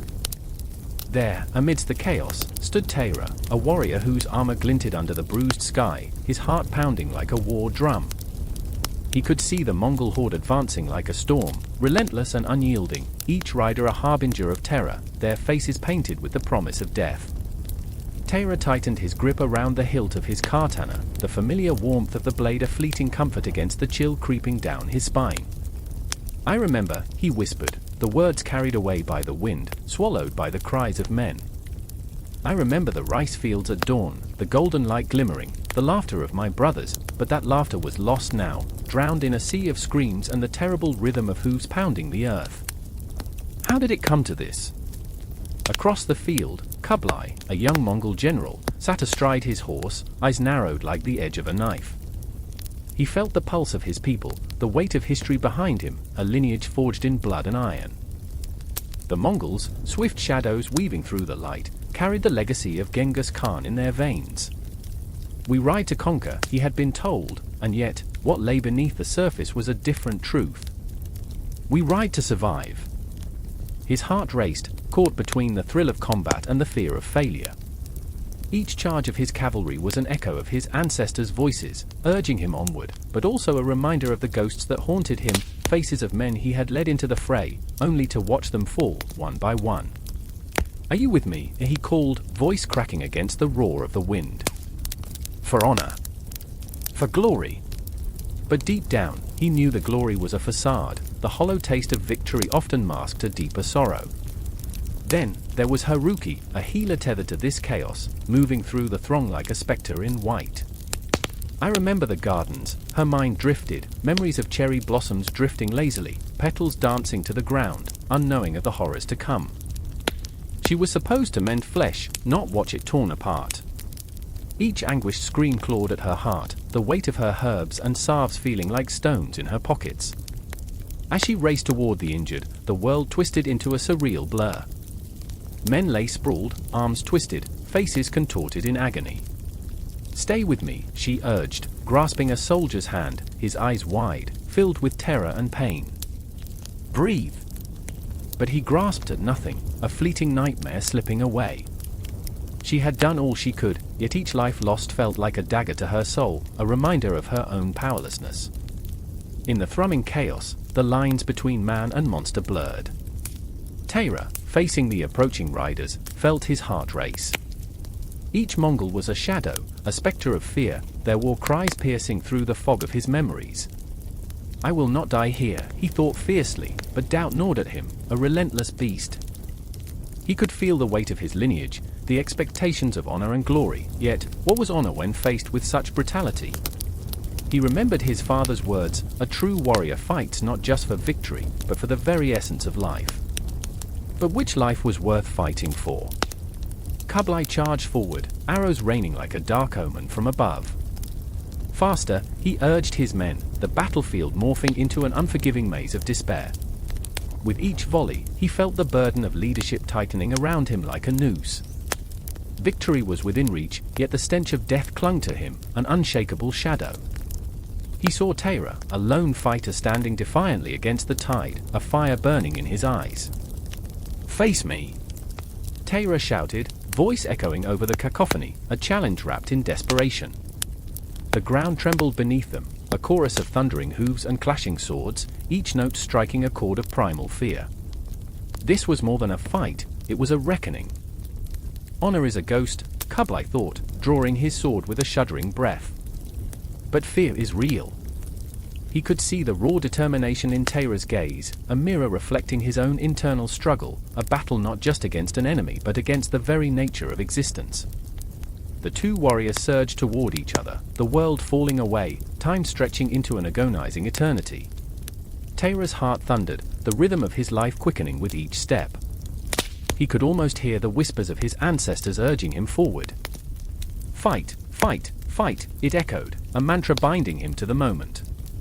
They clashed, steel against steel, sparks flying like stars in a darkened sky. Kublai felt the sheer force of Taira's resolve, a tempest meeting a storm. "This is not just about victory," Taira thought fiercely, "but about who I am." The dance of combat became a brutal symphony, where grace met brutality, where hope collided with despair. Each strike bore the weight of their histories, their dreams, their deepest fears. Kublai's heart sank as he realized the truth. Here was a man not just fighting for himself, but for the very essence of what it meant to be alive. And Haruki, lost in the chaos, felt her own spirit intertwining with theirs. "I cannot save them all," she whispered to the winds, "but I will not forsake the ones I can." In that moment, the battlefield faded, the noise dimming until all that remained was the heartbeat of destiny. Each clash, each scream, echoed not just through the air but through the very fabric of their beings, woven into an unbreakable tapestry of life and death. "Will you fight for the ghosts?" Taira thought, grappling with his own demons. "Will you stand against the tide?" The world spun, shadows weaving through the fabric of the night, but there was no end, only the fight, only the moment. There was no conclusion, only the relentless continuation of warfare, the echoes of hearts beating in tandem with the rhythm of existence itself. And as the battle raged on, each warrior, each healer found themselves caught in a cycle, an unending loop of courage, fear, and haunting humanity. They were bound to this moment, to each other, forever entwined in the dance of history, the nature of warfare, a tale as old as time itself. Rain pours down the ancient stones of the city, a relentless torrent that washes away history but never its blood. Each drop is a heartbeat, loud and throbbing, echoing the chaos that thrums beneath the surface. I stand in the shadows of a crumbling wall, the air thick with the acrid scent of iron and fear. The night is alive with the sound of shouts and clashing steel, my heart racing like a wild horse. This is it, the moment where geography becomes more than just maps and borders, it's destiny, it's horror, it's the knife that cuts through time. I remember the tales whispered in the dark corners of taverns, the old men hunched over their cups, voices trembling with the weight of unspoken fears. It's the rivers, they'd say, the mountains, the valleys, they shape us more than we know. They were right, just as they were wrong, like all truths, it's a twisted knot of contradictions. The hills that cradle our homes become the very same that hide our enemies. Every forest is a place of refuge and despair, every river a barrier and a bridge. Geography is not just the backdrop, it's the heart of our strife. I glance at Myra, her eyes bright with defiance, shadows dancing across her face as the lightning splits the sky. She's always been the flame to my smoke, the fierce fire that smolders beneath her calm surface. "We can't let them take this place," she whispers, her voice a fierce promise. Her hands, small but strong, grip the hilt of her sword, knuckles white, her resolve a blade sharper than any steel. But fear lurks behind her resolve. I can see it in the way her breath quickens, in the tremor of her hands as she tightens the leather straps around her armor. "Myra," I say, my voice barely a whisper, "they're coming." And then there's Elias, the dreamer, the one whose heart beats to the rhythm of unfulfilled promises. He stands tall, though the weight of his past drags him down, a boy once filled with dreams of conquest, now just another pawn in a game played by powers far beyond his understanding. Geography, to him, was once a playground, a canvas for grand designs. But now, as he gazes across the battlements, I see the dawning realization in his eyes. This land that once seemed so endless now feels like a trap. "If only we had the mountains on our side," he mutters, his voice thick with regret. "If only we could turn the rivers against them." It's a thought that digs into my soul like a splinter, echoing the truth that the very earth can become our greatest enemy. The ground trembles beneath us, and it's not just from the storm. I can feel the pulse of the city, the heart beating faster as the invaders draw near. The geography we once thought to be our protector now morphs into the chains binding us to our fate. The narrow alleys and tight corners, once sanctuaries, become deadly traps. I remember that first time I sprinted through the market, the vibrancy of life all around me, unaware of the shadows creeping closer. Oh, how the city has shifted, how the streets have transformed into a labyrinth of dread. And then, a scream shatters the air, a sound so raw, so desperate, it cuts through the fog of our fears. It's a reminder of mortality, of the fragile line between life and death. I can see the flickering torchlight reflecting in Myra's eyes, her spirit igniting amidst the darkness. "We fight for every inch of this ground," she declares, daring the shadows to creep closer. I look at her and see not just a warrior but a sister, a firefly desperately trying to light up the creeping night. But what is geography if not a cruel mistress? The valleys that cradle our dreams can become the graves of our histories. The mountains that offer shelter can just as easily block our escape. I remember the way the sun sets over the hills, casting long shadows that stretch into eternity. Shadows that hold secrets, longings, and regrets. Every inch of this land is soaked in the blood of our ancestors, each bend in the river a tale of betrayal and courage. Then comes the silence, the eerie pause before the storm. It grips us, a phantom clutching at our throats as we wait, hearts thundering against our chests. I can hear the wind whispering through the trees, calling out the names of the fallen, and I think of the ghosts that haunt this land, wars lost, loves unfulfilled, dreams shattered. The very air feels charged, electric with the weight of history, and I ache with every breath, the tension pulling us taut like a bowstring ready to snap. Myra catches my gaze, and in that moment, I see our fears reflected in each other's eyes, the fear of failing, of not being enough in a world that demands everything. Together, we can hold them, she breathes, and her words ignite something deep within me. I remember the way the stars once twinkled above our heads, a tapestry of dreams waiting to be woven into reality. Together, I echo, and we clasp hands, a promise forged in the heat of impending battle. And then it begins, the sound of war crashing like thunder against the walls of our hearts. Bodies collide in a brutal dance, each clash of metal a note in an unholy symphony. Geography unravels before us, we become the very embodiment of the land, our struggles etched into the landscape. The rivers turn red, the hills echo with our cries, and in this chaos, we find ourselves, lost and found in the shadow of towering mountains. As the storm rages on, we fight not just for the city, but for each other, for the unyielding bonds that hold us together against the tide of despair. I can feel our souls entwined, like the roots of ancient trees digging deep into the earth, refusing to let go. The geography of our lives, shaped by love and loss, now becomes the battlefield of our fiercest desires. The night stretches on, heavy with the weight of choices made and sacrifices demanded. With every heartbeat, we are drawn closer to the edge of despair and hope, where the land itself becomes a living entity, breathing with us, whispering our fears and dreams into the void. And as the dawn approaches, a sliver of light cutting through the storm, I realize this is only the beginning. The geography of our lives is still being written, each moment a pulse in the endless cycle of struggle and survival. And so, the battle rages on, the land shifting beneath our feet, an eternal testament to our fight for existence. The cries of the wounded, the clash of steel, the shadows of the past, they all meld into one, an unending narrative where we find ourselves again and again. Each breath is a prayer, each heartbeat a promise. We are here, we are alive, and we will not surrender. The night was a blanket of black velvet, suffocating and heavy, broken only by the stuttering flicker of lanterns desperately holding back the shadows. The air hung thick with the scent of damp earth, mingling with the coppery tang of something unnameable. I remember the moment vividly, the chill that crept into my bones as the silence pressed down, heavy and foreboding. There was no sound but the whisper of the wind, and even that felt like a warning. In the center of the cargo yard, Captain Hale stood rigid, his brow furrowed, eyes scanning the darkness like a hawk searching for prey. Each breath he took felt like a blow, a desperate attempt to steady himself in the face of an unseen terror. Supplies had vanished, tents, food, weapons, ghosts swallowed whole by the night. And with them, so had half of his battalion. "Where are they?" he muttered, more to himself than anyone else. I remember how his voice cracked, the tremor betraying the iron facade he was attempting to maintain.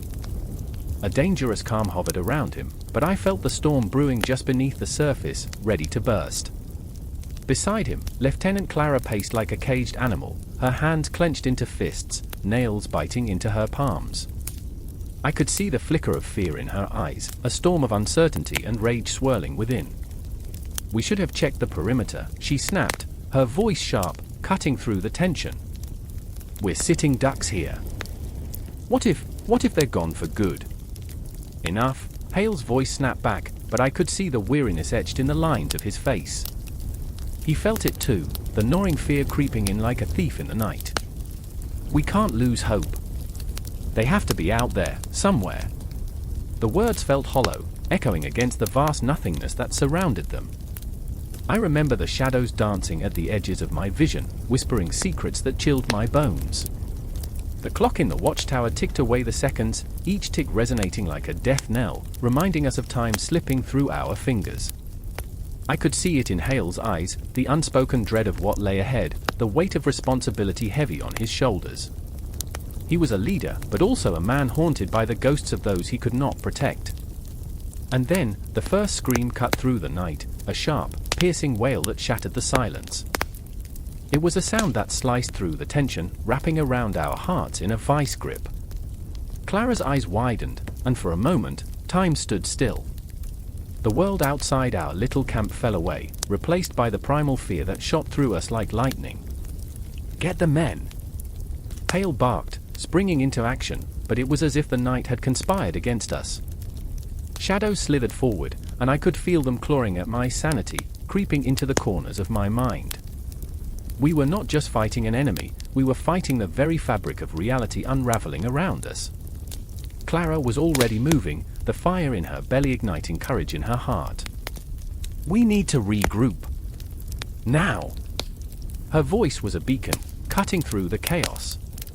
But as she turned, I caught a glimpse of her face, the mask of determination slipping for just a heartbeat. Her vulnerability pierced me, I could see her grappling with the weight of potential loss. She was not just a soldier, she was a sister, a daughter, a soul intertwined with the lives of those now missing. In the distance, another scream echoed, followed by a chorus of frantic shouts that sent a chill coursing through me. Panic spread like wildfire, igniting fear in the hearts of those who remained. I remember the way the men stumbled out of their tents, eyes wide, breathing heavy. They were children in a world gone mad, grappling for understanding, for a shred of comfort amidst the chaos. "Someone is playing with us," Hale said, his voice a low growl, eyes narrowing as if he were trying to pierce the veil of night.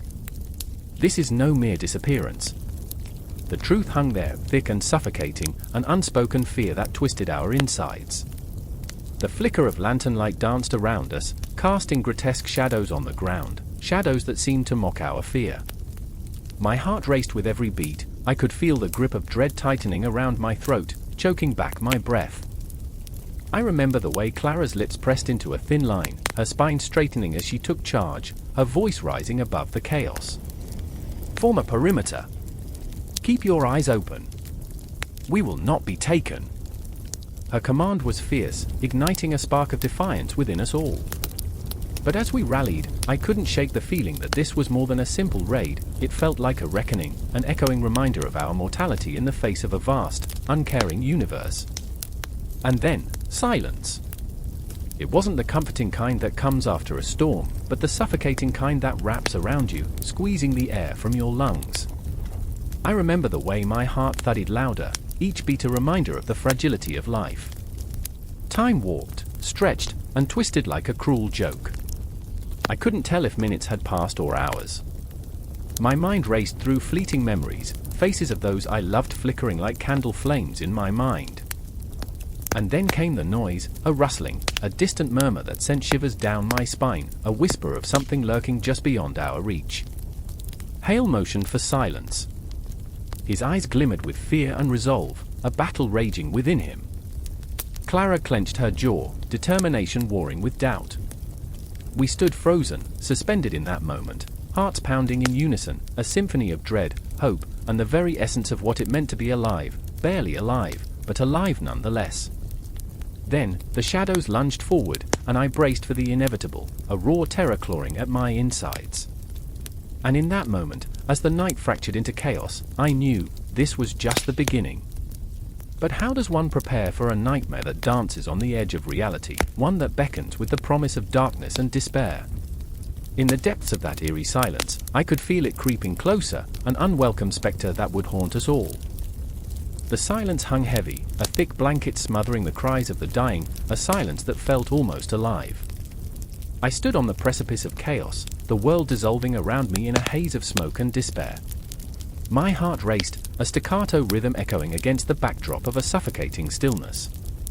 In the distance, the horizon flickered with the orange glow of flames, shadows dancing in a macabre ballet. This was not the battlefield I had imagined, it was a monster of our own making, a reflection of our darkest fears. I remember the moment when the sky darkened, the clouds swirling ominously overhead, pregnant with the weight of impending doom. The wind had picked up, shrieking like a banshee, carrying with it the scent of salt and something more sinister, a forewarning, a ghostly whisper that lodged itself deep within my chest. I could taste the metallic tang of fear on my tongue. Miyamoto was a man forged from the ashes of loss, his face etched with lines that told stories of sorrow and regret. He stood next to me, a fiercely burning candle in a storm, eyes alight with a mixture of determination and dread. "We must fight," he said, voice steady yet laced with an urgency that could shatter glass. His hands trembled, fingers wrapped around the hilt of his sword, a lifeline in this tempest of chaos. I wanted to believe him, to draw strength from his conviction, but the weight of despair loomed like a specter, gnawing at the edges of my resolve. "Fight!"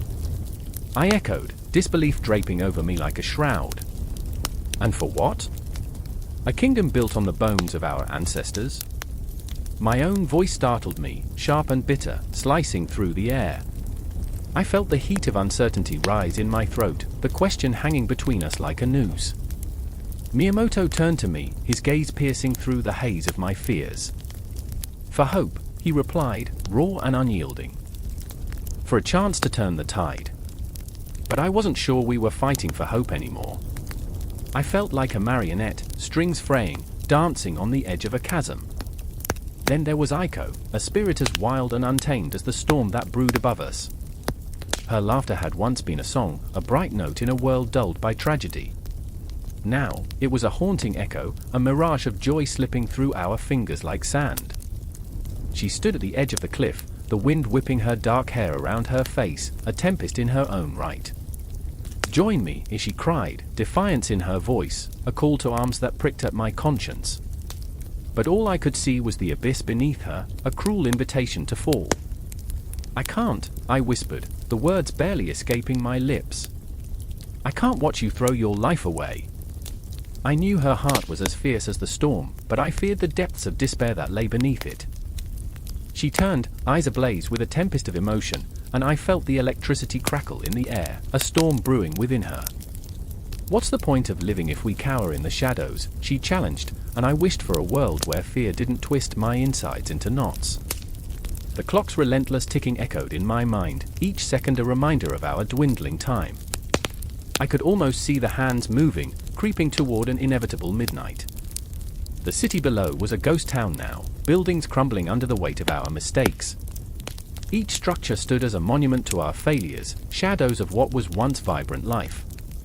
I wanted to scream at the heavens, to shake my fists at the clouds, but instead, I stood frozen, caught in a web of my own making. Rain began to fall, a torrential downpour that beat against the earth like war drums. The clouds released their fury, soaking us in a deluge that felt like the world wept for our sins. It was nature's intervention, a stark reminder of our fragility against the forces that governed this realm. I remember thinking that this was not mere rain, it was a baptism, a cleansing. But the truth was, I felt no absolution, I felt only weight, the heavy burden of choices made and unmade. Miyamoto's voice broke through the cacophony, a mantra against the storm. We can't wait for the lightning to strike us down. We must be the storm. His words ignited a flicker of hope within me, a flame struggling against the gale. Aiko caught my gaze, her spirit unyielding, defiance radiating from her like a beacon. I could feel the tension building, a taut rope stretched to its limit, waiting for the moment to snap. And then it happened, a flash of brilliance erupted across the sky, a crack of thunder that shook the very ground beneath our feet. I felt it vibrate through my bones, a visceral reminder of the power we could harness, the fury we could unleash. In that moment, everything shifted. Every heartbeat echoed with purpose, every breath was heavy with possibility. My fear turned to resolve, a phoenix rising from the ashes of my doubt. Together, I shouted, the word a rallying cry. Together, we fight! The storm roared in agreement, the heavens wild and untamed, a reflection of our own tumult. I watched as Miyamoto raised his sword, a glint of steel against the rain, and Aiko, fierce and unrelenting, stood beside him, her spirit intertwining with the tempest. But the weight of nature's fury was not just a backdrop, it was a force to reckon with. The winds howled, a monstrous symphony that threatened to swallow us whole. I could feel the energy crackling in the air, the tension building like a coiled spring, ready to unleash chaos. The storm was our ally, yes, but it was also a harbinger of destruction. I closed my eyes for a moment, breathing in the scent of rain mingling with the smoke, a reminder of what was at stake. I thought of the past, of dreams unfulfilled and futures uncertain. I thought of Miyamoto and Aiko, two souls intertwined with mine, each carrying their own burdens, yet standing strong against a tide that sought to consume us. As the thunder rumbled overhead, I opened my eyes to the chaos around me, and in that moment, I knew the fight was not against the storm, but against the shadows that lurked within us. The storm would rage, the echoes of our choices would linger, and we were but players in this grand, tragic play. And so we stood, three souls against the tempest, hearts pounding in unison, ready to confront whatever fate awaited us. The fog lay thick over the beach, a muted shroud that whispered secrets and promises of doom. It clung to the air, heavy and damp, wrapping around the soldiers like a funeral veil. I remember the chill that gnawed at my bones, a reminder of the icy grip of fate. Each breath seemed to draw the impending storm closer, the tension palpable, electric. The faint sound of waves crashing against the shore echoed like distant drums, heralding an invasion. Shadows danced in the mist, flickering like phantoms, taunting the hearts of men standing ready yet trembling. I was there, a mere boy clad in armor far too large, heavy with expectations heavier than the metal. I remember the scent of salt and fear mingling in the air, the taste of grit on my lips, and the shuddering breaths of my comrades. Alaric stood beside me, eyes wide and haunted, wrestling with a storm within. His hands trembled, not from the cold but from the weight of his thoughts. "What if we fail?" he whispered, voice barely threading through the fog. The question hung between us, a ghost that refused to dissipate. And then there was Eleonora, standing on the precipice of the cliffs, her silhouette framed by the grey sky. She was a fire in the cold, fierce and unyielding. The wind whipped at her hair, wild and untamed, as if it sought to pull her into the abyss. I watched her, my heart a tangled mess of longing and despair. She had a fire that could ignite 1,000 battles, but could it withstand the tempest that loomed? I could feel her fear, raw and real, fear for the lives we were about to forsake, fear for the love that might drown beneath the waves. The clouds gathered, dark and menacing, as if the heavens conspired against us. Lightning flickered in the distance, a brief illumination of chaos. I remember thinking, how could God allow this? The weight of the world pressed down, and I felt small, insignificant against the vastness of fate. The earth trembled as the first raindrops fell, fat, heavy drops that splattered upon the ground, a cruel harbinger of the storm to come. Thunder roared like an angry beast, and I could almost see the sky split open, the very fabric of reality unraveling. As the rain intensified, Alaric's eyes darted toward the horizon, scanning for an enemy that may not come. "What if they don't show?" he asked, voice cracking, the desperation plain. I wanted to soothe him, to tell him that bravery lay not in the absence of fear but in facing it head-on. But the words caught in my throat, stuck like the rain soaking through my tunic. The invasion was never just about the clash of swords, it was personal. It was Alaric's brother who fought on the opposing side, a boy who had grown to manhood on the same streets as us. Their laughter still echoed in my memory, the summer days spent in joyful abandon, now twisted into a nightmare. Eleonora had loved that boy once, before the world turned savage and glory demanded its toll. As I stood there, the rain drumming against my helmet, I realized that the tempest wasn't merely in the weather, it was within us. Each one of us bore our storms, our own fears, our own regrets. I thought of the last time I held Eleonora's hand, the way her fingers slipped from mine, and the way I had let her go. The weight of unspoken words crushed me as surely as the armor I wore. Would this battle bring redemption, or would it only deepen the chasm between us? The winds howled, a banshee's wail that filled my heart with dread.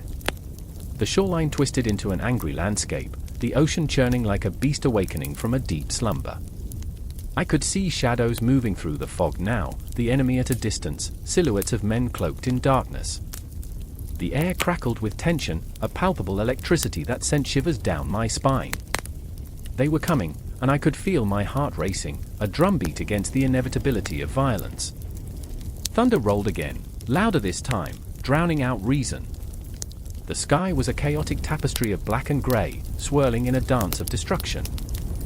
I remember clutching my sword, the cold metal biting into my palm, grounding me in that moment, a fleeting grasp of courage amidst the encroaching storm. Alaric's breath was shallow, each exhale a prayer to the gods who seemed indifferent to our plight. "If I fall," he said, voice barely rising above the tumult, "tell my mother I loved her." I wanted to scream, to tell him that we would fight, that we would return victorious. But all I could offer was a nod, a promise swallowed by the thunder. Eleonora's figure loomed in my mind, her fierce spirit igniting a fire within. I remembered her laughter, a melody that danced through the shadows, a light in the encroaching darkness. Would I be brave enough to fight not just for survival, but for the love that sparked my soul?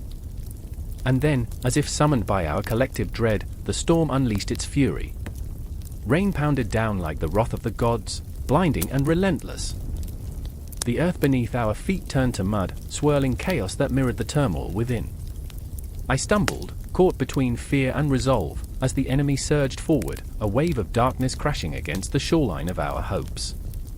The battle began not with a clash of swords but with the sound of soul-shattering, dreams turning to ash in the rain. I remember the screams, the chaos, the horror of what it meant to stand against another human being. Each strike felt like a betrayal, not just of flesh but of everything we held dear. The storm raged on, a cruel reminder that nature, too, was a player in this macabre dance, and nothing was more unpredictable than the tempest of the human heart. In that moment, as the world around me blurred into chaos, I felt a surge of clarity.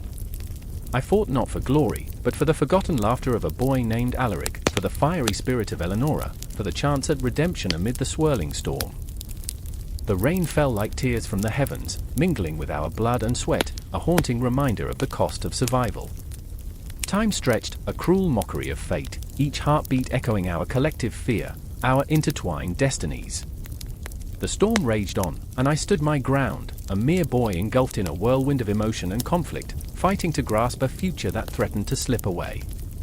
The sun hung low, a molten ball of despair, casting its last light over the jagged peaks of Khaki. I stood there, heart hammering, breath shallow, as shadows crawled across the battlefield, a canvas drenched in the blood of the fallen. It was quiet now, but the silence hummed, vibrating with the whispers of ghosts. I could almost hear their screams, choked back by the weight of memory. I remember the smell of smoke, charred earth, and the metallic taste of blood on my tongue. It mingled with the acrid tang of fear. My fingers trembled around the hilt of my sword, the cold steel a familiar comfort against the chaos swirling in my mind. I glanced at Hikari, her eyes blazing like twin stars in the darkening sky. She was small, fierce, and unyielding, but even her strength wavered as the enemy drew closer, their armor clattering like a death knell. "I will not let them take you," she whispered, though I could hear the tremor in her voice, the flicker of doubt. In that moment, I hated the vulnerability lurking beneath her bravado.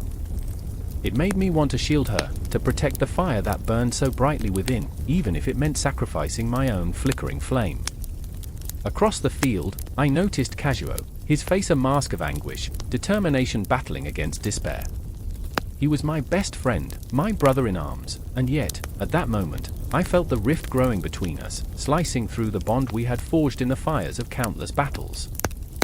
He had lost so much: family, hope, and now, perhaps even me. His heart, once full of laughter and dreams, stood on the precipice of darkness, teetering dangerously. I could see it in the way his hand gripped his weapon, knuckles white and strained, as if holding on to the last threads of sanity.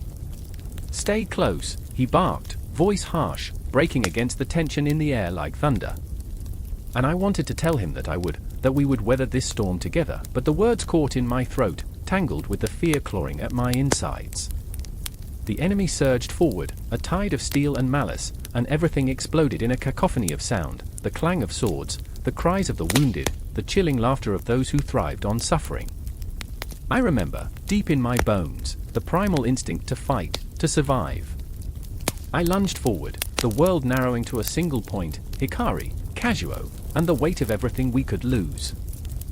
The clash of metal rang in my ears, a deadly symphony composed of desperation and rage. I swung my sword, feeling the resistance of flesh and the warmth of blood spraying across my face. It was grotesque, beautiful, and utterly consuming. Each life taken a reminder of my own fragility, a twisted dance of mortality. I fought not just for survival but for the shadows of the future, the laughter, the stories yet to be told, the dreams that had not yet been shattered. Taki was a graveyard of hopes, and I could feel the spirits of those who had fallen whispering in the back of my mind. They were angry, restless, unyielding. "Remember us," they called, and in my heart, I felt their weight pressing down, the burden of history demanding that I honor them. Hikari fought fiercely, her small frame a whirlwind of fury. I watched in awe as she felled an enemy soldier, her movements fluid, precise, a dance of death. But then a shadow loomed over her, and my heart seized. Time slowed as I saw the glint of a blade aimed for her back. "Hikari!" I screamed, a primal shout that tore from my throat, raw and unfiltered. I plunged forward, fueled by an instinct I couldn't comprehend, a desperate need to protect. I remember the moment my sword met the enemy's, the jarring impact vibrating through my bones. The world blurred around me, a cyclone of chaos and noise, and all that existed was the ferocity of the battle and the heartbeat pulsing in my ears. Every strike felt like an eternity, like an echo of all our fears and hopes converging in one horrific instant. Kazuo was there, joining the fray, our movements instinctual, our bond reforged in the fires of survival. But in the midst of the storm, amidst the frenzied chaos, I saw him falter. A blow, swift and merciless, landed on his side. I felt time stop, the air thickening, as he staggered back, his eyes wide with shock and pain. "Kazuo!" I called, but the sound was swallowed by the tidal wave of despair crashing around us. The world twisted, a kaleidoscope of horror, and I surged forward, fueled by desperation, tearing through the enemy ranks. I could feel the cool steel of my sword biting into flesh, the screams of the dying mingling with the pounding of my heart, a dark symphony of survival. But it was Hikari who reached Kazuo, cradling him in her arms as he fell to the ground, a wounded bird. I could see the life ebbing from him, and an anguished cry clawed its way from my throat. No. Not him. The words were a prayer, a plea, a desperate grasp at what was slipping away. I fought harder, fueled by rage and heartbreak, the lines between right and wrong melting in the heat of the battle. For every blow I struck, I felt the world grow darker, the shadows lengthening, the weight of loss pressing against my soul. I glimpsed the faces of those we had lost, memories flickering like candle flames, flickering, fading, forgotten. Finally, in a moment that felt like a cosmic shift, I found myself standing over the last enemy, sword raised, heart pounding. But in that moment, I didn't see a monster, I saw a reflection of my own fears, my own pain. His eyes were vacant, a mirror to my soul. I hesitated, just for an instant, and in that instant, I felt the weight of every choice I had ever made, every life I had ever touched, and the realization that we were all just fragments of the same shattered story. As I lowered my sword, the battlefield fell silent, the echoes of conflict fading into the night. But the tension lingered, thick and palpable, as if the universe itself held its breath, waiting for the next revelation. And in that silence, amidst the ghosts of Taki, I understood that this battle was not just a clash of swords, but a struggle for all that we could become, flawed, broken, and yet somehow, defiantly alive. The roar of the tempest echoed in the marrow of their bones, a primal whisper of doom swirling with the salt of the sea. Waves crashed against the hulls of the Mongol fleet, a cacophony of chaos, each strike a reminder of the fragility of their ambition. Rain lashed like vengeful spirits, drenching the deck, blurring the lines between sky and sea, between courage and despair. Ogtai stood at the helm, his knuckles white against the slickwood, heart pounding in rhythm with the tide. He was not a poet, but in that moment, he felt the poetry of his fear, the kind that wraps around you like a shroud, suffocating yet electrifying. The sea was a monstrous beast, and he was its prey. "This storm will take us all," he muttered, but the wind swallowed his words, dragging them into the abyss. Beside him, Yekaterina fought against the gusts, her hair a wild mane about her face, eyes aflame with determination. She had always been the fiercest of them, a firebrand in a world that sought to extinguish her. "We'll not be taken." "We're Mongols," she declared, but inside, her heart trembled. She remembered the tales of the sea-swallowing whole fleets, of men screaming as they vanished into the void. "I remember the whispers of my mother," she thought, "the ones warning of the sea's hunger." But there was no time for memories. The wind howled, the waves reared like dragons, and the fleet, their hopes, were the insects caught in their jaws. Yekaterina turned to Ogtai, their eyes locking, a silent understanding passing between them. They were comrades forged in battle, yet now they faced a far more insidious enemy, nature itself. "Rally them!" Ogtai shouted, trying to pierce the tempest with his voice, but it was as if the storm were a living thing, mocking his defiance. The crew scrambled, fear creeping into their hearts like shadows in the night. They were warriors, yes, but even the bravest man could not fight the fury of the elements. "Do you remember the city we left behind?" Yekaterina asked, her voice barely a whisper, lost among the clamor. "The laughter of children, the smell of fresh bread? We fought for that, for peace." Ogtai looked into her eyes and saw the flicker of doubt, the question hanging unspoken in the air, was their dream worth this? The ship lurched violently, and men screamed, their cries swallowed by the roaring wind. Yekaterina stumbled, catching herself on the railing, and for a heartbeat, the world slowed. She thought of her brother, how they used to climb the hills, chasing the sunset, arms stretched wide as if they could embrace the sky. "I remember," she began, but the ocean erupted, her words drowned in a surge of salt water. And then, a crack, sharp, splintering. The mast buckled under the storm's relentless grip, crashing down like a fallen titan. Chaos erupted. Men scrambled like ants, desperate to escape the encroaching doom. Ogtai's heart sank as he saw one of his men, Alai, caught beneath the wreckage, eyes wide with terror. Ogtai lunged forward, instinct overpowering reason, yet the weight of the world pinned him back. "Help!" Alai's voice shattered the storm's roar, a solitary plea amid the chaos. "Hold on!" Ogtai yelled, but his courage felt small, insignificant against the backdrop of nature's wrath.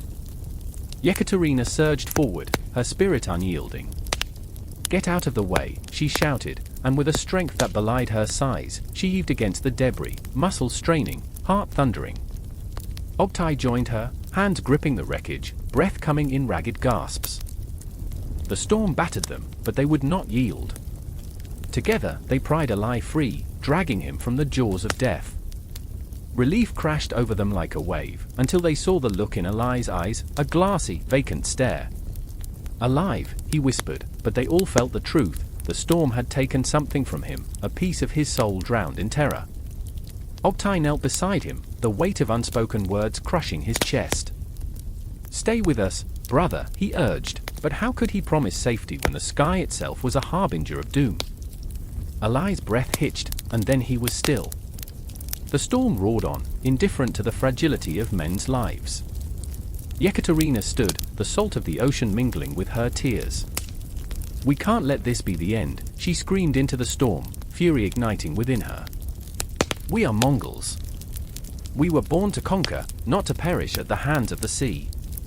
But as they struggled against the tempest, doubt crept in, seeping into their bones. The sea, dark and unfeeling, seemed to mock their resolve. Each wave that crashed against them carried the weight of history, their ancestors, their battles, their triumphs, and now they faced the abyss. Time is slipping away, Obtai thought. The clock of life was ticking, and they were losing. I remember the stories passed down, tales of heroes who fought against impossible odds. But that was just it, the stories always had an ending. Then, through the maelstrom, a flicker of light. A beacon. Yekaterina's heart leapt. There she pointed, hope igniting the ashes of despair. A distant land was emerging, framed against the chaos. But was it salvation, or merely another illusion crafted by the storm? The ship lurched again, and Obtai grasped the side, feeling the pulse of the world beneath him. "We're not done yet," he shouted, but the howl of the wind swallowed his defiance. The crew rallied, battered but unbroken, pushing towards that flicker of hope, hearts pounding, fear and determination locked in a visceral dance. Their journey was not over, it had transformed. The sea was alive with their struggles, and in that moment of chaos, they became something more. They were not just sailors but warriors, bound by the tempest and their shared resolve. The storm still raged, but so did they. As the flicker beckoned them closer, Obtai felt the weight of the world lift, if only for a heartbeat. They were alive, they were fighting, and for now, that was enough. And still, the storm roared, fierce and unrelenting. But so too did their spirit, echoing against the dark, a heartbeat in the chaos. The wind howled through the remnants of Kamakura like a banshee, a mournful wail that echoed the souls lost in the chaos of the 1281 invasion. I stood there, shrouded in shadows, my heart as heavy as the storm clouds gathering above.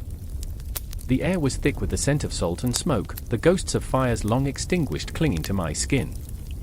I remember the cries of the fallen, the weight of grief pressing down on me.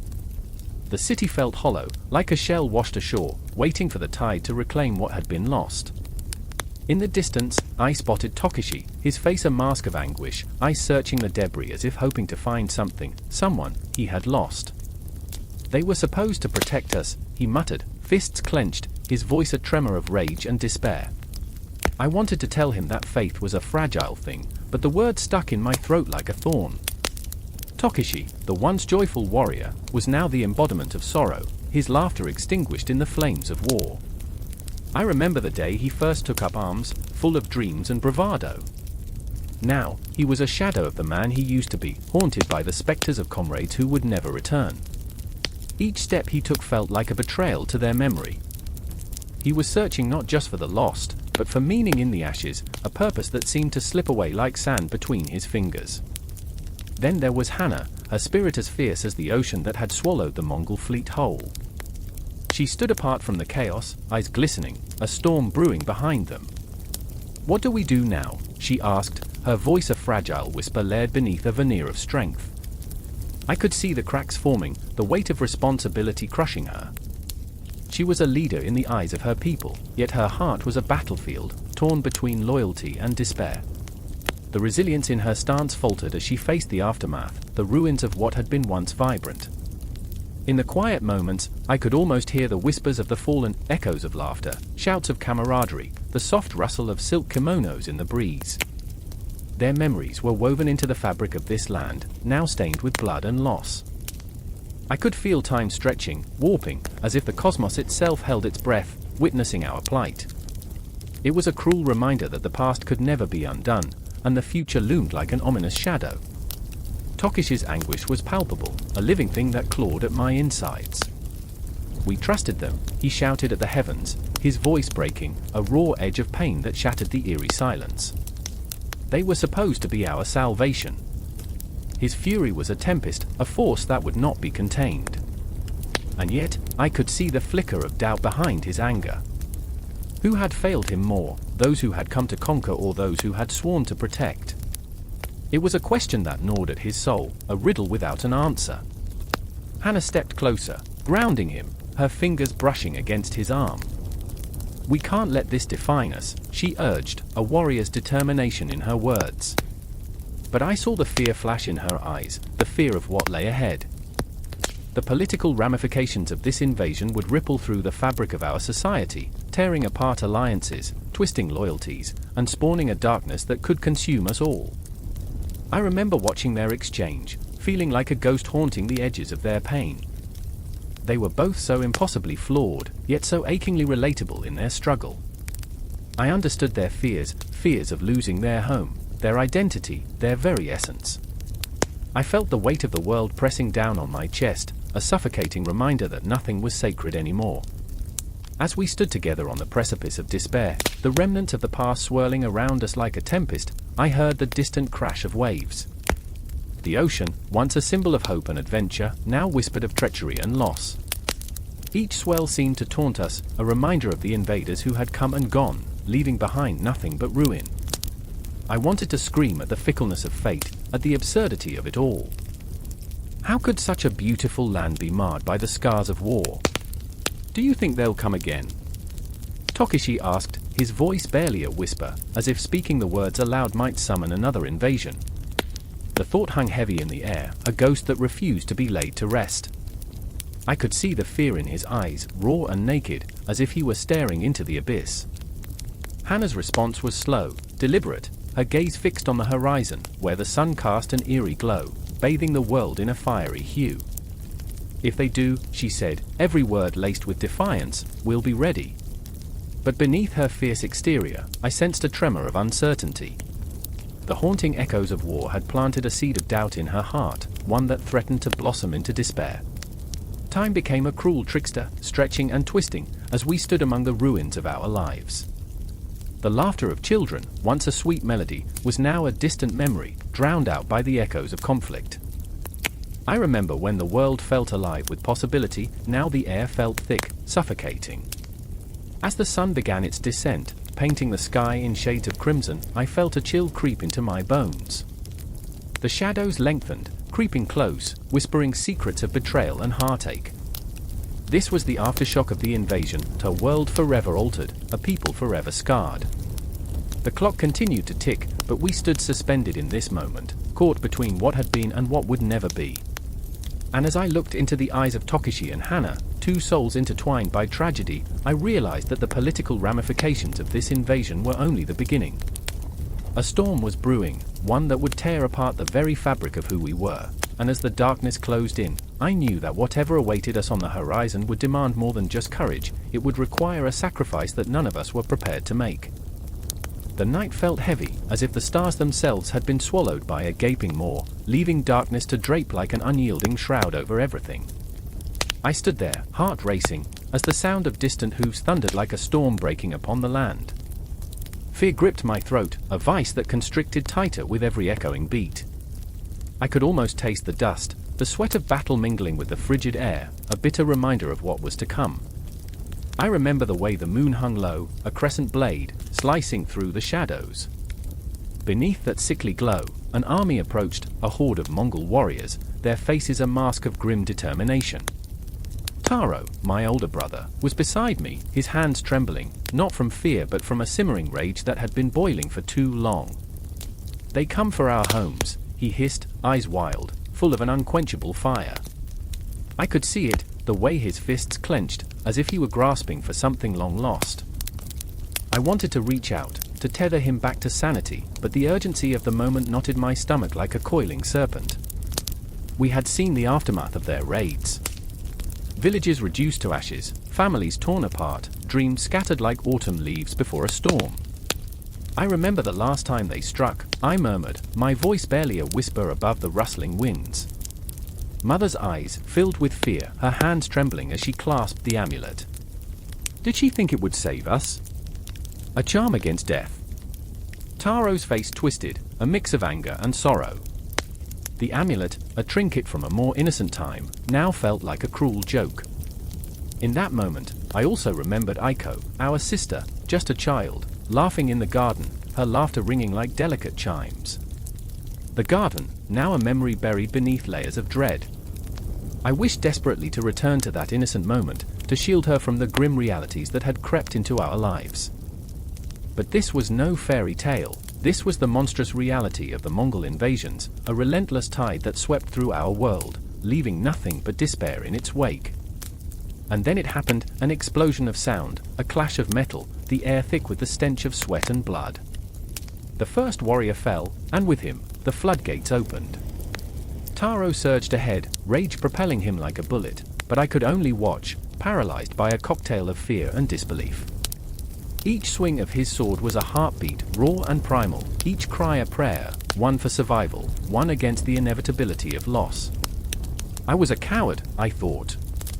Standing there, rooted in place while my brother fought, while Aiko's laughter faded into the wind. I wanted to join him, to fight, but what good was courage when it was laced with cowardice? That dichotomy twisted within me like a knife, turning me inside out. Did I not love them enough? The ground beneath us was slick, a tapestry painted in the most macabre of colors, yet I felt nothing, only the beating of my heart in my ears, the rhythm of impending doom. Taro's cries pierced through the chaos, a desperate rallying call that echoed in the void, but it only served to heighten the sense of futility. Then I saw her, a flicker of movement, Aiko, running, her tiny figure darting through the chaos. My heart dropped. No! I screamed, the word tearing from my throat, raw and anguished. Time warped, stretched like a long shadow, as I reached for her. But it felt like grasping smoke, and she was too far, caught in a dance with destiny. The way the Mongols moved, like a surge of dark water, consuming everything in their path, Taro, caught in the tide, became a flicker on the battlefield, a spark against the overwhelming darkness. I remember the moment he turned, eyes wild and fierce, a silent plea that screamed louder than any words could express. He would protect Aiko, he would, of course he would. But the heart knows no logic, no reason. It simply beats, thumping against the cage of ribs, echoing with every ounce of love and loss. Aiko, my precious sister. I could still hear her laughter in my mind, a haunting melody that drifted above the din of chaos. The Mongol blade was swift and merciless, an unholy whisper that promised only annihilation, but my memories clung to the walls of my mind like a desperate plea. I remember Aiko, cradled in sunlight, picking flowers, her laughter a balm on our bruised spirits. The world around me blurred, the fight becoming an abstract canvas splashed with reds and browns, anguished cries mingling with the sound of metal biting into flesh. I was frozen, paralyzed by the enormity of it all. I wanted to scream, to cry out for help, but the words caught in my throat, a stone lodged deep within. Suddenly, a shadow loomed over me, and I looked up to see a Mongol warrior, face obscured beneath a heavy cloak, eyes glinting with an icy determination. My mind raced. Would I join Taro? Would I leap into the fray, or would I surrender to the tide? There was no time to think. In that split second, I remembered the stories whispered in the dark, about warriors who became ghosts, who walked among the living with the weight of their unresolved battles. The thought pierced me. What legacy would we leave behind? What would history remember of us, trapped in this violent dance? And then the moment shattered, fragmented like glass. Taro fell, a sacrifice to the maw of war, his final breath a whisper, a plea against the oncoming storm. Aiko's laughter died on my lips, leaving only the bitter taste of ash. I could feel the weight of despair settling over me, a thick cloak that smothered all hope. But even amidst the darkness, something flickered, a spark of resilience. I remembered every heartbeat, every breath, a testament to survival.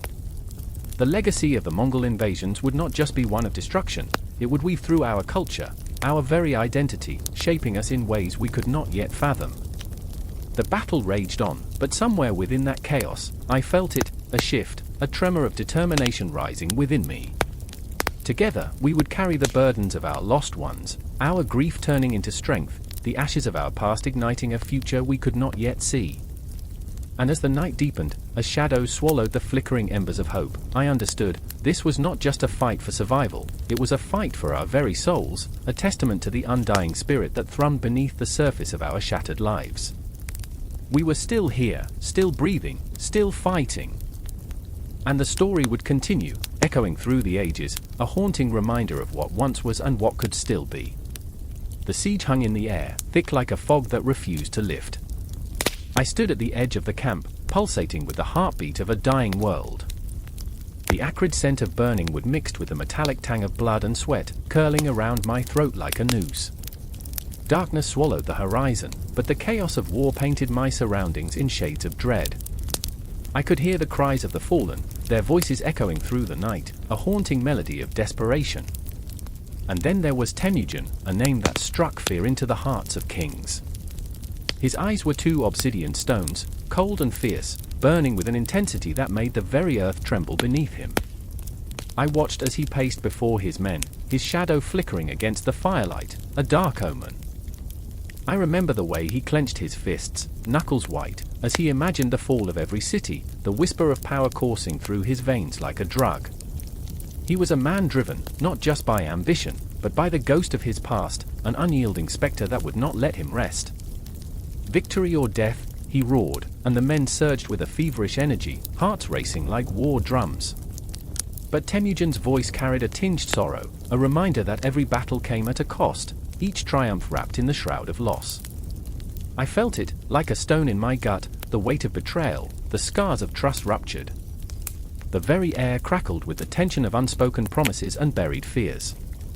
And then there was Aislinn, a fierce woman with fire in her soul, caught between loyalty and the whispering shadows of doubt. She stood at the periphery, a specter of her own making, watching as the men prepared for battle. I could see the conflict etched in the lines of her brow, the way her fingers danced nervously against the hilt of her sword, a weapon meant to protect yet heavy with the burden of her choices. I remember, she said, her voice barely a whisper, laced with the tremor of memories long suppressed. The first time I picked up a blade, it was supposed to mean something, strength, freedom. Not this bloodshed. I felt the warmth of her pain, a raw honesty that cut through the haze of the night.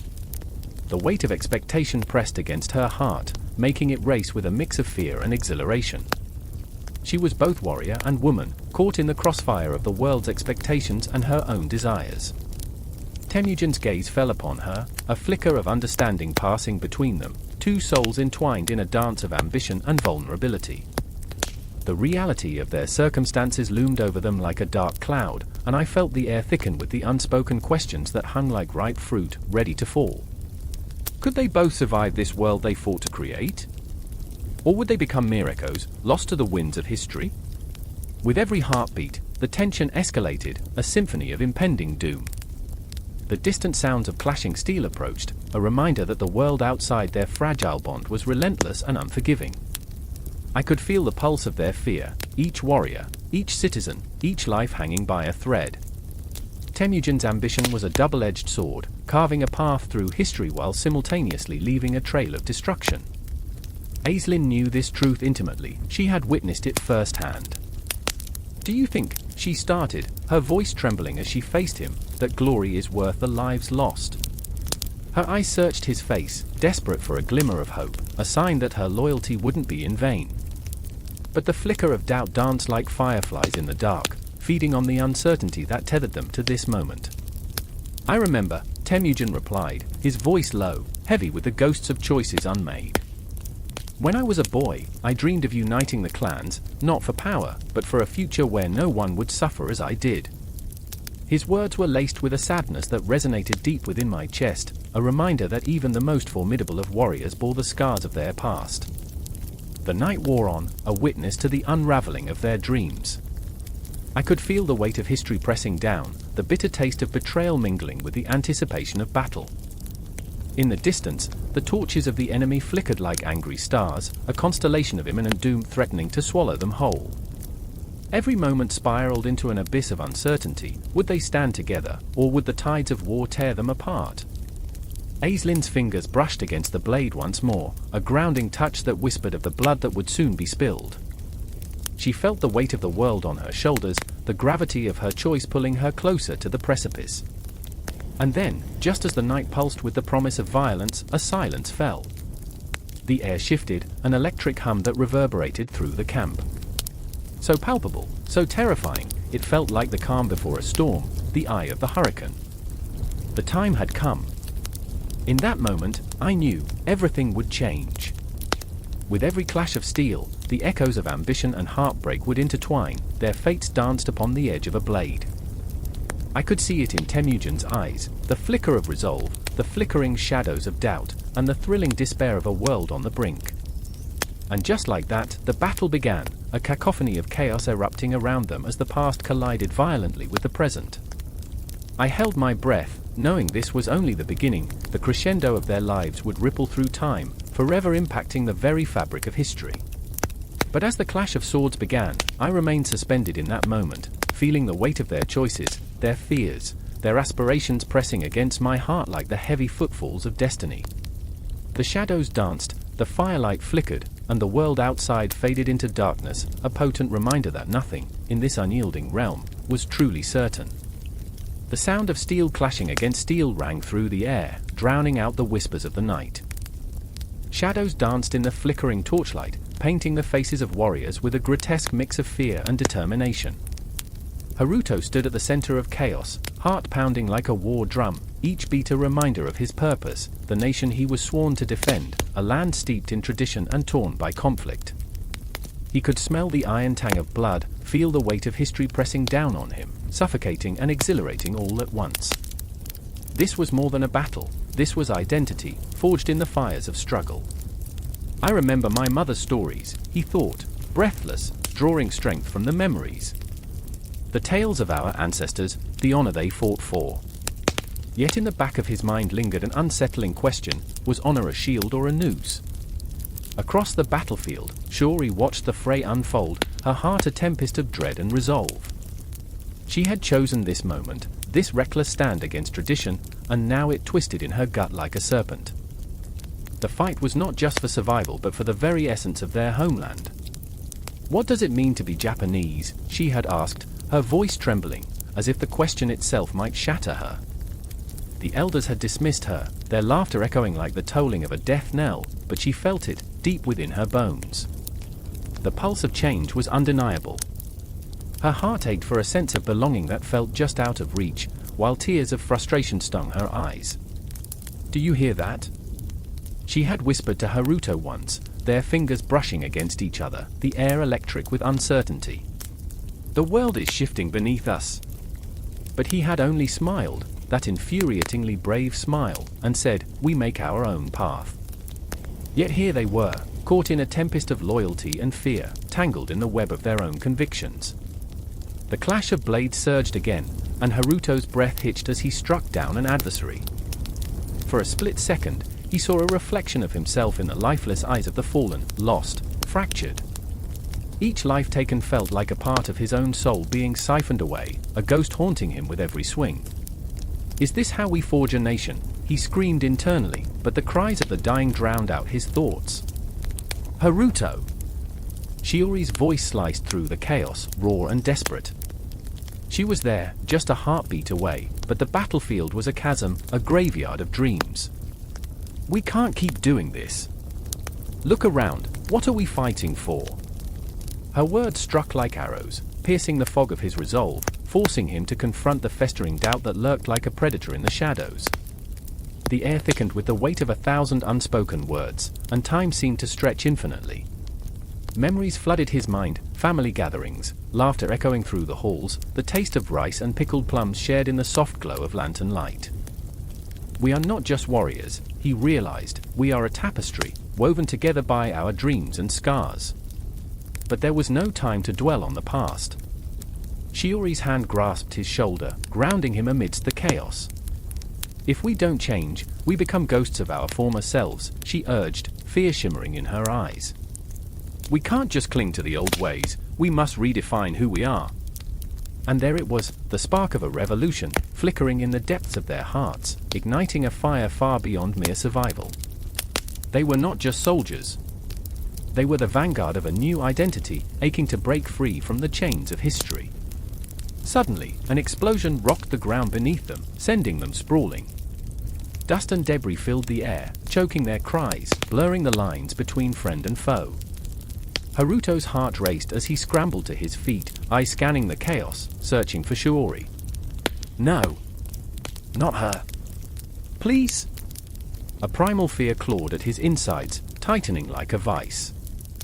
In that terrifying moment, he understood the true nature of their struggle. It was not only a fight for land, it was a battle for the future, for a sense of self that transcended war and bloodshed. He had to find her. Shiori. Shiori. The sound of his voice echoed into the night, swallowed by the shadows. Every heartbeat was a question, where are you? Each breath was a prayer, please be safe. And then he saw her, battered yet unyielding, rising from the dust like a phoenix reborn. We must stand together, she shouted, defiance etched on her face. In that moment, everything shifted. The battle became more than a clash of steel, it transformed into a collision of ideals, a struggle for a shared destiny. Together, Haruto murmured, feeling the weight of her gaze piercing through him, igniting something deep within, the understanding that they were not alone. Time slowed, the world narrowing down to just the two of them amidst the chaos, each heartbeat echoing a promise of something greater. Together, they both whispered, and as their hands clasped, a surge of strength coursed through them, mingling with the blood and smoke. The fight was no longer just with weapons, it was a fight for their very souls, for the identity that bound them in ways they had yet to fully comprehend. In the distance, the sun dipped below the horizon, casting long shadows over the battlefield, a reminder that night comes for us all. The past loomed like a specter, yet the future shimmered with an uncertain promise. The cries of the fallen echoed around them, but so did the whispers of hope, a national identity waiting to be born from the ashes of conflict, woven from the tears of struggle, and nurtured in the heartbeats of the brave. They stood on the precipice of transformation, and the world waited, holding its breath for what would come next, for the reckoning that was as inevitable as the rising sun, an awakening ignited not by blood but by the fierce, unyielding flame of belonging. The air was thick with a silence that felt almost alive, a tension hanging like a blade above the village, poised to drop. I could hear the distant rumble of drums, an ominous heartbeat echoing through the trees. The sun hung low, casting long shadows that seemed to slink away from the coming storm. They were coming. We all felt it, the dread creeping into our bones, gnawing at the edges of our calm. I stood with my heart racing, my hands trembling, as I caught a glimpse of Tenzin's face, pale but defiant. His eyes, usually so full of quiet wisdom, now held a chaotic flicker of fear and resolve, battling like ancient warriors within him. I remember the stories our elders told, he whispered, his voice barely piercing the heavy air. They spoke of invasions, of blood and fire, and yet they always framed it in the light of karma. They said suffering was a path to enlightenment, but how can we find light in the shadows closing in on us? His question hung in the air, a ghost. I wanted to scream, to shake him out of his philosophical trance. But there he stood, the embodiment of perplexity. Tenzin, with his relentless optimism and heart as vast as the sky, was now wrestling with the same question that haunted me. How could one reconcile the cruel reality of impending invasion with the soothing balm of Buddhist belief? And then there was Myra, her presence a flicker of warmth in this bleak moment. She stood by the well, her hands tightly gripping the stone's lip, knuckles white against the dark. A heart that had loved fiercely now seemed to harden with every steady thud of the approaching drums. Tenzin, she called softly, her voice a thin thread of steel, tell me how we reconcile this. When they come, will love protect us? Or will our compassion be our downfall? She was the embodiment of contradiction, a gentle spirit wrapped in a fierce resolve. The weight of her words fell heavy, and I could see it in Tenzin's eyes, the struggle between hope and despair. He shook his head, frustration bubbling up. Compassion, Myra! It's the thread that binds us. Isn't that what we believe? That in the face of violence, we must respond not with hatred, but with understanding. But what good is understanding against swords and shields? The sun dipped lower, casting eerie shadows that danced around us, whispering secrets of the past. I could only watch, my heart pounding as they stood on the precipice, their beliefs at war with their reality. The sounds of laughter from earlier, echoes of a simpler time, faded like forgotten dreams. In this moment, we were not just villagers, we were souls caught in an existential whirlpool, grappling with the very essence of our beliefs. Maybe, I interjected, breaking the taut silence, it's not about winning or losing. Maybe it's about how we face the storm. My own voice trembled with uncertainty. Did I believe that? Or was I merely grasping at straws, desperate for a lifeline? I remembered the stories of monks who met their fate with a serene smile, surrendering to violence like leaves in the autumn wind. But could we follow that path? Could we really meet our invaders with open hearts? The silence was thick and suffocating, each breath a reminder of our impending doom. Tenzin closed his eyes, searching deep within, while Myra's gaze turned towards the horizon, eyes glistening like dew on the morning grass. What if we could use this moment? She asked, her voice trembling yet fierce. What if our belief could be our strength? What if we turned this invasion into a lesson? I felt a chill race down my spine, a whisper of a possibility. Perhaps our faith could shine through the cracks of chaos, like light piercing a stormy sky. But would it hold? Would it withstand the fierce tides of hatred and fear? Would we be able to rise above our instincts, becoming more than mere survivors? The drums grew louder, each beat a reminder of our fragile existence. We stood there, illuminated by the dying sun, shadows merging with the long reach of impending violence. Tenzin took a deep breath, grounding himself in the moment, his fingers brushing against the thin threads of prayer beads he always carried. We can't control what happens next, he murmured. But we can choose how we respond. We can embrace the suffering, the fear, and transform it into compassion. His voice resonated, vibrating through the air like a chant, and I felt a warmth bloom within my chest, mingling with the dread. I remembered the teachings, how suffering is intertwined with existence, how each moment carries the weight of 1,000 lifetimes. The thought was dizzying, like standing at the edge of a vast canyon, peering into the abyss. Myra stepped closer, her hand lighting upon Tenzin's shoulder, grounding him as his strength waned. Let's not forget who we are, she murmured, her voice cascading like a gentle stream. Let's cling to our beliefs, our humanity. Let's show them what true strength looks like.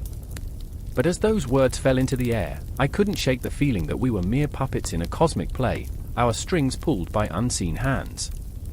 I felt it in the marrow of my bones, the weight of history, the shadows of countless souls who had walked this path before us. The universe felt vast and indifferent, yet here we were, hearts pounding like war drums, caught in the tempest of what it meant to be human. And just as I thought we could rise above it all, a distant shout echoed through the valley, a sharp crack that shattered the stillness. The invasion had begun. The air turned electric, charged with fear and fervor. Reality warped, and the world around us felt suspended in time, teetering on the brink of chaos. Our beliefs, our hopes, our very existence would be tested in ways we could never imagine.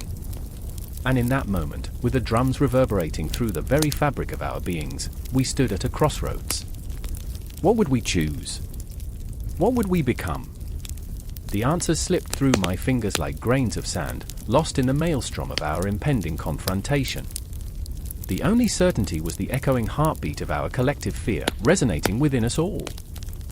And so, as we prepared to meet the storm head-on, I understood that this was not just an invasion of our land, it was an invasion of our very souls. The moon hung low, a sliver of cold silver, casting a chill over the broken battlefield, where the echoes of clashing steel still reverberated in the air. I stood there, heart pounding, as if it could drown out the cries of the wounded and the whisper of the dead. It was a night stitched together with the dark threads of fate, where shadows danced under the weight of despair. I remember the smell, blood mingling with the scent of damp earth, a pungent reminder of life extinguished. Kato, a young samurai, clutched his katana, its blade glinting with the remnants of battle. His eyes were a storm, swirling with fear and determination. He had never felt the grip of death so closely, not until today. The ghosts of fallen comrades flitted just beyond his sight, faces he would never forget. I should have saved them, he whispered, guilt clawing at his insides like a ravenous wolf. I should have fought harder. Across the field, beyond the haze of smoke and chaos, stood Batu, a hulking Mongol, his presence a force of nature. The scars on his face told tales of survival, each a testament to battles fought, victories claimed. Yet, in this moment, he too was haunted, not by the faces of the dead but by the silence of his own heart. What does it mean to conquer the world, he thought, the weight of his own history pressing down like the earth itself. To conquer only to find emptiness. The clash of swords, the roar of agony, it was all a cacophony of despair, but the real battle was within their chests, hearts pounding like war drums. The night was thick with tension, the air crackling with memories and unsaid words. Kato bore the weight of his failures, while Batu wrestled with the hollowness of his victories.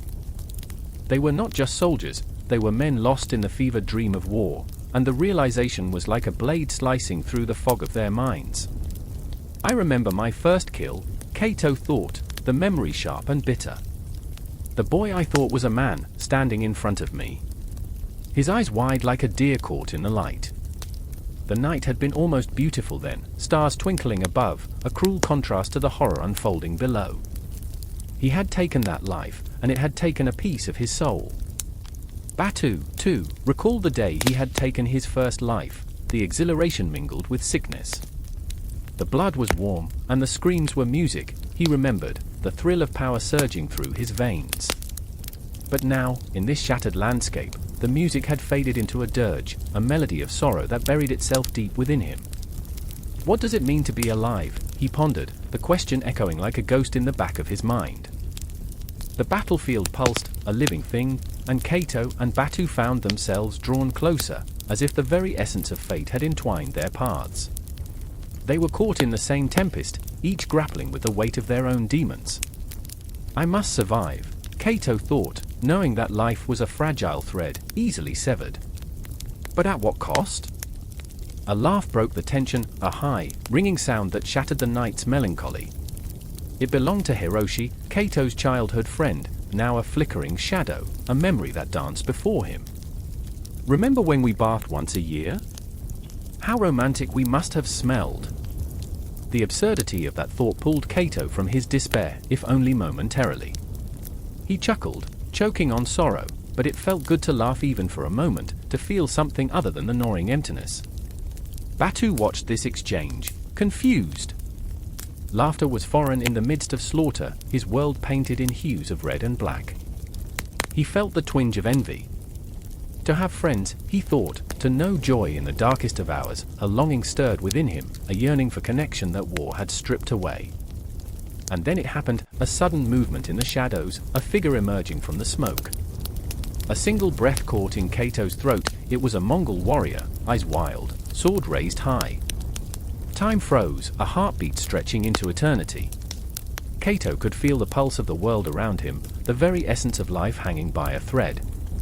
Batu saw the moment, too, and the instinct to protect surged through him.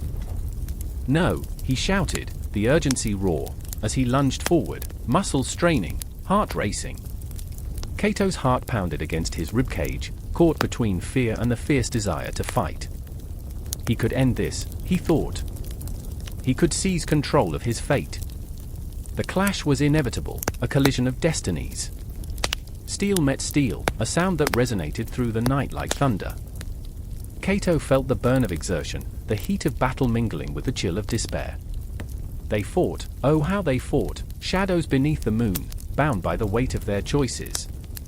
Each swing of the blade was more than a mere act of war, it was a grasp for redemption, a desperate attempt to reclaim lost parts of themselves. But in the thick of the fray, they were not merely enemies, they were two sides of the same coin, each reflecting the other's pain, each a prisoner of their own histories, tied to the strings of fate. And then, just as the storm seemed to calm, the battlefield shuddered with the weight of unspoken words. A moment of stillness enveloped them, a breath held in anticipation.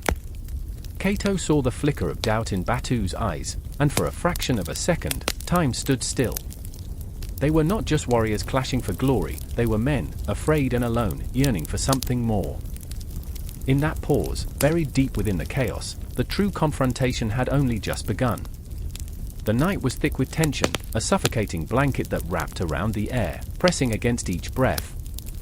A single light flickered in the distance, illuminating the silhouette of a figure hunched over a table littered with maps, a tapestry of strategies that seemed to pulse with a life of their own. Riko's hands trembled as she traced the lines, her mind racing with memories of past battles, of a time when honor and loyalty were not just words but the very essence of existence. Shadows danced on the walls, whispering secrets of glory and defeat, echoing the footsteps of those who had come before her. I remember the weight of the world pressing upon my shoulders, the suffocating silence that hung in the air like a portent of doom. Riko was not alone in this haunted battle room, her heart beat in sync with that of Takumi, her brother, who stood by the door, a sentinel caught in the throes of indecision. The flickering light cast his features in sharp relief, a warrior caught between the ideals of the past and the harsh realities of the present. His eyes, usually so fierce, now held a shimmer of doubt that sent shivers down my spine. I remember the stories, Riko. Takumi's voice was barely more than a whisper, yet it cracked through the air like thunder.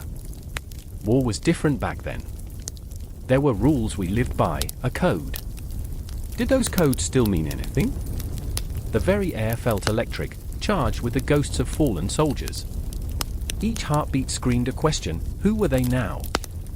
Who were they becoming? The ghosts were not silent, they murmured in the backdrop, their breath mingling with the wind, reminding Riko of the souls lost in the relentless pursuit of honor. No, Riko replied, her voice resolute yet trembling. We cannot let the past dictate our future, Takumi. We have to adapt. This is not just about us. Her words hung in the air, heavy with unspoken fears. The tactics have to change. Her mind flitted back to the last mission, fire and smoke, the acrid scent of burning pride. She could still hear the echoes of gunfire, the cries of comrades falling, their bodies collapsing like marionettes with cut strings. Memories were a heavy burden, and she was drowning in them, but she couldn't let that drown her hope, too. I remember the night of reckoning, a swirling vortex of chaos that transformed ordinary men into martyrs. The battles had raged on for months, a relentless tide washing over the shores of sanity and morality. What had they become? Riko and Takumi stood on the precipice, peering into the abyss of their military legacy, each heartbeat a drumroll heralding the birth of something new and terrifying. Adaptation or betrayal? Takumi mused, running a hand through his hair, the strands glistening with sweat and regret. What if we forget? What if we forget who we are? His voice cracked, the vulnerability threading through his bravado like a fragile silk. Then we'll create something new, Riko shot back, her voice fierce, rising above the ghosts that clawed at the edges of her thoughts. We'll forge our own identity. This endless cycle of bloodshed can't define us. With every word, she felt the past tugging at her heartstrings, but she held on to the hope of a future carved from courage rather than fear. And yet, in the depths of her resolve, a flicker of uncertainty blossomed. The clock on the wall ticked away the seconds, the sound slicing through the heavy silence like a knife. Time was a relentless predator, and as much as they sought to escape its grip, it loomed like a specter, ready to collect its due. I remember the night creeping in, cloaking them in darkness, a silence so ominous it felt alive. Each shadow twisted with memories and dreams, promises of a brighter tomorrow flickering like the dying light. The weight of legacy pressed against them, a chain forged from the iron of their forebears' valor. But what if that iron had rusted through? What if the foundations they'd built upon were crumbling, eroding into dust with every passing moment? Do you think they'd approve? Takumi's question hung ominously. The ancestors? The fallen? Riko felt her heart clench. What did approval mean when the world had transformed into a battleground of ambiguous morals? Would the spirits of the past look upon them with pride, or would they weep for the choices their descendants were forced to make in the name of survival? Let them judge, she spat, the fire of her conviction igniting a spark in the darkness. We fight for the living, not the dead. She could see it then, the vision of a military reborn, a force that could meld honor with innovation, tactics that embraced the chaos of the modern world while still cherishing the essence of the past. It was an exhilarating vision, yet fear gripped her, the kind that rattled bones and chilled hearts. Could they truly reshape their legacy, or were they merely playing at greatness, fooling themselves amidst the debris of history? I remember the stillness that followed, a quiet before the storm that hung in the air, a harbinger of what was to come. The shadows seemed to pulse, dark receivers of dreams and nightmares alike, whispering promises of both glory and devastation. And as the clock ticked on, Riko and Takumi stood, two souls bound by blood and burden, at the edge of an abyss. The echoes of the past roared in their ears, mingling with the cries of the present, a symphony of chaos that urged them forward into the unknown. The night was alive, and so were they, caught in the throes of transformation, embracing the storm brewing within, undeterred by the specters of what once was. The battlefield awaited, but this was only the beginning.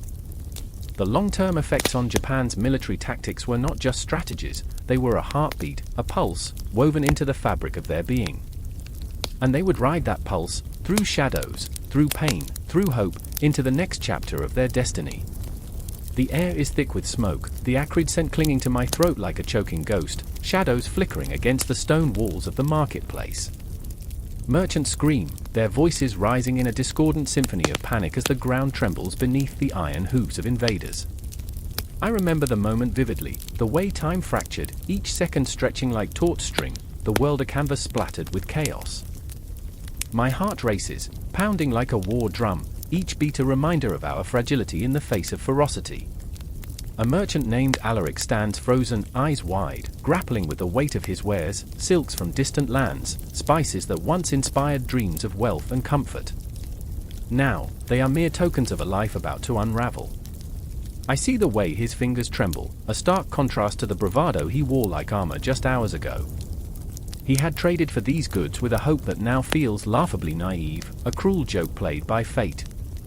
I know what he feels, I've tasted that bitter tang of ambition, the way it can curdle in the mouth when faced with stark reality. Then there's Myra, her face a mask of resolved desperation. She clutches her child, a tiny bundle of innocence swaddled in rags, unaware that the world outside their fragile cocoon is a tapestry of violence.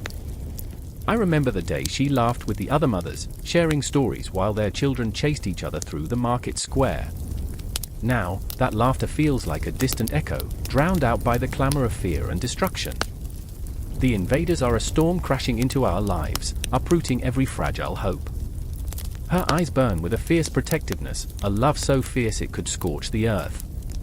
As I stand there, paralyzed by the sweeping tide of confusion, I realize the true horror of it all. Trade routes that once connected us like veins coursing with lifeblood are now severed, leaving us gasping for air.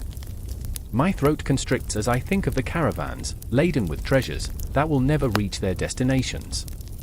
The very essence of diplomacy, the delicate dance of barter and negotiation, is crumbling like the structures around us.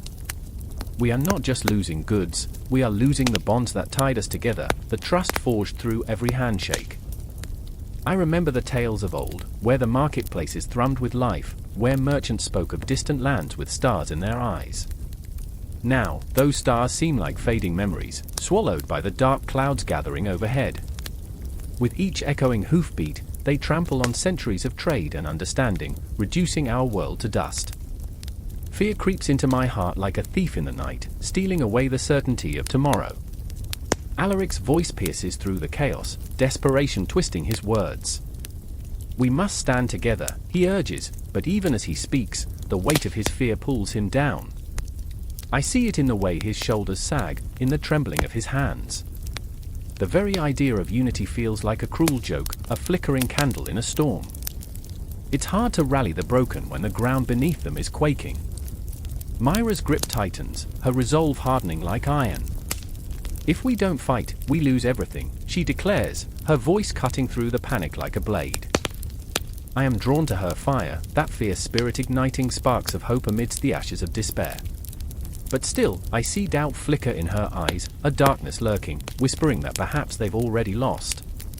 The weight of her child is both a burden and a lifeline. Every heartbeat against her chest is a reminder of what's at stake. They surge forward, the invaders, a relentless tide of steel and fury. I can hear the clash of swords, the cries of the fallen, each sound an echo of the lives shattered in an instant.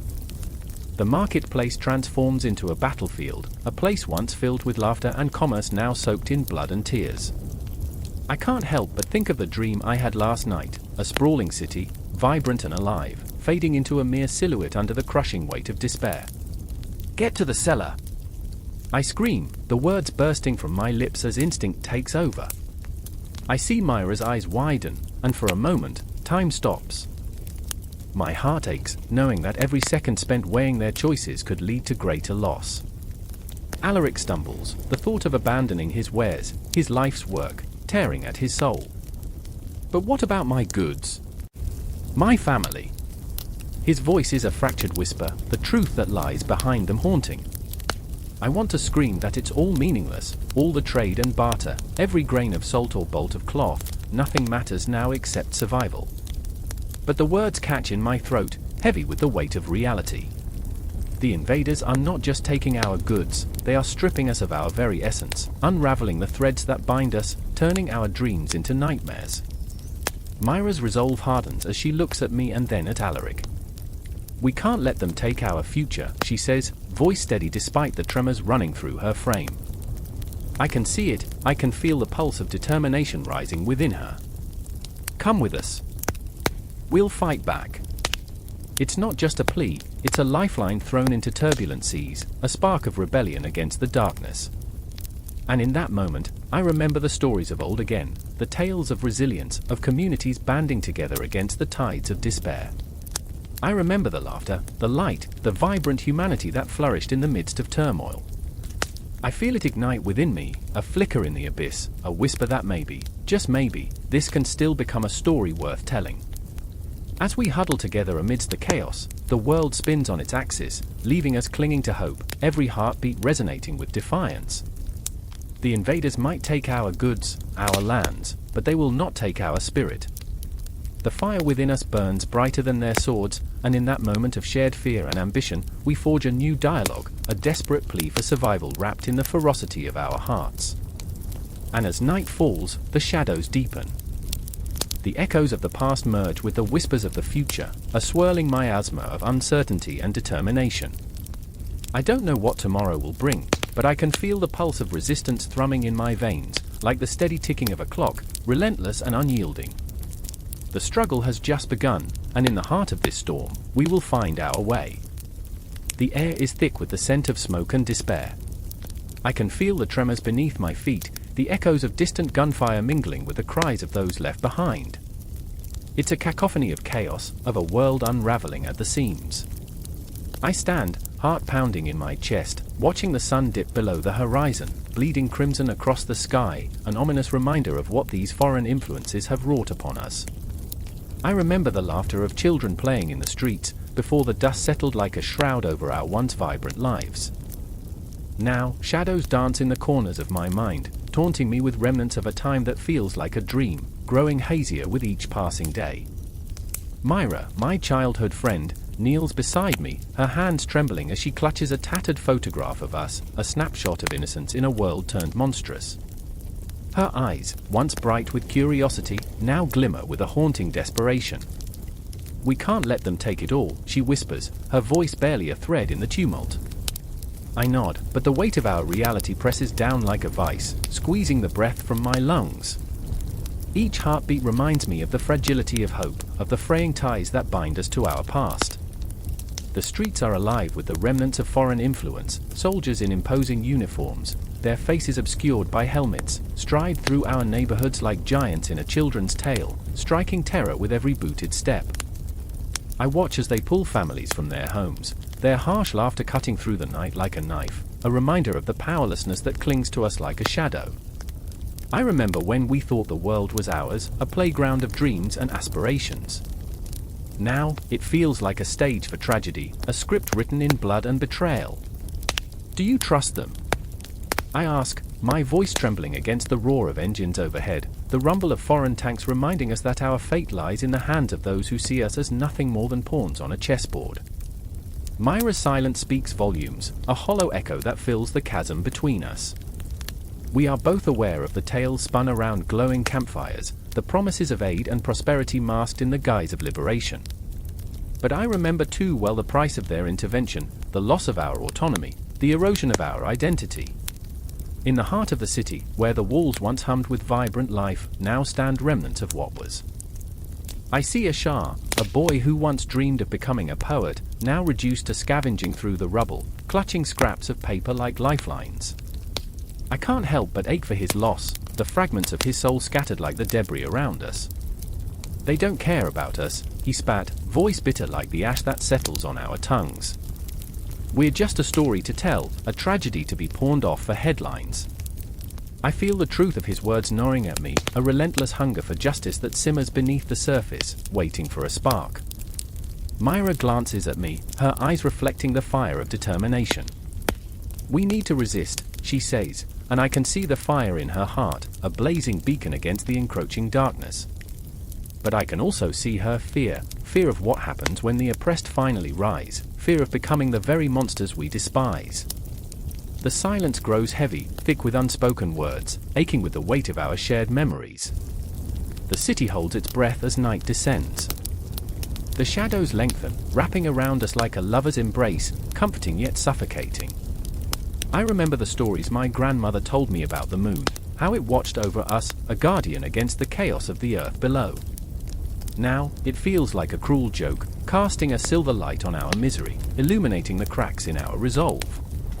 I look up, searching for solace in its glow, but I find only reflection, my own haunted face staring back, mirroring the fears that twist in my stomach. Myra pulls me away from the brink of despair. We can forge something new, she insists, voice steady as the winds shift around us, the world morphing into something both terrifying and beautiful. What if we become the voices, the storytellers who reclaim our narrative? Her words stir something deep within me, a flicker of hope igniting in the relentless darkness. We are not just victims, we are creators, authors of our fate. In the distance, sirens wail like lost souls, a reminder that the battle is far from over. We huddle together, a fragile circle of defiance, seeking strength in our unity. Ashar joins us, his eyes glinting with a newfound fire. Let them come, he says, and for a moment, the fear ebbs away, replaced by a fierce determination. We will write our story in the ashes of theirs. The night stretches on, a tapestry of silent screams and whispered promises. We stand on the precipice of something monumental, a rebellion cradled in our hearts. I remember the weight of history pressing upon us, the burdens of those who fought before us, their spirits clawing at my consciousness, urging me forward. The clocks tick ominously, each second a reminder of our mortality, but also of our resilience, a reminder that time can be both a prison and a catalyst for change. As the first light of dawn breaks over the horizon, spilling warmth into the cold night, I feel the pulse of possibility thrumming through my veins. It's a new beginning shrouded in uncertainty, but it is ours to grasp. Together, we will challenge the foreign influences that have sought to rewrite our existence, crafting a narrative that sings with the voices of our ancestors and the dreams of our children. And as the world awakens, I realize that we are not merely survivors, we are the architects of our fate, standing shoulder to shoulder against the tide of oppression, ready to face whatever comes next. The echoes of our hearts beat in unison, resonating with the promise of a tomorrow that is yet unwritten, a testament to our unyielding spirit in the face of despair. The clock ticks loudly, each chime echoing through the hollow room, a metronome marking the tension that clings to the air like a thick fog. I stand at the edge of the dimly lit space, the fraying edges of an old canvas whispering tales of love and loss, the smell of paint and turpentine clawing at my throat. In this sanctuary, where art bleeds onto the canvas, I remember the night he left. The night the world spun on a crooked axis, and everything I thought I knew crumbled into shadows. Evelyn sways gently, her fingers brushing the surface of the painting, her eyes lost in the whirlpool of colors. It's all gone, she whispers, a confession that hangs heavy between us. The distant sounds of the city, the sirens, the laughter, the symphony of life, feel like a cruel reminder of what we've lost. I want to shake her, to pull her back from that precipice where despair and beauty intertwine, but she is already drowning in the depths of her own creation. Do you remember when we thought we could save the world with paint? I ask, my voice barely more than a breath. I remember how we used to laugh, our dreams spilling out like spilled ink, reckless and vibrant. Now, they feel like ghosts, haunting the corners of this studio, shadows that flicker just beyond reach. Evelyn turns to me, her eyes bright with unshed tears, a storm brewing beneath the surface. I thought art was supposed to heal, but all it does is remind me of him, she says, her voice breaking. The words pierce through me, and I feel the familiar ache of longing and guilt. Her grief hangs like a portrait, lifelike yet tragic, and I can't help but feel complicit, a spectator in her pain. In the corner, a forgotten sketchbook lies open, pages crumpled and stained with age. I remember the stories we wove, my pen was her brush, our creations a tapestry of laughter and heartbreak. I can still hear the echoes of our laughter dancing like fireflies in the twilight. But now, there's only silence, a deafening emptiness that envelops this small room. Do you think he would have come back if I painted it all right? She asks, her voice thick with despair. I can see her fingers trembling, the brush quivering as if caught in a tempest. The weight of her question crushes me, and I want to scream, to tell her that it wasn't her fault. But words falter on my tongue, a fragile thing, too easily broken. Art is not salvation, I finally say, each syllable laced with the understanding that we are not gods, wielding paint and pencil like weapons against the dark. It's just a mirror. It reflects what we carry inside. The shadows seem to dance closer, weaving through the cracks of our shared memory. I see the flicker of doubt cross Evelyn's face, a fleeting look that pulls me back to that fateful night when our lives unraveled like yarn pulled from a knitted sweater. He believed in the stories we told, she says, her fingers tracing the edge of a canvas like a lover's touch, but I lost the plot somewhere along the way. I remember the stories, the myths we spun out of desperation, how folklore used to feel like a shield against the world's indifference. We would sit beneath the stars, sharing tales of heroes and monsters, weaving our dreams into the fabric of the night. Now, the stars seem dimmer, flickering like memories fading into the ether. Maybe our stories were too grand, I murmur, a thought that hangs in the air, heavy with regret. Maybe we should have just told the truth. The truth, what a cruel and unyielding beast it is. It gnashes its teeth, tearing through the fabric of our illusions and leaving us bare. I see it in Evelyn's eyes as she stands before her canvas, the strokes of paint a cacophony of emotion, each one screaming what she cannot say. It's all there, the love, the loss, the regret, but the world outside remains oblivious, the city humming with life while we stand still, trapped in this suspended moment. Suddenly, the door bursts open, and a gust of cold air sweeps in, unsettling the stillness. A figure appears, a silhouette etched against the backdrop of the city, a ghost from our past. My heart races as I recognize him, the man whose absence has haunted us like a specter. His eyes find mine, and I feel the weight of our unspoken history crackling in the air between us. Evelyn, he begins, but his voice falters, caught in the web of emotion that binds us all. I see her freeze, paintbrush hovering mid-air, the world narrowing down to this single moment as time stretches and bends. I'm here. The night swallows his words, and a silence descends, thick and suffocating. It's a silence that holds so many questions, so much pain, a fragile vessel teetering on the edge of catharsis.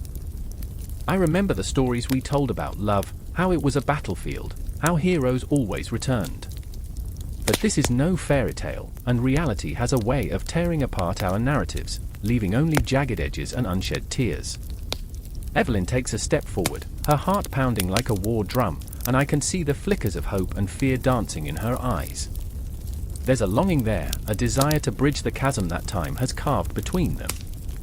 You shouldn't have come back, she whispers, but there's a softness in her voice, a small crack in the armor she wears.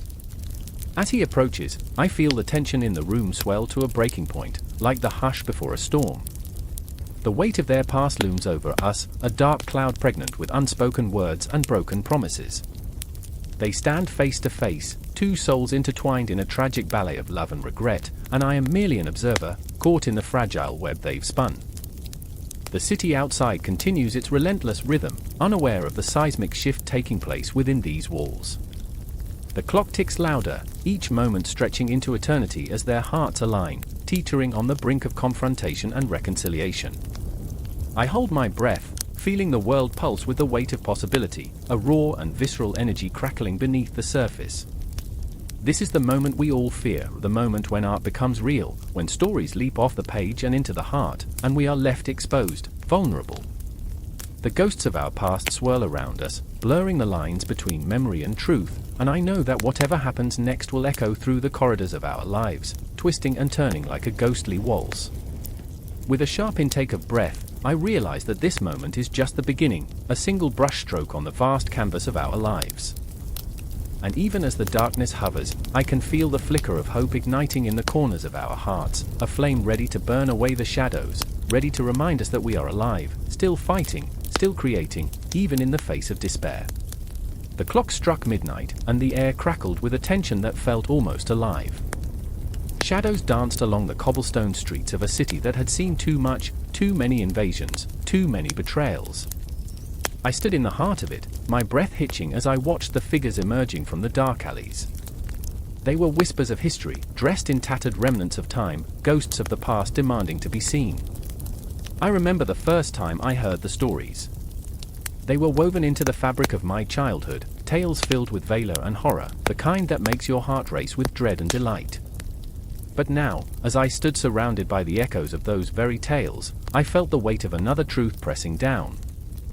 The transmutation of history, how every recounting reshapes the narrative, how every invasion morphs in the telling. Riona, a fierce-hearted scholar, stood beside me, clutching her notebook like a lifeline. Her eyes glinted with unshed tears, reflecting the flickering torchlight. "They turned our blood into ink," she whispered, her voice trembling. "Each invasion rewritten, each martyr forgotten." I could sense her pulse quickening, each beat an accusation, against the historians, against the world that had failed to remember. Then there was Marcus, torn between duty and desire. He felt the pull of history in his bones, each battle a haunting melody. "What if we're wrong?" he murmured, his gaze lost in the shadows, haunted by the weight of decisions made long before his time. "What if we glorify the invaders, and in doing so, we erase our own? What does that make us?" The fear in his voice gripped me, a vice squeezing around my heart. I wanted to tell him it was okay, but my words caught in my throat, heavy with the realization that history is never just what it seems. I remember a time when the world felt simple, where people bathed once a year and thought it romantic, earthy, they called it.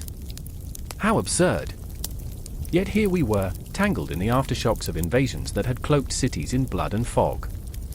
Riona's laughter echoed in my mind, a dark, delightful sound that reminded me of our shared obsession with the grotesque. "Imagine," she had said with a gleam in her eye, the stench of the battlefield mingling with the perfume of a royal court. A true medieval romance. As we ventured deeper into the city, the past dripped with irony. The very bricks beneath our feet were witnesses, soaked in the sorrow of countless souls. The whispers of citizens long gone filled the air, murmuring tales of betrayal, of fierce resistance. I felt Riona's fingers tighten around my arm as we stopped in front of a crumbling statue, a relic of a forgotten hero. "Look at him," she said, her voice a mix of admiration and pity. "He's frozen in time, a soldier whose glory was rewritten by the victors. But what about the villagers? The ones who bled for their homes? History, I realized, is a cruel puppeteer, pulling strings and reshaping narratives. It tells us who to revere and who to vilify, but in the end, it is all a performance, a macabre play where we are both audience and cast." The smell of burning wood wafted through the air, mingling with the scent of damp earth as we stumbled upon a makeshift memorial. Flowers, wilted and forgotten, sat in a puddle of rainwater, their colors muted. "We're forgetting them," Marcus breathed, his voice breaking. "Those who lived, those who fought for a future that never came." His heartache was palpable, a bridge stretching between us, fragile yet unyielding. I wanted to reach out, to comfort him, but my own heart was heavy with the same grief. The weight of lost stories lives unlived, like ghosts haunting our every step. As we stood in that moment, history twisted around us, a dark, swirling vortex. I could feel the tension building, a pulse echoing through the centuries. Each invasion a chapter, each recounting a chance to rewrite the narrative. The shadows grew longer, darker, as if the night itself conspired to swallow us whole. What if we rewrite it? Riona's voice cut through the thickening silence, raw with desperation. What if we take back our stories? The truth lives in the cracks of history, we can't let it shatter completely. But could we? I grappled with the enormity of it all, the enormity of voices that had been silenced. The weight of a history burdened by both honor and shame. It's not just about us, Marcus interjected, his tone fervent.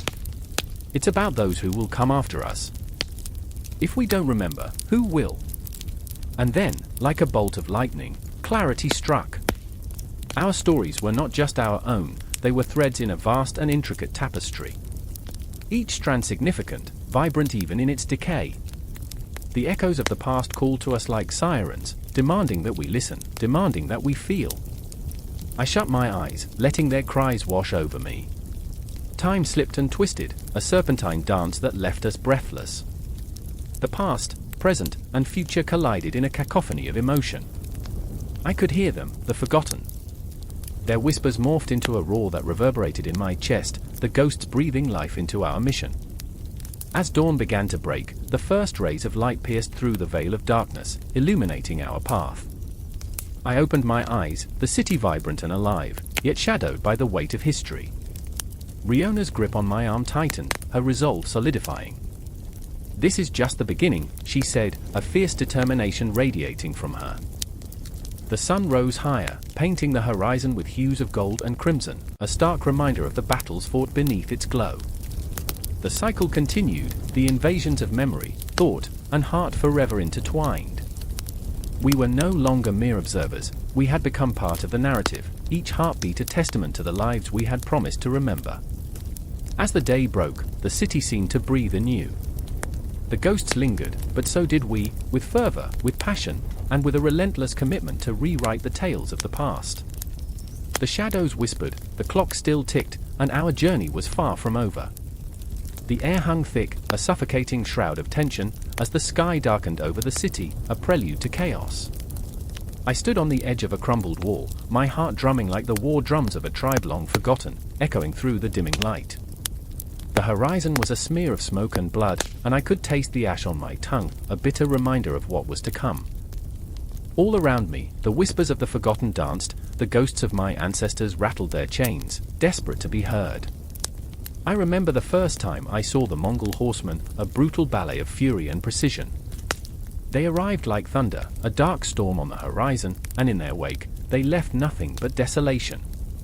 My friend, Eileen, stood beside me then, her eyes wide with fear, and I could see the tightening of her jaw, the refusal to give in.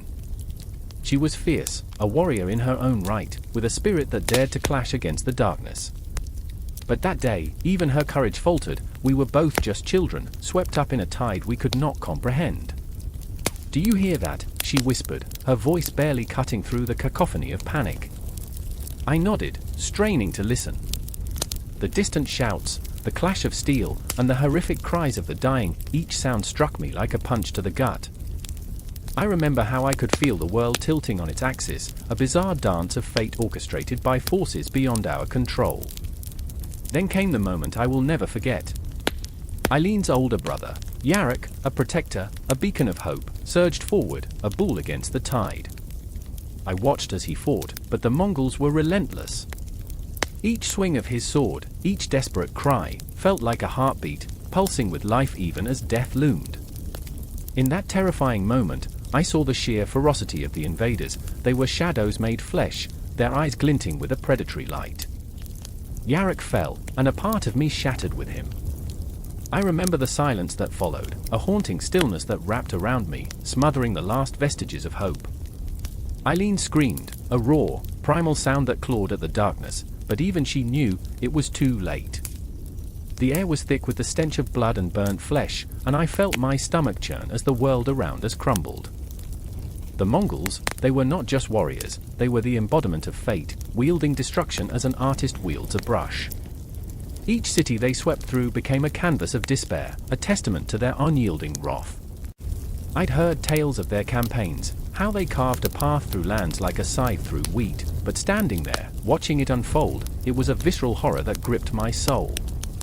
Eileen and I fled, our feet pounding against the earth that felt alive beneath us, a throbbing pulse of terror. Shadows flickered in the corners of my vision, memories twisting like smoke. We found ourselves in the ruins of a once great palace, the air heavy with the echoes of the past. I could feel the weight of countless lives, dreams extinguished like candles snuffed out in an unholy wind. Why? Why is this happening? Eileen's voice trembled, and I could see the trembling in her hands, the way she clutched her arms around herself as if to ward off the darkness. I don't know, I replied, my voice cracking under the weight of the truth. But we can't give up. Hope flickered like a dying ember, but it was enough to keep us moving. We found refuge in a hidden alcove, the stones cold against our backs, damp with the residue of despair. The sounds of violence outside were a constant reminder, a drumbeat of dread that resonated deep within us. Time twisted and warped, it became a blurred memory, a nightmarish loop of chaos and survival. I could feel the weight of the past pressing down on us, a ghostly hand gripping my heart. I remember the taste of fear, metallic and bitter, on my tongue. The night stretched long before us, filled with echoes of laughter that felt hauntingly out of reach, shadows of a life that seemed like a distant dream. We spoke in whispers, weaving together hopes and plans for tomorrow, clinging to the idea of a future like drowning men grasping at straws. "We'll fight back," Eileen insisted, her voice stronger, infused with a fierce determination. "We will not let them erase us." In that moment, I understood the depth of her spirit. She was like fire, ready to ignite the world, even in the face of such overwhelming darkness. But fate is a cruel mistress, isn't she? The Mongols pressed on, relentless, their hunger for conquest insatiable. We couldn't hide forever. We would have to face them. This reality washed over me, cold as the steel of a blade. I remember the dawn breaking, a hesitant glow creeping across the horizon, illuminating the remnants of a destroyed world. Eileen and I stepped out into the light, hearts pounding, souls bare, ready for whatever came next. The air crackled with tension, an electric charge as if the universe held its breath. And in that moment, I knew the fight wasn't over. The invaders may have come, but they had not extinguished our spirits. As we stood together, the shadows of our memories entwined with the promises of tomorrow, we understood the struggle would continue. The Mongol storm was still raging, but somewhere in the heart of chaos, we were still alive. And that, in itself, was an act of defiance. The rhythm of our hearts, a battle cry against the night. I can still hear it now, the echo of our defiance against the approaching tide. A whisper against the storm, a heartbeat against the silence. The invasion wasn't the end, it was just the beginning. The night was a tapestry of shadows, thick and suffocating, wrapping around the crumbling walls of the village like a shroud. I could hear the distant thud of hooves, the echoing panic rising in my chest, a drumbeat of dread that thumped louder with each passing moment. The air crackled with tension, and I could taste the metallic tang of fear against my tongue. Everywhere, the women were stirring, a chorus of whispered prayers and frantic shuffling. They moved like phantoms, their bodies draped in ragged skirts that spoke of toil, resilience, and an unyielding spirit forged in the fires of despair. I remember Mara, her face, a blend of defiance and vulnerability, lit by the flickering lanterns hanging from doorways. She clutched her youngest child, the baby's soft cries muffled against her chest, a fragile heartbeat against the chaos. Mara had always been the one to smile through the pain, but tonight, her eyes were pools of dread, reflecting the darkness that clawed at the edges of our existence. "We must be ready," she whispered, her voice trembling but fierce, a battle cry hidden within despair. "If they come, we will not go quietly." Then there was Eloan, fierce and unyielding, her hands raw from the work of preparing for an invasion that seemed to loom larger with each passing second. She held a wooden staff, not just a tool but a weapon of hope, a gnarled reminder of all the mothers who fought before her, women who faced the terrors of war and death with a resolve that could shatter stone. "They think us weak, she spat, her words laced with venomous pride. They think they can take our homes, our children. But they will find us waiting. Her voice soared above the din, a siren call to the heart of every woman in the room. I remember standing between them, caught in the tempest of their emotions, wrestling with my own fears. My hands trembled, not from the cold but from the weight of anticipation. My heart raced as the village clock struck 11, its deep chimes a grim reminder that time was slipping away like sand through clenched fingers. Each toll resonated like a warning, an omen that whispered of the horrors that awaited us. The shadows shifted, and I could see the flickers of movement, figures cloaked in darkness, silhouettes creeping closer, closer. My breath hitched, an uninvited gasp that echoed in the stillness. "It's time," I murmured, the words falling from my lips like a prayer, a benediction for the brave souls preparing to face the unknown. Mara tightened her grip on the baby, her eyes wide and glistening. "Will he know this world?" she asked, her voice breaking, threaded with hope and despair. "Will he remember laughter, or will his childhood be a tale of ashes and fire?" Her words hung in the air, a haunting melody that struck at the core of my being. I wanted to promise her that the world would be kind, that the dawn would bring light. But the truth was a heavy stone in my throat. I could only nod, a weak gesture against the oncoming storm. Eloan stepped forward, her presence a shield against the encroaching darkness. "We will fight for him," she declared, her voice a fierce gale.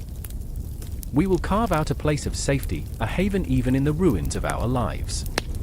And in that moment, something ignited within me, a flicker of resolve, a spark of courage that threatened to blossom into flame. The air grew thick, charged with an energy I could almost taste. The silence before the storm was deafening, a pregnant pause that stretched taut like a bowstring. I could feel the weight of centuries pressing against us, women who had fought, bled, and died for their homes, their families. They lived within us, their spirits coursing through our veins, whispering secrets of resilience and fury. Then came the sound, a cacophony of chaos, a clash of swords and the desperate cries of the invaded, mixing with the war cries of the invaders. It was a symphony of horror, raw and unrelenting. I could hear the crack of wood splintering, the thud of bodies hitting the ground, the visceral sounds of a world tearing itself apart. Mara stumbled backward, her grip slipping as the baby wailed, the sound piercing the night like a dagger. "No!" I shouted, my voice rising above the tempest, reaching for her. But Eloan was faster, her arms outstretched, pulling Mara close, the three of us a tight embrace against the chaos. "Stay together," she commanded, her voice fierce, a lifeline in the swirling darkness. For a moment, it felt as if the world had contracted to the three of us, a fortress of flesh and blood against the onslaught. Mara's heart raced in rhythm with mine as we clung together, a trio of trembling warriors ready to face whatever horrors awaited us. We were mothers, daughters, sisters, woven together by love and desperation, by dreams and nightmares, and a fierce determination that pulsed like a living thing in our chests. "Remember us," I whispered, the words barely escaping my lips, more a wish than a promise. "If this is our last stand, remember us." The shadows surged, and the air became thick with the acrid smell of smoke and blood. I could feel the weight of history upon us, the echoes of those who came before urging us to rise, to fight, to exist even when the world sought to erase our names. In those moments, we were not just women, we were a legacy, a chain of strength forged in the fires of despair. As the invaders broke through the perimeter, their faces illuminated by the flickering light of torches, I felt a jolt of adrenaline. This was not just a battle for survival, it was a reckoning. The moment stretched, and time became liquid, flowing in slow motion. I could see Eloan's eyes, fierce and unyielding, and I felt the heat of Mara's trembling body beside me. And then we moved, a whirlwind of fury and desperation, a dance of survival as we fought to protect what was ours. Our voices rose, shattering the night, a symphony of defiance against the encroaching darkness, a testament to the strength of women who refused to be silenced. The battle raged on, a storm of chaos and destruction, and somewhere deep inside me, I felt the pulsating heartbeat of history reminding me that we were not alone. In the midst of the chaos, I caught a glimpse of our future, a time when we could tell stories of our bravery, our pain, our love. And even as the shadows closed in, I knew one truth remained: we would not go quietly into the night. We would burn bright, fierce flames illuminating the darkness, echoing into eternity. I remember the chill that crept over the courtyard as dusk settled like a heavy shroud, the shadows stretching long, grasping at the remnants of a once mighty empire. The air hung thick with the murmur of discontent, whispers of betrayal curled like smoke between the cracked stones, curling into the darkening sky. Outside, the horizon flickered with the last embers of sunlight, a cruel reminder that day had once been bright, that power had once surged like a tempest through the veins of the Mongol horde. Inside, the scent of blood and dust mingled with the fear that wrapped around me like the tightest of nooses. A shivering figure stood at the edge of the dimly lit chamber, Dashi, his face a canvas of despair, eyes downturned, as if the weight of the world rested on his thin shoulders. I could see him trembling, a young boy caught in a tempest of history he could neither grasp nor escape. "They're coming for us," he whispered, his voice barely rising above the pregnant silence. "The whispers say our allies have turned, that our enemies amass like locusts." I wanted to reach out to him, to reassure him that bravery coursed in our veins, but I was paralyzed by my own fear. I was Baidar, a warrior once feared across the steppes, now a mere shadow of my former self, wrestling with the ghosts of conquest and my own wavering heart. What had we become? The laughter of our victories now echoed like a distant memory, drowned out by the cacophony of impending doom. And then there was Suji, standing defiantly at the far end of the chamber, the flickering torchlight casting wild shapes against her hardened features. She was a force of nature, fierce, unyielding, a storm of strength in a world unraveling. Yet, beneath that steely facade lay a heart that longed for connection amidst the chaos. "This is our land," she spat, her voice a crack of thunder, piercing through the tension. "We will not fall without a fight. We will not be ghosts in our own story. But ghosts are what we had become, aren't we? Shadows of our former selves, clinging to the remnants of power as if they were the last rays of sunshine before night fully enveloped us." I remembered the tales of our ancestors, the blood-soaked glory that had once surged through our lineage like a river of fire. Now, we were mere echoes in the corridors of time. Suji's fierce gaze locked with mine, an unspoken plea flickering between us, igniting something deep within me. I could feel the pulse of history thrumming in time with my own heartbeat, a reminder that the Mongol Empire, once a surging tide, was now a receding wave, leaving only debris on the shore. "We must act," she urged, her voice a whisper now, laced with desperation. "Or we will be nothing but dust in the annals of time." Her words hung in the air, heavy with meaning. Dust. That was our fate, wasn't it? To be remembered only in fragments, like faded parchment in an ancient tome. I remembered the cities we had conquered, the hallowed ground soaked in the blood of the vanquished, the desperate cries for mercy that had echoed through the valleys. Was that all we had to show for it? A legacy built on the bones of the broken? A sudden crash from the courtyard jolted us back to the present, the jarring sound of breaking wood, the unmistakable clang of metal on metal. The voices of our enemies rose like a dark tide, a chorus of malice that sent shivers dancing down my spine. I felt the primal instinct of survival begin to claw at my heart. "They're here," Dashi breathed, and I realized he was no longer a boy but a fragment of innocence, fading in the face of imminent violence. I turned to Suji, her fierce spirit igniting a flicker of hope in me, a flicker that threatened to ignite into a flame. "We fight," I said, the words tasting foreign on my tongue, yet they burst forth with a raw intensity. "We fight for every breath we've taken, for the lives we've led in glory and shame." Dashi trembled, caught between the fire of our resolve and the chill of his own fear. "But what if, do not speak of what ifs?" Suji snapped, her voice slicing through the uncertainty like a sword through flesh. "What if we do nothing? What if we allow ourselves to become mere memories? We stand together or we fall apart, and I would rather die fighting than live as a ghost." The air crackled with tension, the impending chaos a palpable force that surged through the very walls of our fortress. I could feel the heartbeat of the universe, every thud resonating with the rhythm of ancient drums, calling us to action. I thought of the night sky, vast and endless, a cosmic canvas painted with the dreams of those who had come before us. We were part of that tapestry, woven intricately into the fabric of time, yet so easily unraveled. The door burst open, revealing the darkness beyond, the silhouettes of our enemies dancing like phantoms, their intentions clear. I felt a surge of adrenaline, a desperate clarity that washed over me. For our ancestors, I shouted, raising my weapon high, the glint of steel catching the fleeting light. For our ancestors. Suji echoed, her own weapon ready, a fierce determination igniting in her gaze. Dashi, trembling but resolute, lifted a makeshift spear, the fragile symbol of his newfound courage. And then, as if the cosmos had held its breath for this singular moment, we surged forward together, a wave of defiance crashing against the tide of despair. The clash of metal rang out like a mournful symphony, and amidst the chaos, I felt alive in a way I hadn't felt in years. This was our fight, our moment, and as we charged into the fray, I realized that the decline of Mongol power in East Asia wasn't merely about loss, it was a testament to resilience, a haunting reminder that even in the depths of despair, life pulsed fiercely, raw and unrepentant. And in that very moment, as the shadows danced around us, we became more than warriors, we became the living heartbeat of history itself, forever intertwined in the struggle against the inevitable. The night was heavy, a shroud of darkness pressing into every corner of Tokyo, the city's pulse barely a whisper beneath the weight of history.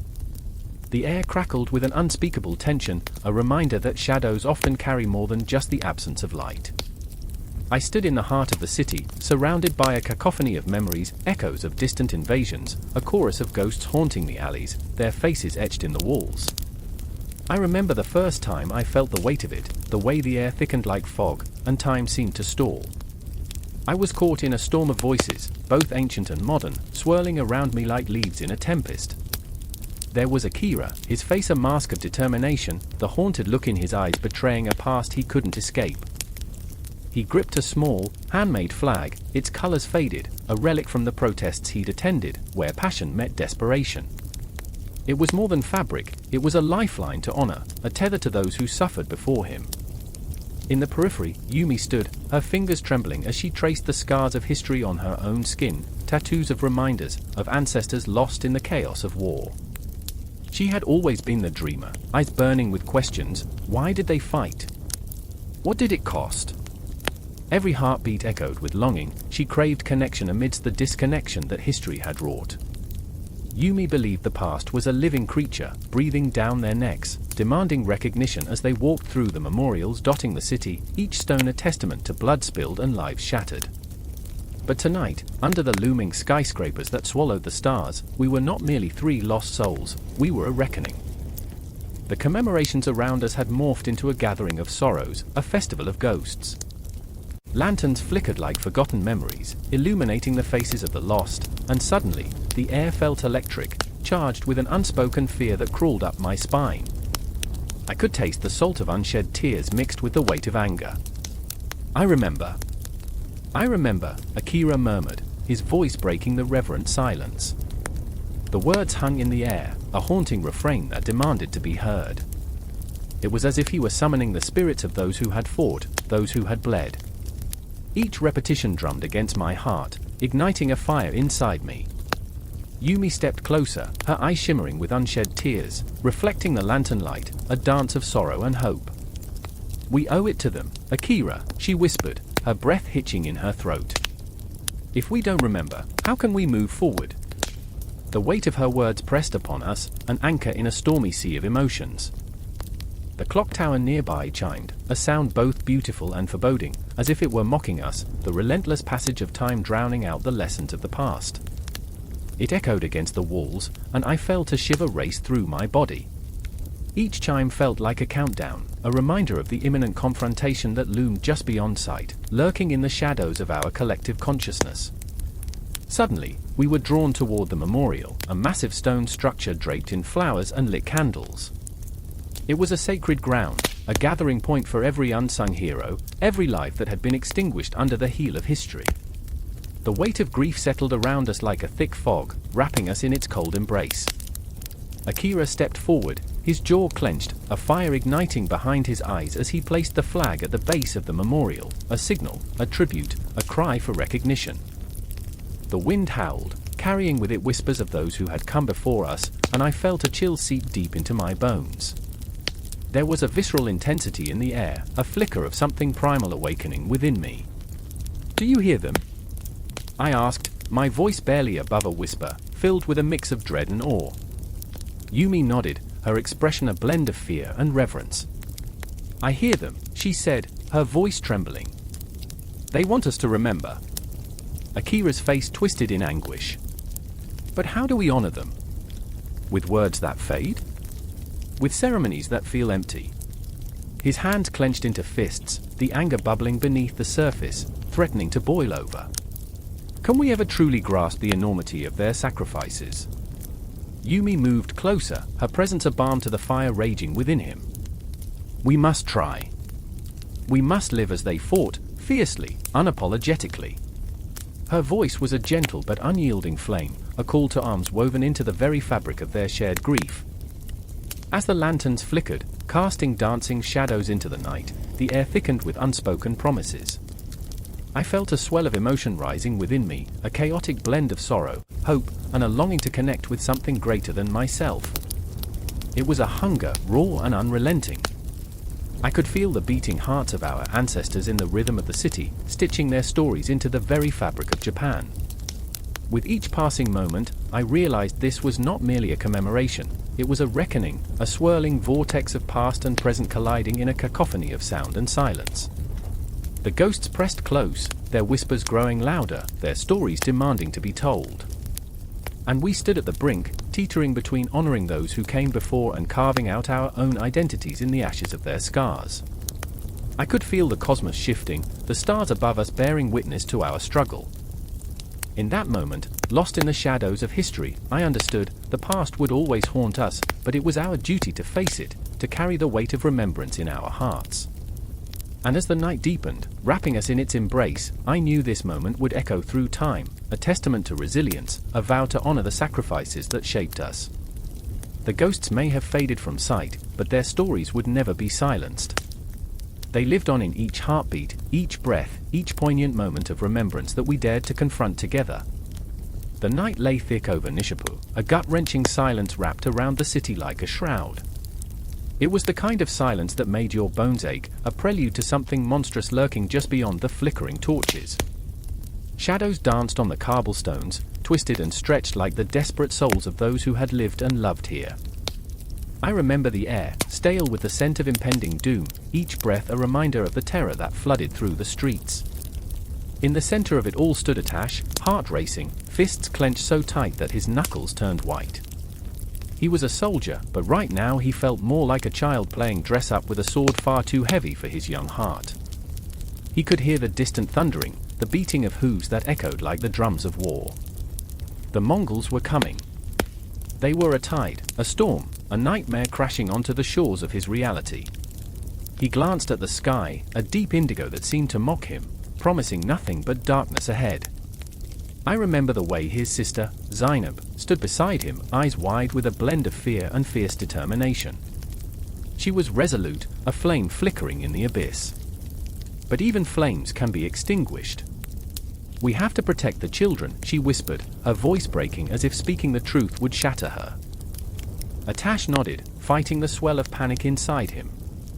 He should be the shield, the wall between her and the oncoming storm, but how could he be that when the storm was made of men who reveled in chaos, in devastation? Somewhere in the distance, a bell tolled, an urgent summons to arms. It rang out, a haunting melody that seeped into his bones, binding him to an unthinkable choice. The clang reverberated, mingling with memories of laughter, of simpler days when battles were mere tales spun by firelight. "I remember when you thought the worst thing was losing a game of dice," Zainab said, trying to lighten the gravity of the moment. Her attempt at humor faded against the weight of their reality, but he could see the flicker of warmth in her eyes, the last ember of hope. Atash felt the ground shift beneath him, a reminder that history is a relentless beast. It doesn't care for laughter, for love. It devours all, leaving only echoes that haunt the living, warning them of what crawls in the dark.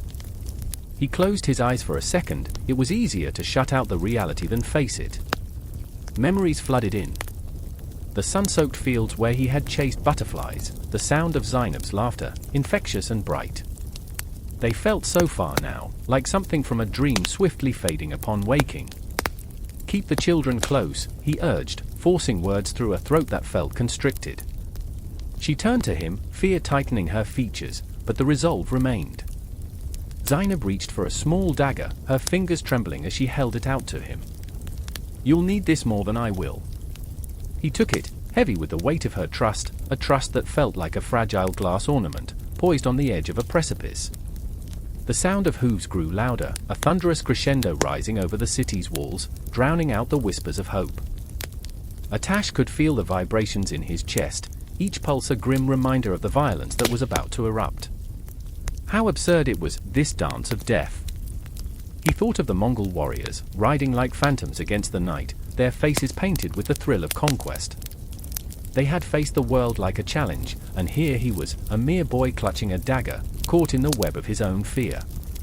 Behind him, children cried, their small voices rising like a desperate chorus urging the heavens for mercy. He turned to Zainab, his sister, his protector. "We can't let them in," he said, the words rough against his tongue. "We won't let them take anything from us." Her nod was fierce, yet she was trembling. The very essence of bravery wrapped in a shroud of fear, a paradox that pulled at his heart. Then, the first scream pierced the air, sharp and haunting. It cut through the silence like a knife, and in that moment, the world shifted. Atash felt himself unfurl like a wounded flower, petals falling, losing pieces of himself to the dark night. Memories were no longer solace, they were chains, dragging him down into the abyss. And yet, within that chaos, something began to stir. The pulse of defiance, deep within his chest. "They won't take us," he whispered, more to himself than to Zainab, a mantra to cling to in the rising tide of despair. The children huddled close to them, wide-eyed, clutching one another as the shadows loomed. The Mongols were here. He could see them now, figures emerging from the darkness like phantoms stitching nightmares into the fabric of their reality. The light of torches flickered, casting grotesque shadows that danced across the walls, a macabre theater of war. Atash looked at Zainab one last time, taking in her fierce determination, the glimmer of doubt hidden behind her eyes. He felt her fear as a tangible force, and for a moment, he wanted to fold into her, to shield her from the impending horror. But reality was relentless. With each heartbeat, the world grew heavier, more oppressive. There would be no heroic last stand, no gallant charge. Just survival, raw and primal. The next moment would define them, etch them into the annals of history, a grim footnote in the tale of conquest. He knew, deep down, this was the essence of warfare. Not the glory that Bard sang about, not the honor of battle. No, it was the gut-wrenching terror of watching everything you love slip away, one heartbeat at a time, the world collapsing around you like a dying star. The Mongols were not just invaders, they were the embodiment of fear, of despair, and of lessons that would echo through the ages. Atash swallowed hard, casting one last glance at the flickering torches, at the children clinging to their lives, their dreams hanging by the thinnest thread. And in that moment, he understood the weight of history, how the past could bleed into the present, painting a landscape of fear and hope. Then, with a heart full of dread and a mind racing with thoughts of survival, he stepped forward, ready to face the storm, to confront the nightmare that awaited them. The night was alive with the sounds of chaos, but within that chaos, he felt the stirrings of a resolve that could not be extinguished. This was war. This was life. And he would fight.